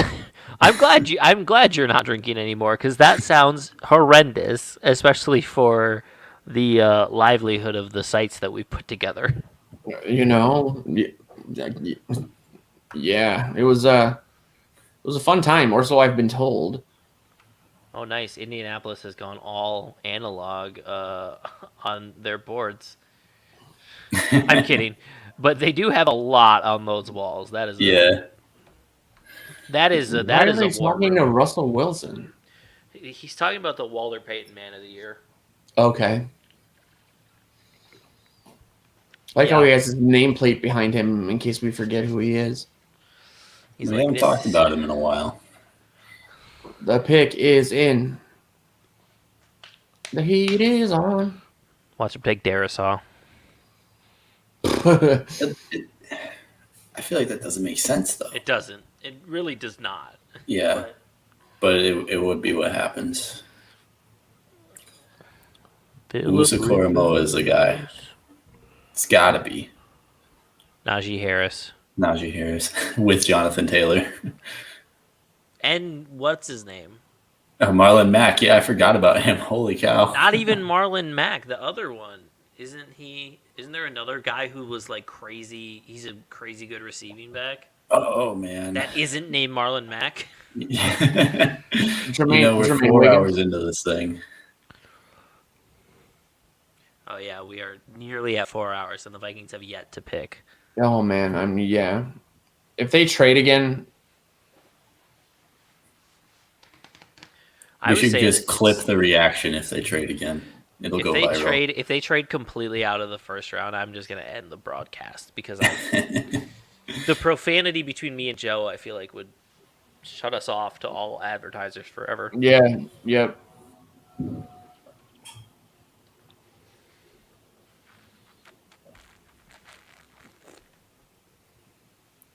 What is that dude? Who cares? Why are you talking to him? You don't know him. What a weird thing. You just walk by and say hi. Oh. They like weirdly like grab hands because the guy's like sitting down. They like grab hands like this. It's like, what is the point of it? Well, the Vikings can't go pay. Well, Kwity Paye's gone. Okay, my guess was there. Tennessee, Caleb Farley, Morig, Koromoa. They can go. If Tennessee wants to improve their defense, they got tons of options right there.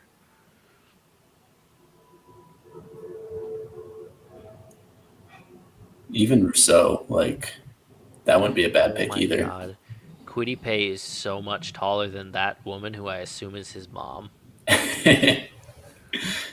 That's a man right there.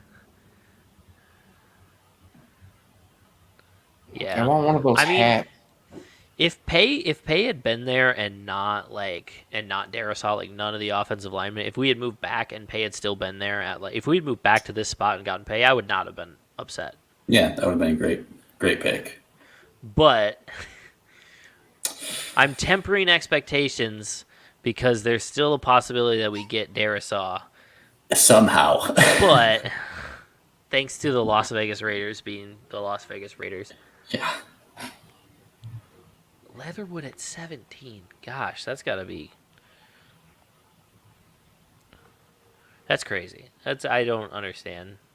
I'm not even going to try to understand.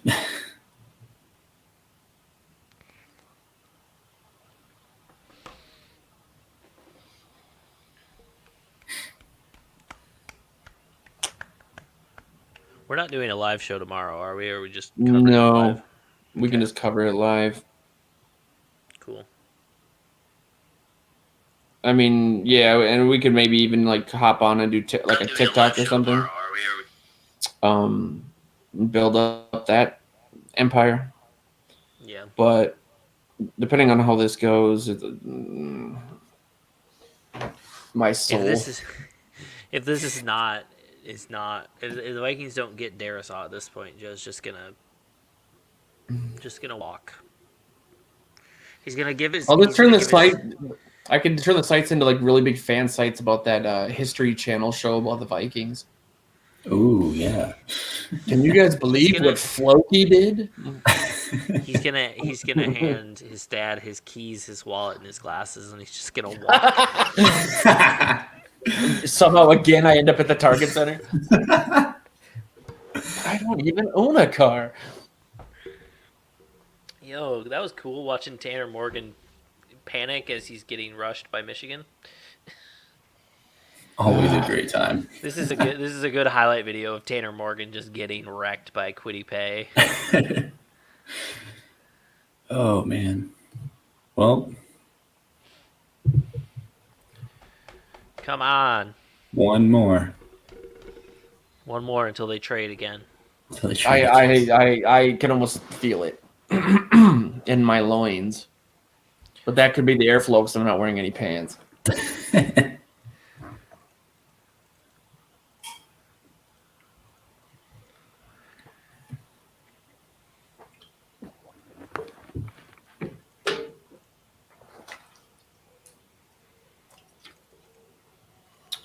Who is Jenkins? Leroy Jenkins. Haven Jenkins. He's not a first rounder. Well, he's not in the same league as the other ones. Yeah. This is the longest. He's another 2 one minutes. that for some reason or another his stock started to rise again. I don't like Jenkins at that. Yeah, I don't think he's worth a pick this high. Well, I don't know. If Darisaw wasn't there, Right. It would be completely different.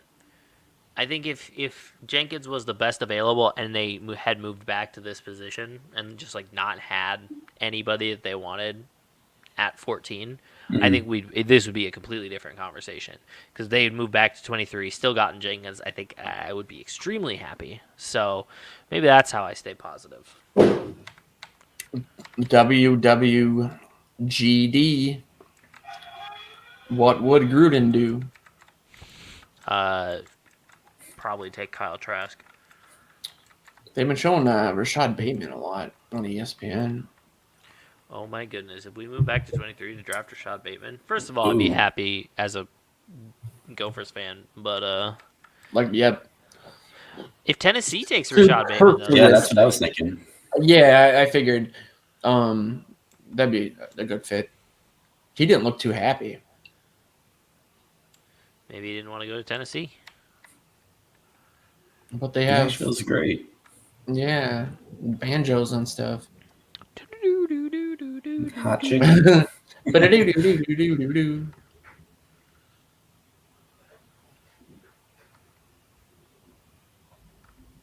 I don't live too far from Nashville. I mean, technically yes, but like for the Midwest, it's driving distance. Pick is in. Come on, How many hours are you from Minneapolis? 6. Wow.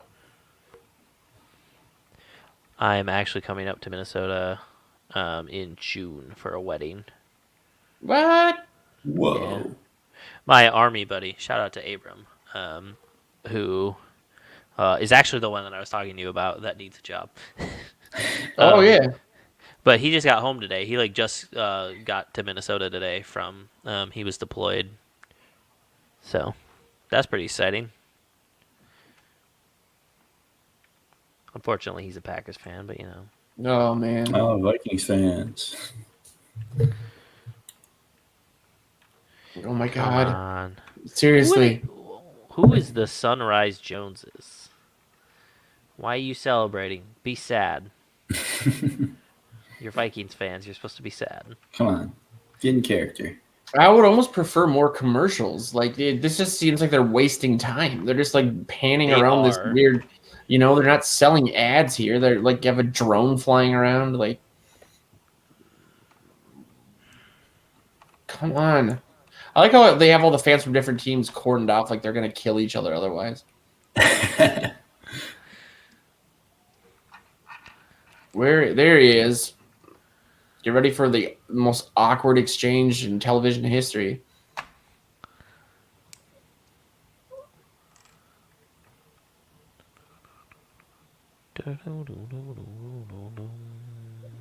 Oh, this person's gonna announce the pick. It looks like. Wow. Goodell's like, hey, I've done 20. No, he just made her stand up. Wow. Maybe he's sick of getting booed.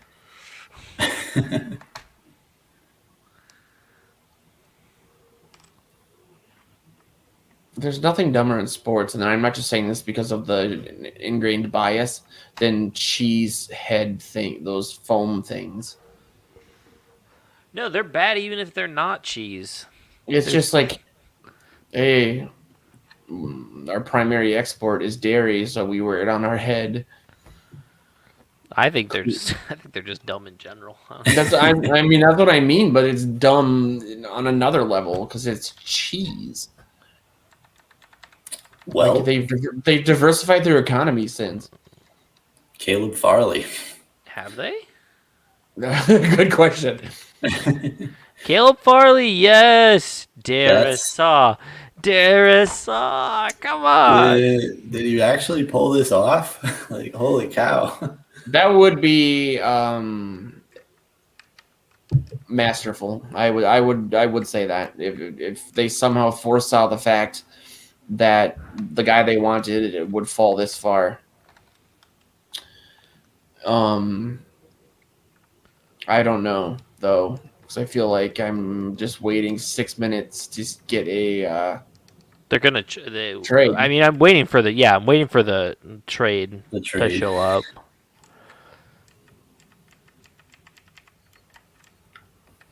There's like no chance that Spielman does not lease his car and like every 2 weeks just show up.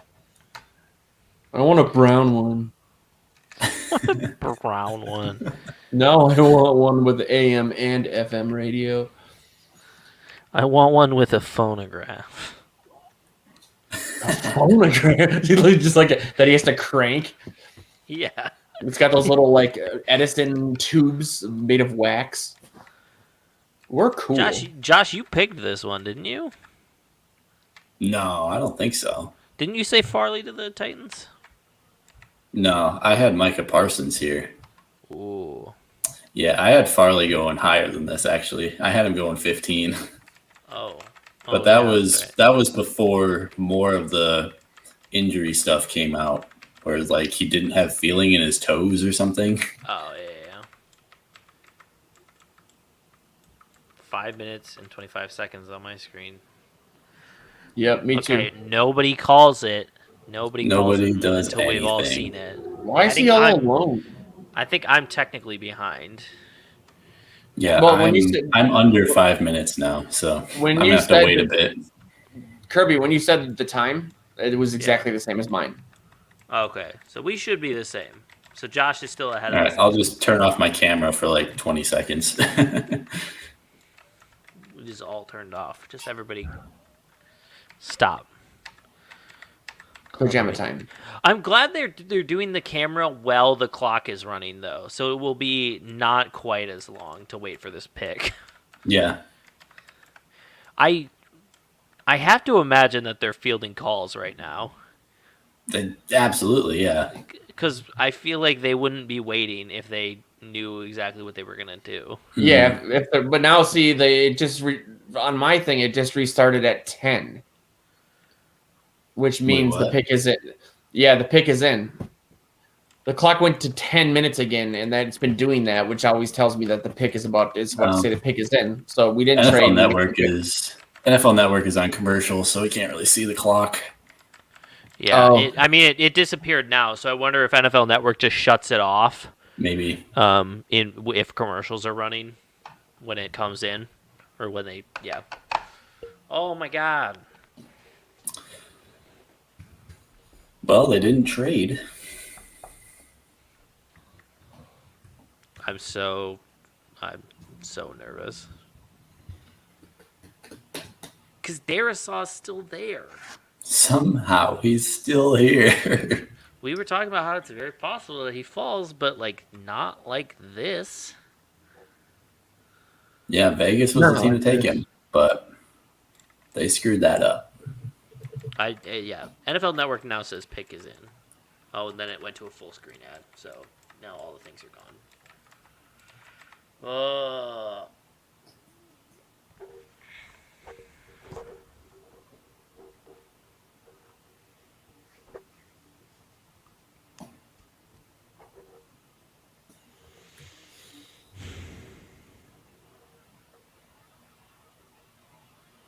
I don't even know what to say. I'm not gonna look at that, Dad. He just texted me, and I'm worried that he's like watching over the air or something. He somehow already got it. He's Oberly, and he's in the future. Yeah.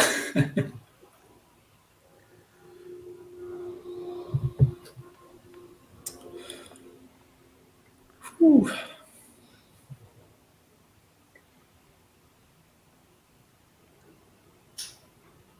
I like how the NFL is running NFL ads during the NFL draft. Like, On NFL Network.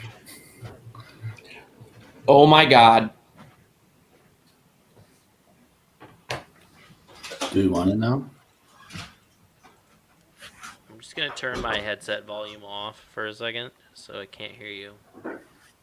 No, I was just reacting to something else. I thought you saw the pick already or something. No. I'm in my own cone right now.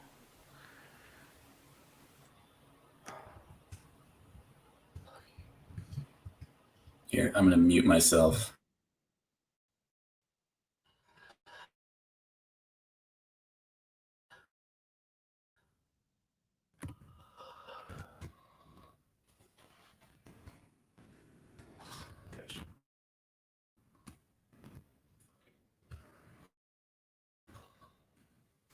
Why are we seeing Mac Jones?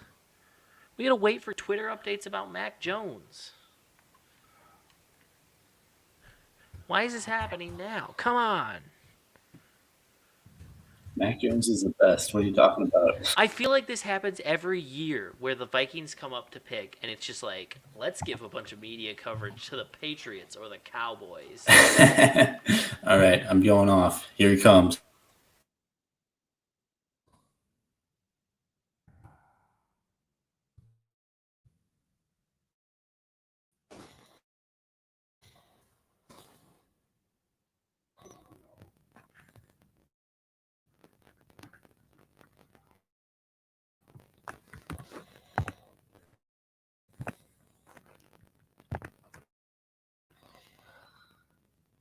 Yep.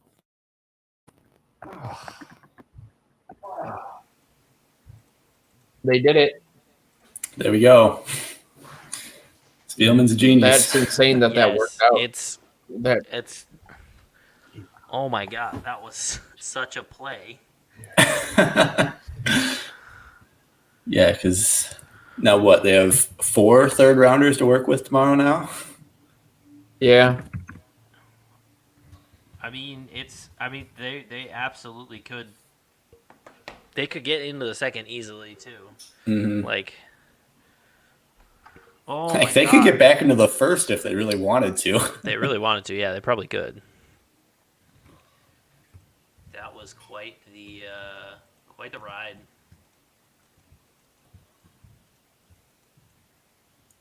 There you go.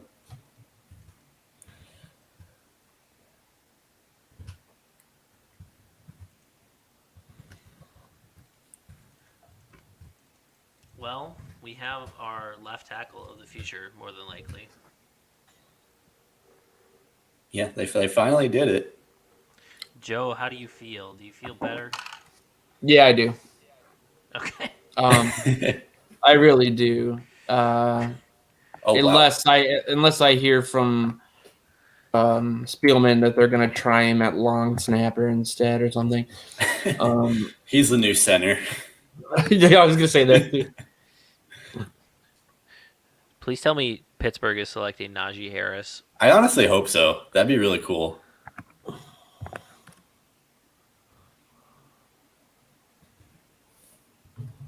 But we gave up 14 and 143, right? Yeah, 143. Yeah. Yeah. So really a good move, and I'm sorry that I doubted you, Rick Spielman. Yeah, so an hour of the stream really doesn't matter anymore. It did happen. I mean, it was quite the risk to take, especially because we saw Unless they somehow knew that Vegas was going to take Leatherwood. Because I can't believe that they would know that. You know what I mean? It was such how they knew that. It just blows my mind. Yeah, I don't know how that. I mean, unless Spielman's friends with Mayock, but I don't think they are. Jeez, that was nerve-wracking, to say the least.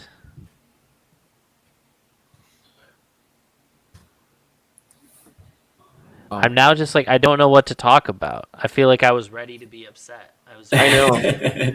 I was ready it's like it.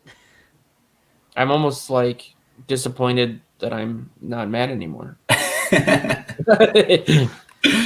mean, I'm so happy, but like, yeah. Don't know what to do. Darrisaw was the highest graded Power 5 pass blocker in the NFL draft.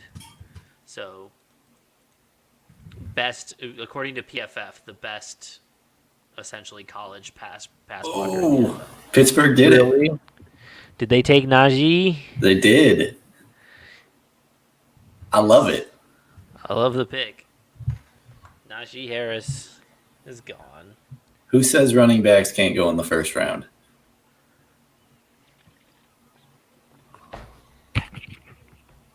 There's no way Toby that Gerhart. even like there's no way that even like 10 years ago, like Harris doesn't go in the top 10. Yeah. No, And now he's going 24th overall. Also, look at that room. There's no way that everybody there is vaccinated and maintaining enough distance. Mm-hmm. Goodness.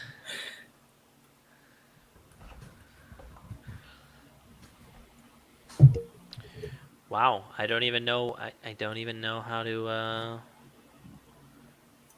Nothing but happy articles tomorrow morning. Nothing but good vibes, man. Joe Joe will find a way to complain about it, but I'll find something for sure. I mean, the lack of pizza. The lack of pizza. the fact that I essentially called you a virgin because of your taste in entertainment and products. Yeah, and then you called it the fact that I mixing it up with my my new pants policy. Your new pants policy. It's very casual Friday. It's Thursday, but yeah, sure. Yeah, we're almost to Friday, but not quite. It's Friday. It's Friday. It's Friday somewhere. Yeah, I mean, technically, yeah.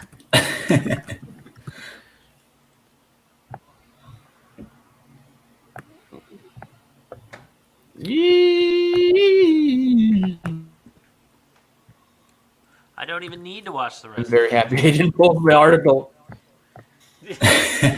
One just complaining. Oh, that would have been great. Yeah, it would have been like it would have aged absolutely poorly. You could have redacted it. You could have publicly redacted, but like, just kidding.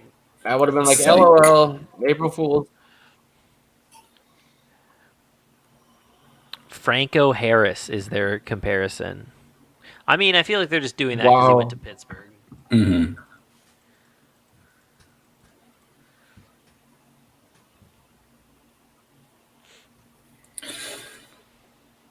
Jacksonville on the clock again.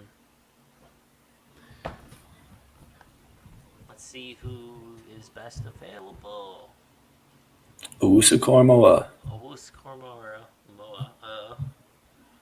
Barmore is available, defensive tackle, but I don't see them going that way.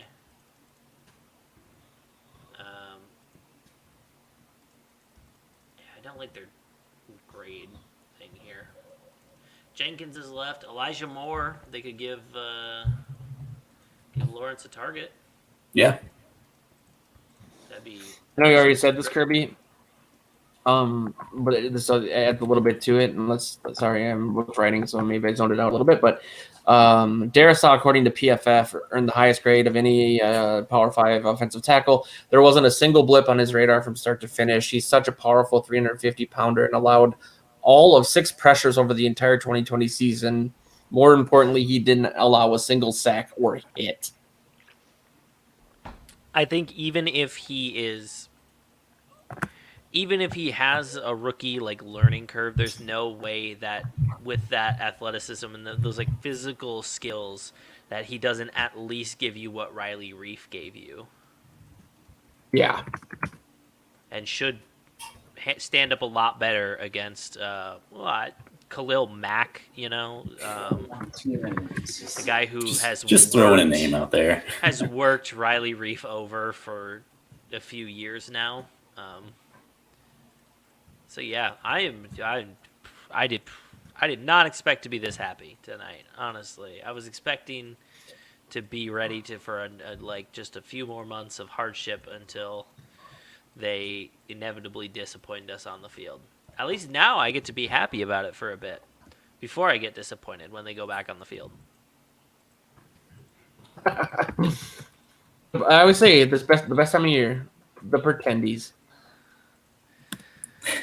Tackle question mark at left guard.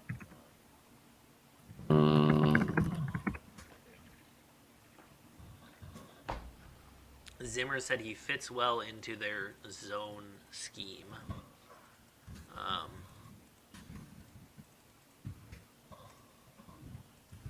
Which I mean, Where'd you find that? Sean Borman tweeted it out. Mike Zimmer on the Vikings pick of Christian Darrisaw via K-Fan. He's got great size. He's very athletic. He moves very well. He gave up 0 sacks last year, and it fits well in our zone scheme. Is the first guy under Mike Zimmer pretty much that actually looks like an offensive lineman can also be added to that.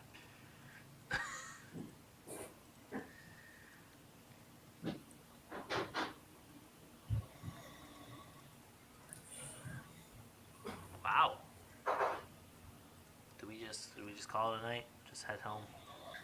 We don't need to know who Might as well. who the Saints pick. Right? No, and if they and if for somehow the Vikings, it's not like we're gonna hop back into the first round. So I think this was a really fun and successful night. I like how Joe doesn't realize that I'm kidding. Oh. Well, I mean, Josh and I are going to stay. I'm so hungry. Through New Orleans, you can head out. Josh and I are going to stay because obviously. I'll be team. So, but yeah. What does that make me? All right, I'm just gonna take 5 minutes. Hey, you do you. You're the boss. I'm just saying. I clearly am doing me. I'm not wearing pants. I'm No, I just thought you were being serious. No, I'm having fun. I'm gonna take 5 minutes, eat something, and then I'll be back. I gotta post this article too. Cool. Cool beans and junk. Junks and beans. Oh, my legs are all stiff. Yeah, I've been sitting for too long. Oh my gosh. Oh my goodness gracious. What a pick. Oh my gosh. I don't think this draft could have worked out better so far for the Vikings. The only thing that will be even better is if Green Bay gets Kellen Mond. Kellen Mond. I was kind of expecting at least a little bit more to come out on the Rodgers thing, but who knows? No.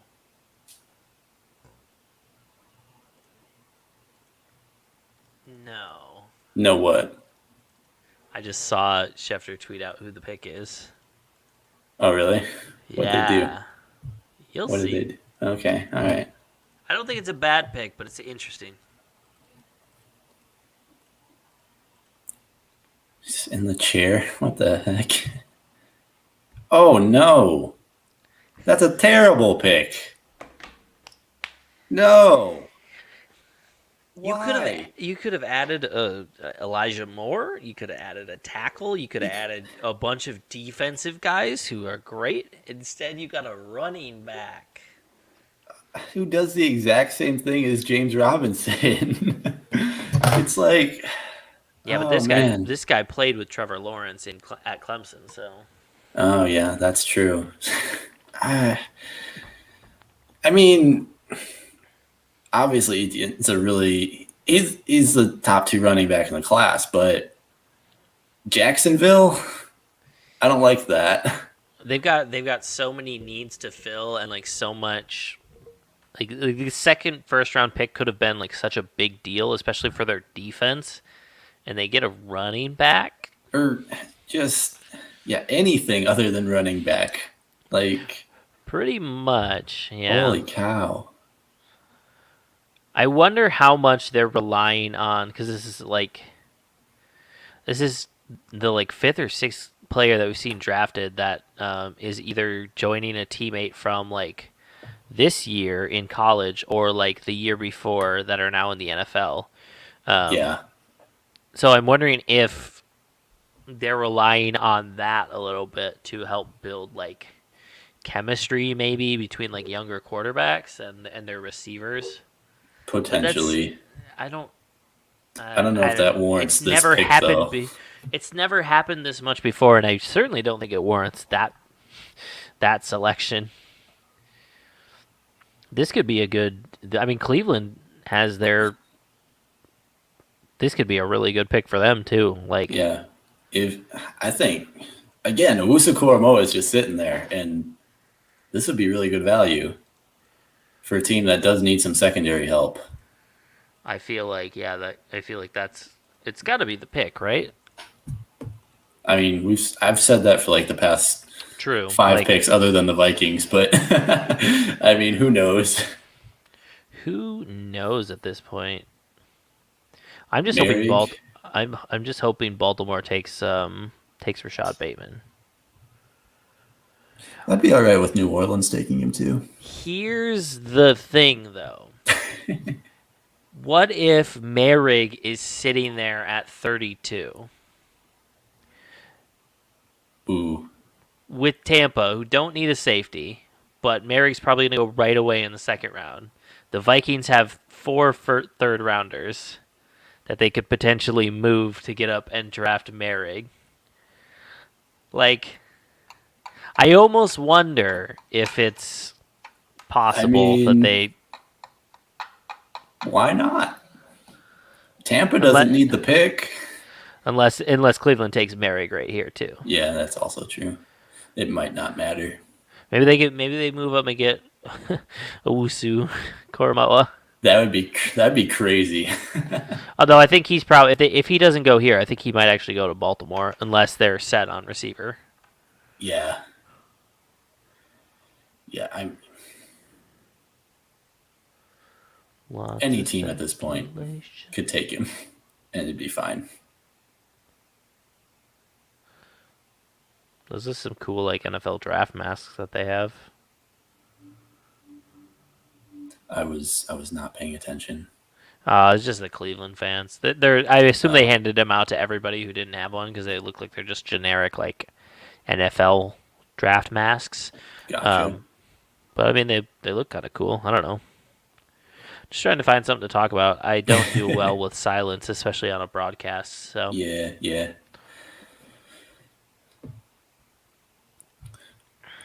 somebody said something about Garoppolo starting the whole 2021 season. I mean, Trey Lance, makes sense.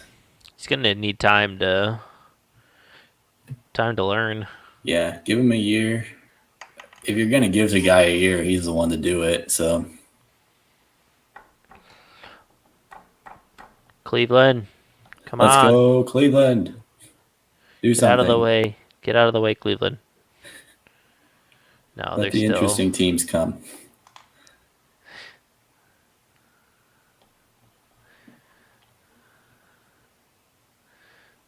This guy can't even see Goodell. Come on. He's in Yeah. a pumpkin helmet. What's going on here? I don't understand Cleveland fans. I really don't. I don't get it at all. Yeah, I'm not sure they actually exist. They're all paid actors. Yeah. They're deep state actors. Oof.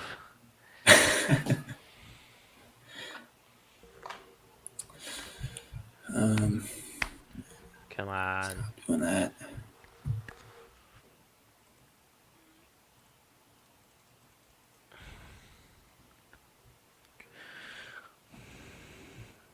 Yeah, any one of Owusu Koromoa, Merrig, Newsom, Sante Samuel. Oh my God, Newsom and Asante Samuel are still on the board. Yeah. There's a lot of guys that are going to be going in the second round. I could see the Vikings either moving up to the end of this round or the beginning of the second with how many if some of these guys make it through. Nope. Well, Newsom's not going to make it. Cleveland just took him. But Newsom's also the only one that is like for sure a corner. Yeah. So Yeah, definitely.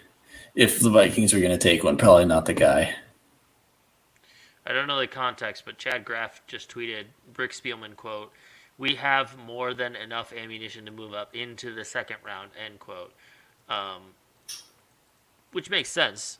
It suggests that they are ready to move up into the second round, given depending on what's available.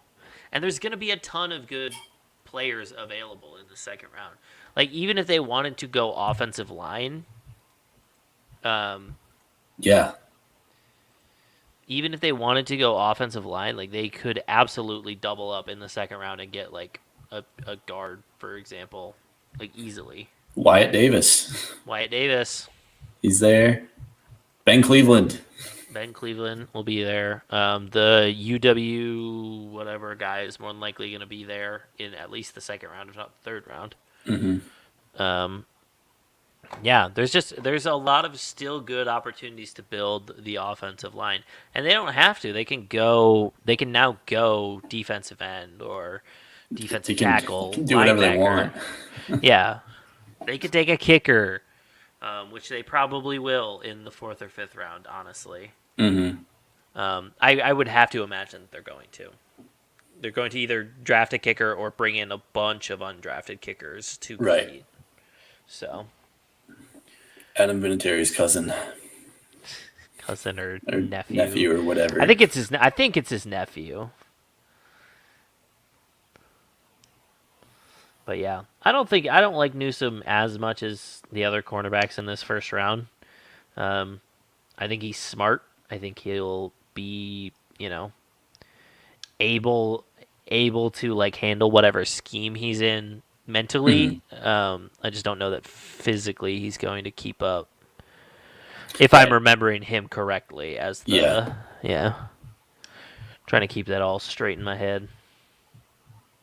Yeah, he's basically the guy he's not going to get burned, but he's not exactly super quick.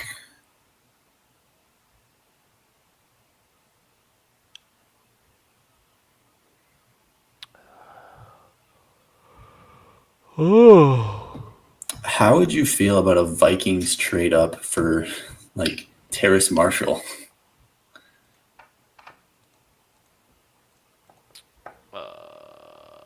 I don't know how I feel about that. Let me remind myself who Marshall is. Wide receiver, LSU, the other guy. The other guy.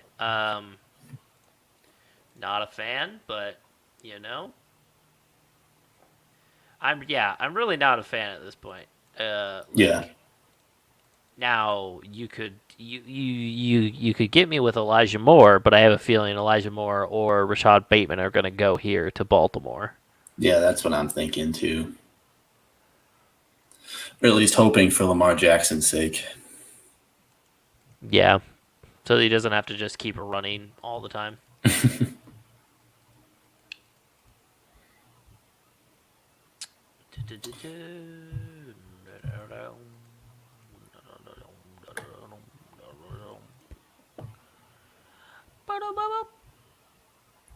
But yeah, we've got 6 picks left in this round, and this is ESPN's best available. Owusu Koromoa, Trayvon Merrick, Elijah Moore, Tevin Jenkins, Rashad Bateman, Christian Barmore, Aziz Ujulari, Liam Eckenberg, Sante Samuel, Javonte Williams, Ronnie Perkins, Joe Tryon, Jason Owe, Dylan Raduns. Like, there's going to be a ton of guys available in that second round if the Vikings do want to move up and get somebody. Yeah. I see that Rick Spielman is or did his whole press conference and said there's lots of options tomorrow. Mhm. So I doubt they'll move into the end of the first. It sounds like they're pretty happy with where they are. But definitely the first 5 to 10 picks of tomorrow are going to be.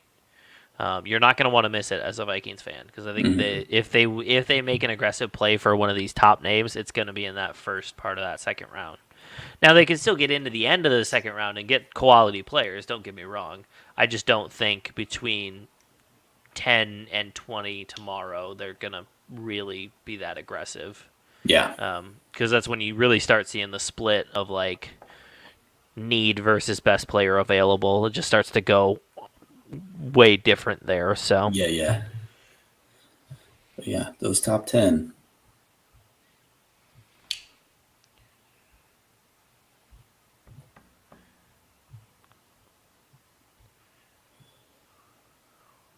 I don't know why Joe likes to look at these hats. I think they look dumb.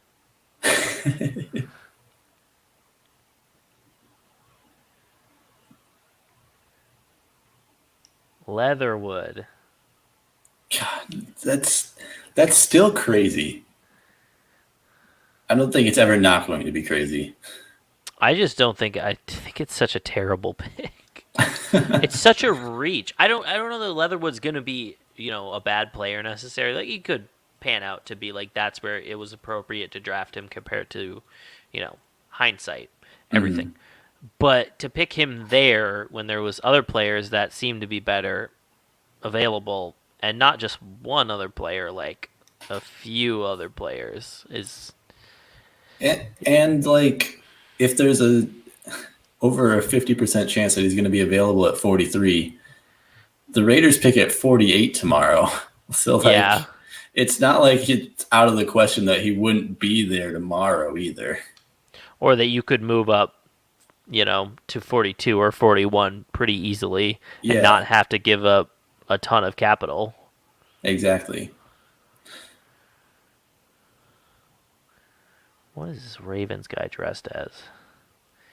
He's got like a big onesie on and a ring on his head. There it is. Bateman.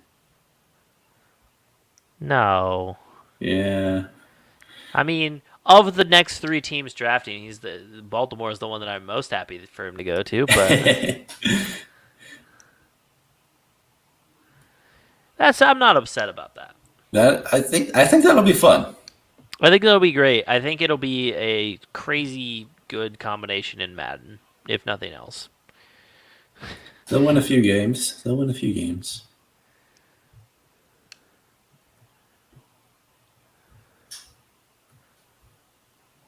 But I mean, just good for him, I guess, for making it into the first after that rough 2020 season. Yeah, that was it was something. That 2020 season was absolutely awful. Fun bit of trivia. Rashad Bateman is the highest gopher draftee in a very long time. Really? Yeah, and he might be the top top drafted receiver ever. Now that I'm thinking about it, because the only other one that would be close is what's that guy's name? Johnson. I think his last name is Johnson. No, but let me look that up because I'm interested now.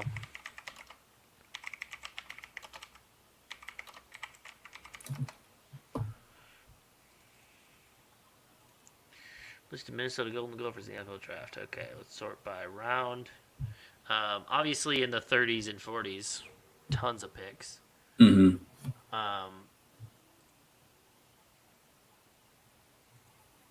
But Bateman was drafted, what, 27th overall? Yes. Will Middlebrooks was drafted to the Denver Broncos in 2001 in the first round at 24. Maroney in 2006 at 21 to the Patriots. Yeah, those are the only two that are in this century. So he's the third highest drafted Gopher in this century. There we go. I mean, that's something. It's something, and I think he might be the highest drafted receiver. Period. Yes, he is. No question. Decker used to be the highest drafted. Mm-hmm. So, some fun trivia for you there, Rashad Bateman, exceptional player.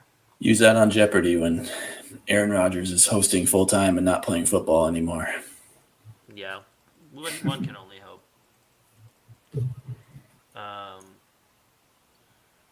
Yeah.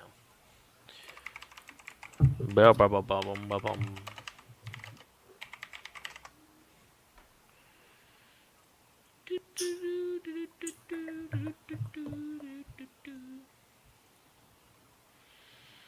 No, I just want a big old table.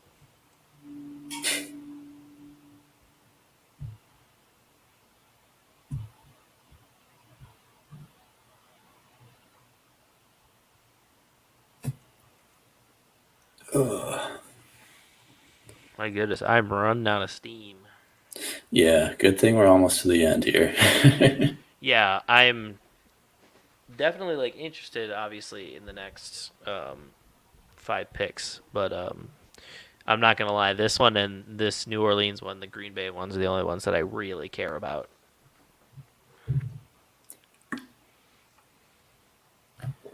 Yeah, I'm kind of on the fence about the New Orleans one. I don't really care that much. He says. What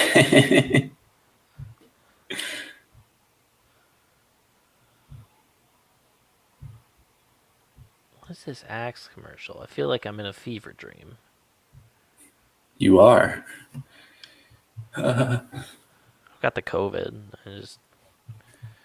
I'm actually in a hospital bed.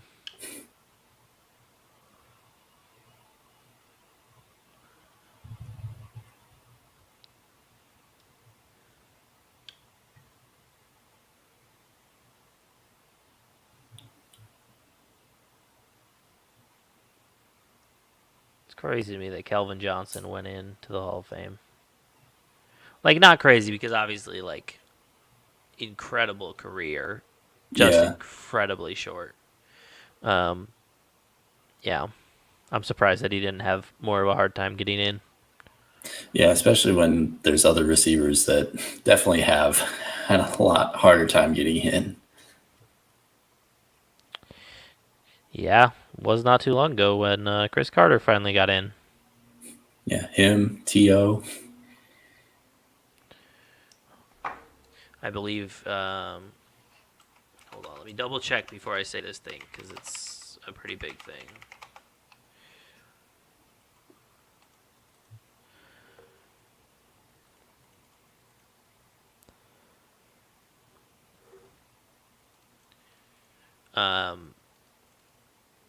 Yes. Okay. So the fact that Jim Marshall is not in the Hall of Fame is also a joke. Yeah, that's a tough look. Marshall was named to the Professional Football Research Association's Hall of Very Good. Very good. Yeah, okay. Not quite Hall of Fame. Come on. Why does the NFL hate Jim Marshall?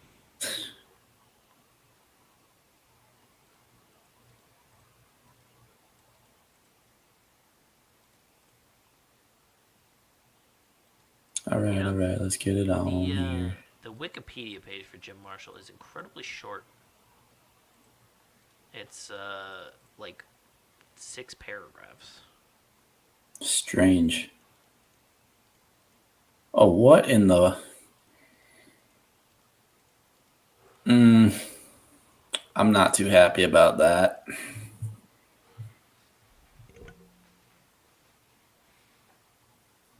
I'm waiting for it to show up.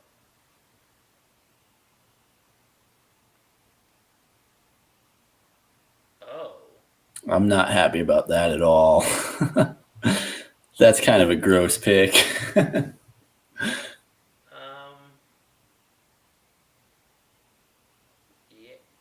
I mean, if you, why wouldn't you just go Rousseau there? Yeah, I don't understand. I don't get it. Rousseau, Ojulari, there's better guys there at the same position that do the exact same thing. I guess I don't know.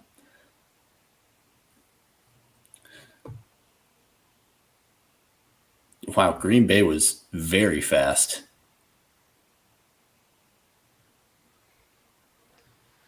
Oh, were they already in? Yeah, It's because they're taking Kyle Trask. exactly.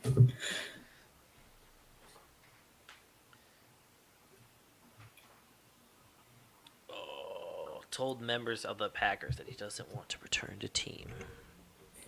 I'm assuming this is them just saying, but the organization said that he doesn't want to leave. He's a Packer for life. He's here long term.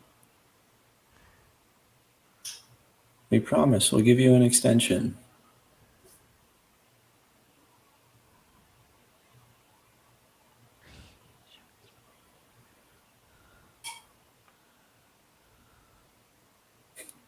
Touchdown pass to one first-round receiver. 4 defensive linemen, 2 cornerbacks, 4 linebackers, 2 safeties, a quarterback, and 2 offensive linemen. Goodness. Why would you not be upset if you were Rodgers, though?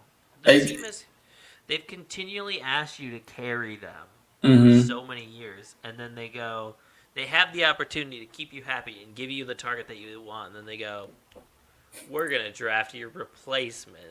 And then we're going to draft a running back. And not just a running back, a backup running back, because we're going to re-sign our starter. Yeah, no. He definitely has a reason to be upset. Oh, my goodness. If they don't go receiver here, I'm just going to be scrolling through Packers Twitter all night because it's going to be hilarious. Drinking in the salt.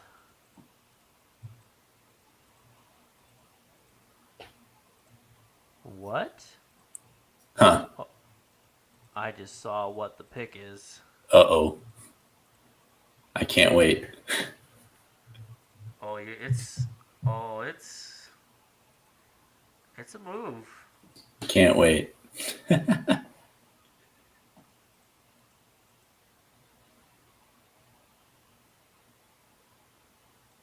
All these Packer fans so excited.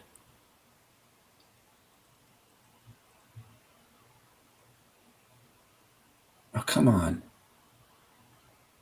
Cut to Goodell already.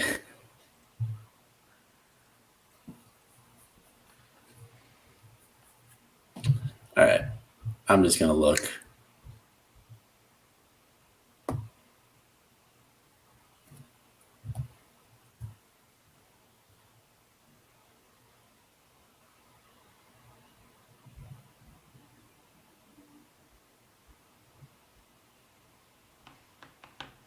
Did Cook not just sign an extension? Like, not that long ago? Say what? I'm talking to my friend Billy. He's a Packers fan. Yeah, he's signed through 2025.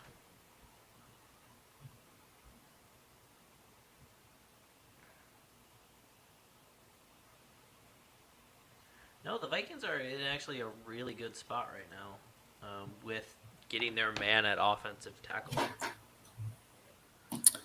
I just saw the Green Bay pick. What the heck? Yeah. Oh Yeah.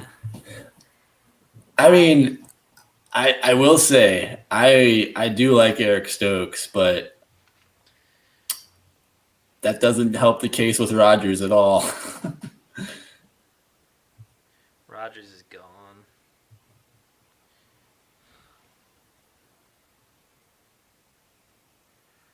Delaware in 6 years.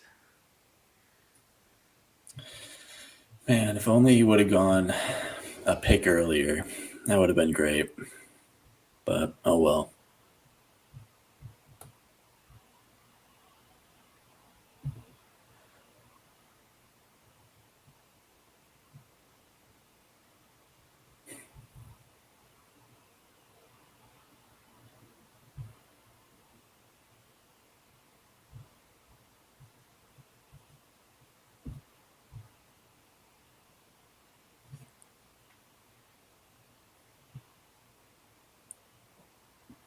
That Packers draft room just looks very unhappy.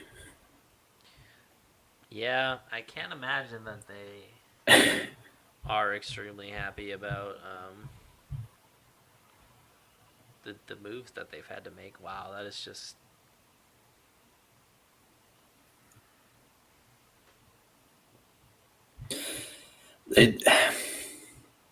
You've had so many chances to make this move, and you've blown it so many times. Like, what the heck?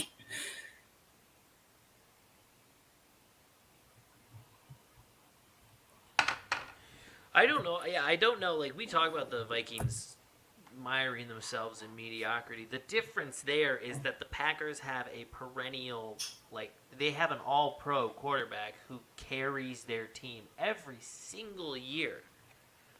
And they still don't find a way to get more than one championship out of him that came a very long time ago. Yeah. Yeah, no, this. So many opportunities blown. And I mean, I don't really feel like there's much else to say. I don't feel bad about it either. Yeah, it's fine. I feel zero remorse for you. I'm happy about it, in fact. Now the Bills. Buffalo. This could be another interesting one. Well, actually, no. Etienne's off the board, huh? I was thinking they'd go running back here maybe, but I don't know if I do anymore. Owusu-Koromo. Do they take Owusu? Why not?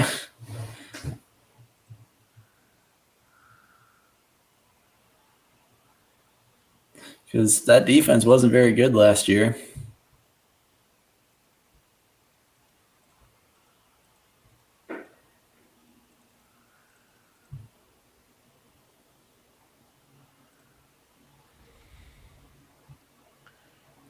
I can't believe Asante Samuel is still on the board. I don't know how he has made it this far. I think he could be a luxury pick for Tampa, honestly.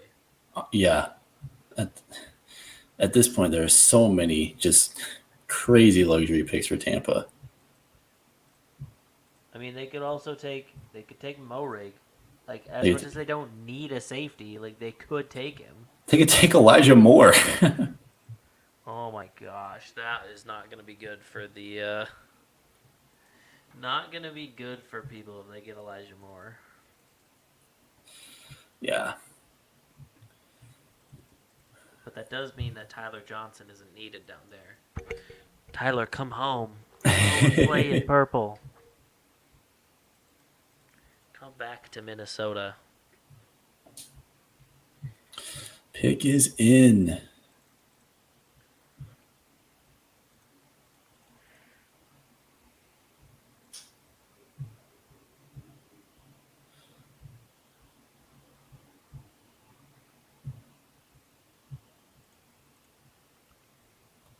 think Joe passed out somewhere with a box of pizza. Well, I'm wondering if he actually. No, just kick him out. I wonder if he actually just gave his dad his glasses and just went on his way. He just decided, he was like, they made the right move for once, so it's time to leave. Yeah. And maybe he thought that was the confirmation that we're not living in any sort of reality. It's all a simulation. It's all Like you a said. simulation. Come on, show the pick. Nobody cares. Let's go. Oh, you know Please. there's gonna be like a 20-minute just like session about Tampa Bay and Tom Brady coming up here. Yeah, That's for all sure. they're gonna talk about. All right, we get it. Let's go.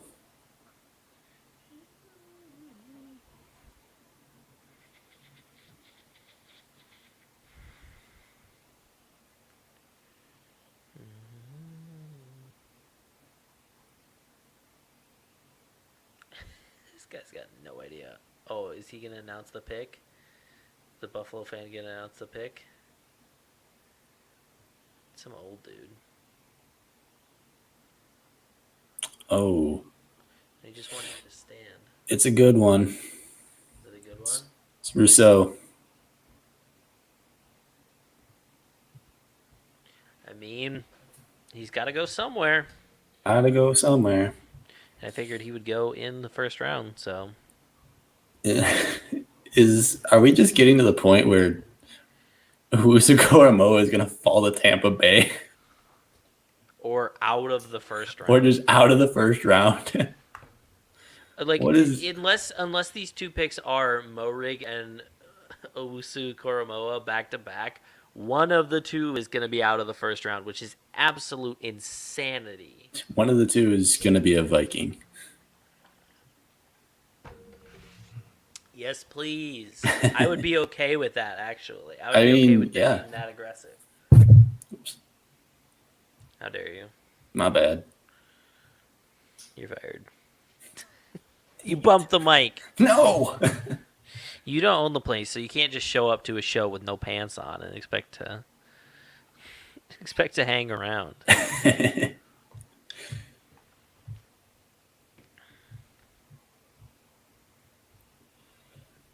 That Buffalo defense is going to be good, or should be good, It should if be. they make the right moves here.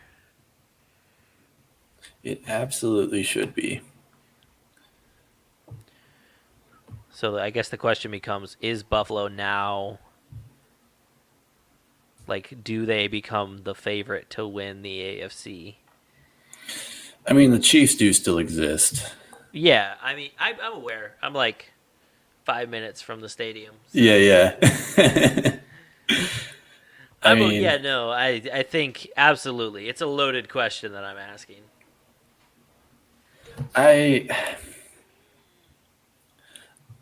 I'm not sure yet. I still think it's just Kansas City until further notice. But if they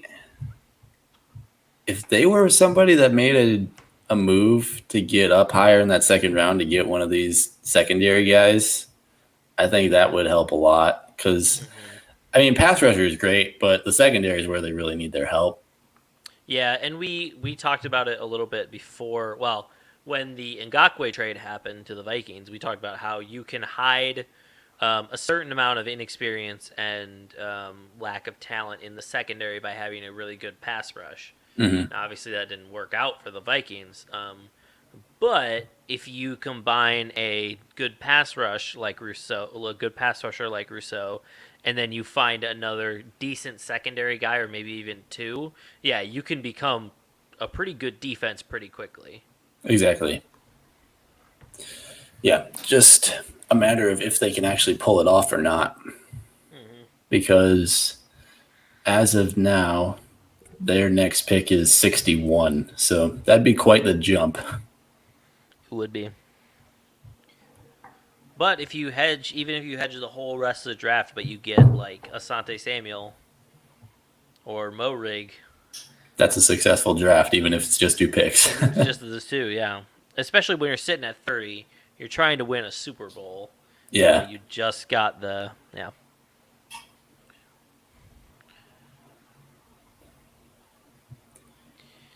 All right, I didn't think we were gonna get this much coverage of Rousseau before Baltimore even shows up. Yeah, this is I suppose Baltimore's probably going to show up, and they're going to start talking about them with only like 2 or 3 minutes left. So it makes some Yeah. sense. Yep. No, their clock is running. They're under 4 minutes. Do, do, do, do, do, do, do, do.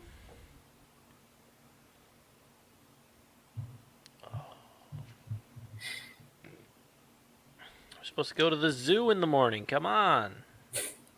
Got plans here. Take my family to the zoo. Not even kidding. I'm going to the zoo. I got free tickets because I live in this county. Well, there you go. Good I assume- times. I assume because a good chunk of my tax dollars goes to it is why. Yeah. I mean, also I like the zoo, so Can never go wrong with a good zoo day. animals are cool. I love Rousseau's braces, by the way. Yeah. That man is trying to protect his assets and give himself some nice straight teeth.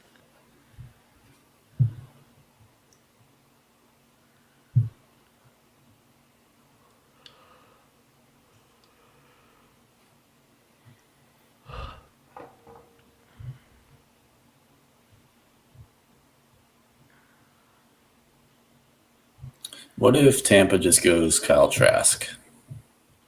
I think it'd be dumb, but you know. What if they take Ian Book? Ian Book. Why not? Why not? Do it.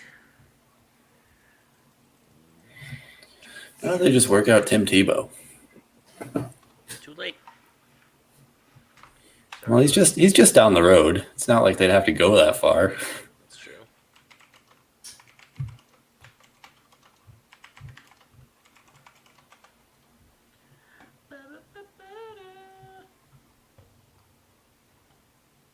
Yeah, Cormoa, Morig, Rousseau's gone now. Williams. They can go Williams, I guess. Javonte Williams. Baltimore? Yeah, if they want a running back. They drafted Dobbins last year. Oh, I thought I heard that they were going to go. Oh, no, that was Buffalo. That's right. I got Yeah. myself mad. We'll start with B. It's not fair. Ojulari is still here. Christian Barmore. Nick Bolton. Carlos Basham. I feel like we could have just started saying fake names halfway through and it would have been the same effect. Joe Johnson. Yeah, who would be named that? Bob Smith. Bob Smith. Oh, pick is in. Shout out to Bob Smith. That's actually the name of my sister's boyfriend. Hell yeah, shout out Bob Smith. Wow, I know what the pick is. Is it a great one? It's not bad. I think there's better options, but it's not bad for sure. They definitely got messed up with the last pick that was made. So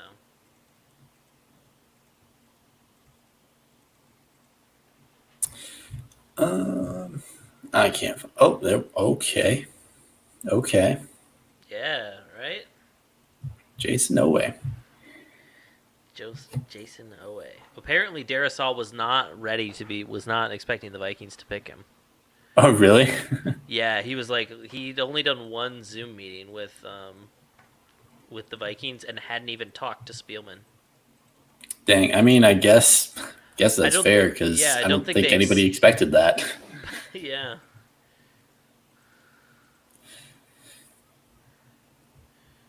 Yeah. Now that crazy first night for sure. Just like I don't. This is the best first round the Vikings have had in a long time. To move back and pick up the assets that they picked up and get Darisaw is. If you're a Vikings fan, you're not happy about this. I don't know what is wrong with you. Kirk Cousins is still the quarterback. Yeah, oh yeah, Kirk Cousins is gonna ruin the team. That is exactly what somebody who wanted to be upset about this would say. Yeah. Why don't we trade up and get Justin Fields? Why didn't we get Trevor Lawrence? But yeah, I mean, especially in the Spielman era, like the only. Oh God, these first rounds are abysmal. Mike Hughes bust, or at least not necessarily bust territory yet, but would have to have a very good year to avoid it. Bradbury not looking great. Mhm. Jefferson, obvious hit. I mean, that one was a homer, but you also had a pick of Gladney in there, which was a complete bust so far. And probably won't be with the team any longer. Khalil and Smith, again, Smith was an absolute home run, but Khalil was a whiff. Floyd, whiff. Rhodes, hit, but, like, not incredible. Good for like 2 years. Yeah, Patterson, miss because he only was good at returning kicks. Anthony Barr and Bridgewater could have been an amazing first round. If not for Bridgewater's, freak injury and almost losing his ability to walk.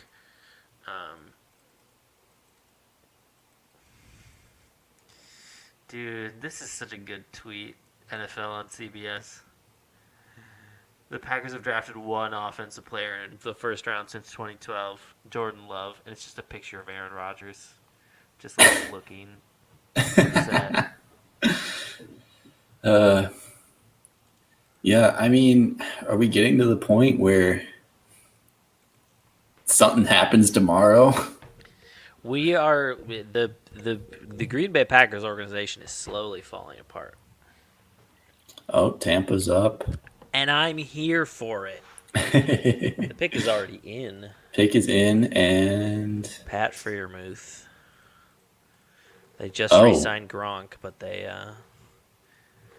Joe Tryon. trying really. Yeah. Oh my goodness gracious! Second round is going to be crazy. So that means Ojulari is still there. Yes. Moore is still there. Williams is still there. Morig is still there. Owusu Koromoa is still. If Owusu Koromoa is not the first pick tomorrow, I will be incredibly surprised. If Jacksonville If they manages pass to on him, get him, yeah. after taking a running back in the jeez. Oh man. Yeah.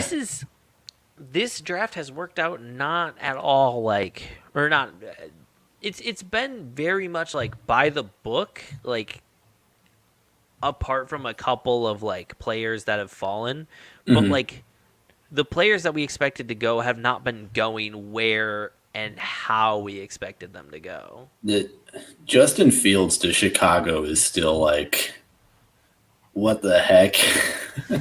It's an aggressive play by Chicago to get what they think is their franchise quarterback. Now, the last time they did that did not work out so well. Yeah.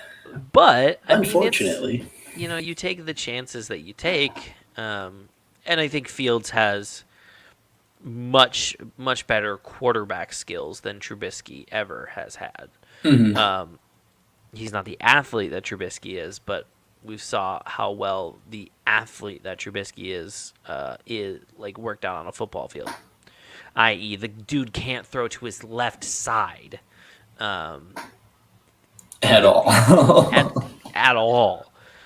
So to get Fields at 11 is actually a really good play, assuming, of course, that they're able to, get the guys that they need to with their remaining capital and everything. But yeah, that is the end of the first round. Did they even show Tampa's pick? I think they did for like 2 seconds. They 'Cause showed now they're on to like their post-draft show, it looks like. Yeah, they didn't have anything queued up for Joe Tryon in the first They round. were not ready. They were like, Who's this again? We didn't even send cameras.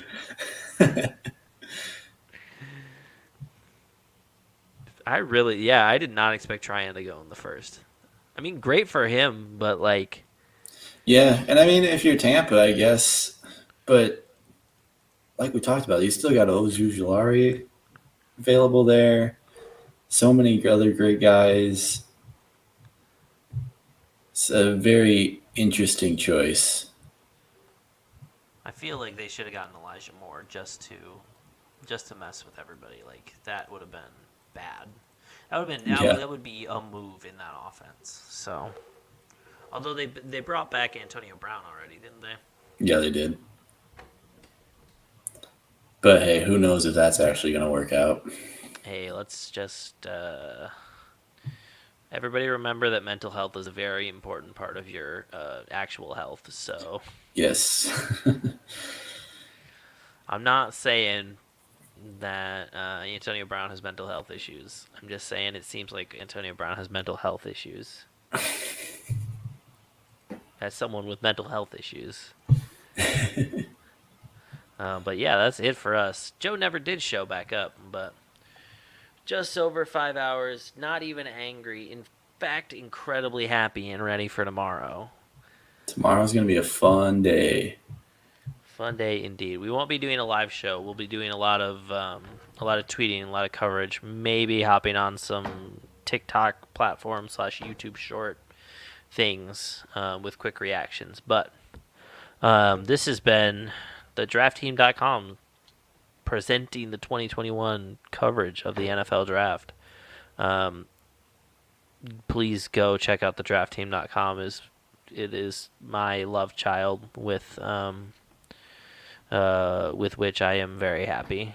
So, oh my God, I can't think straight. I'm just gonna end it right now. Good night.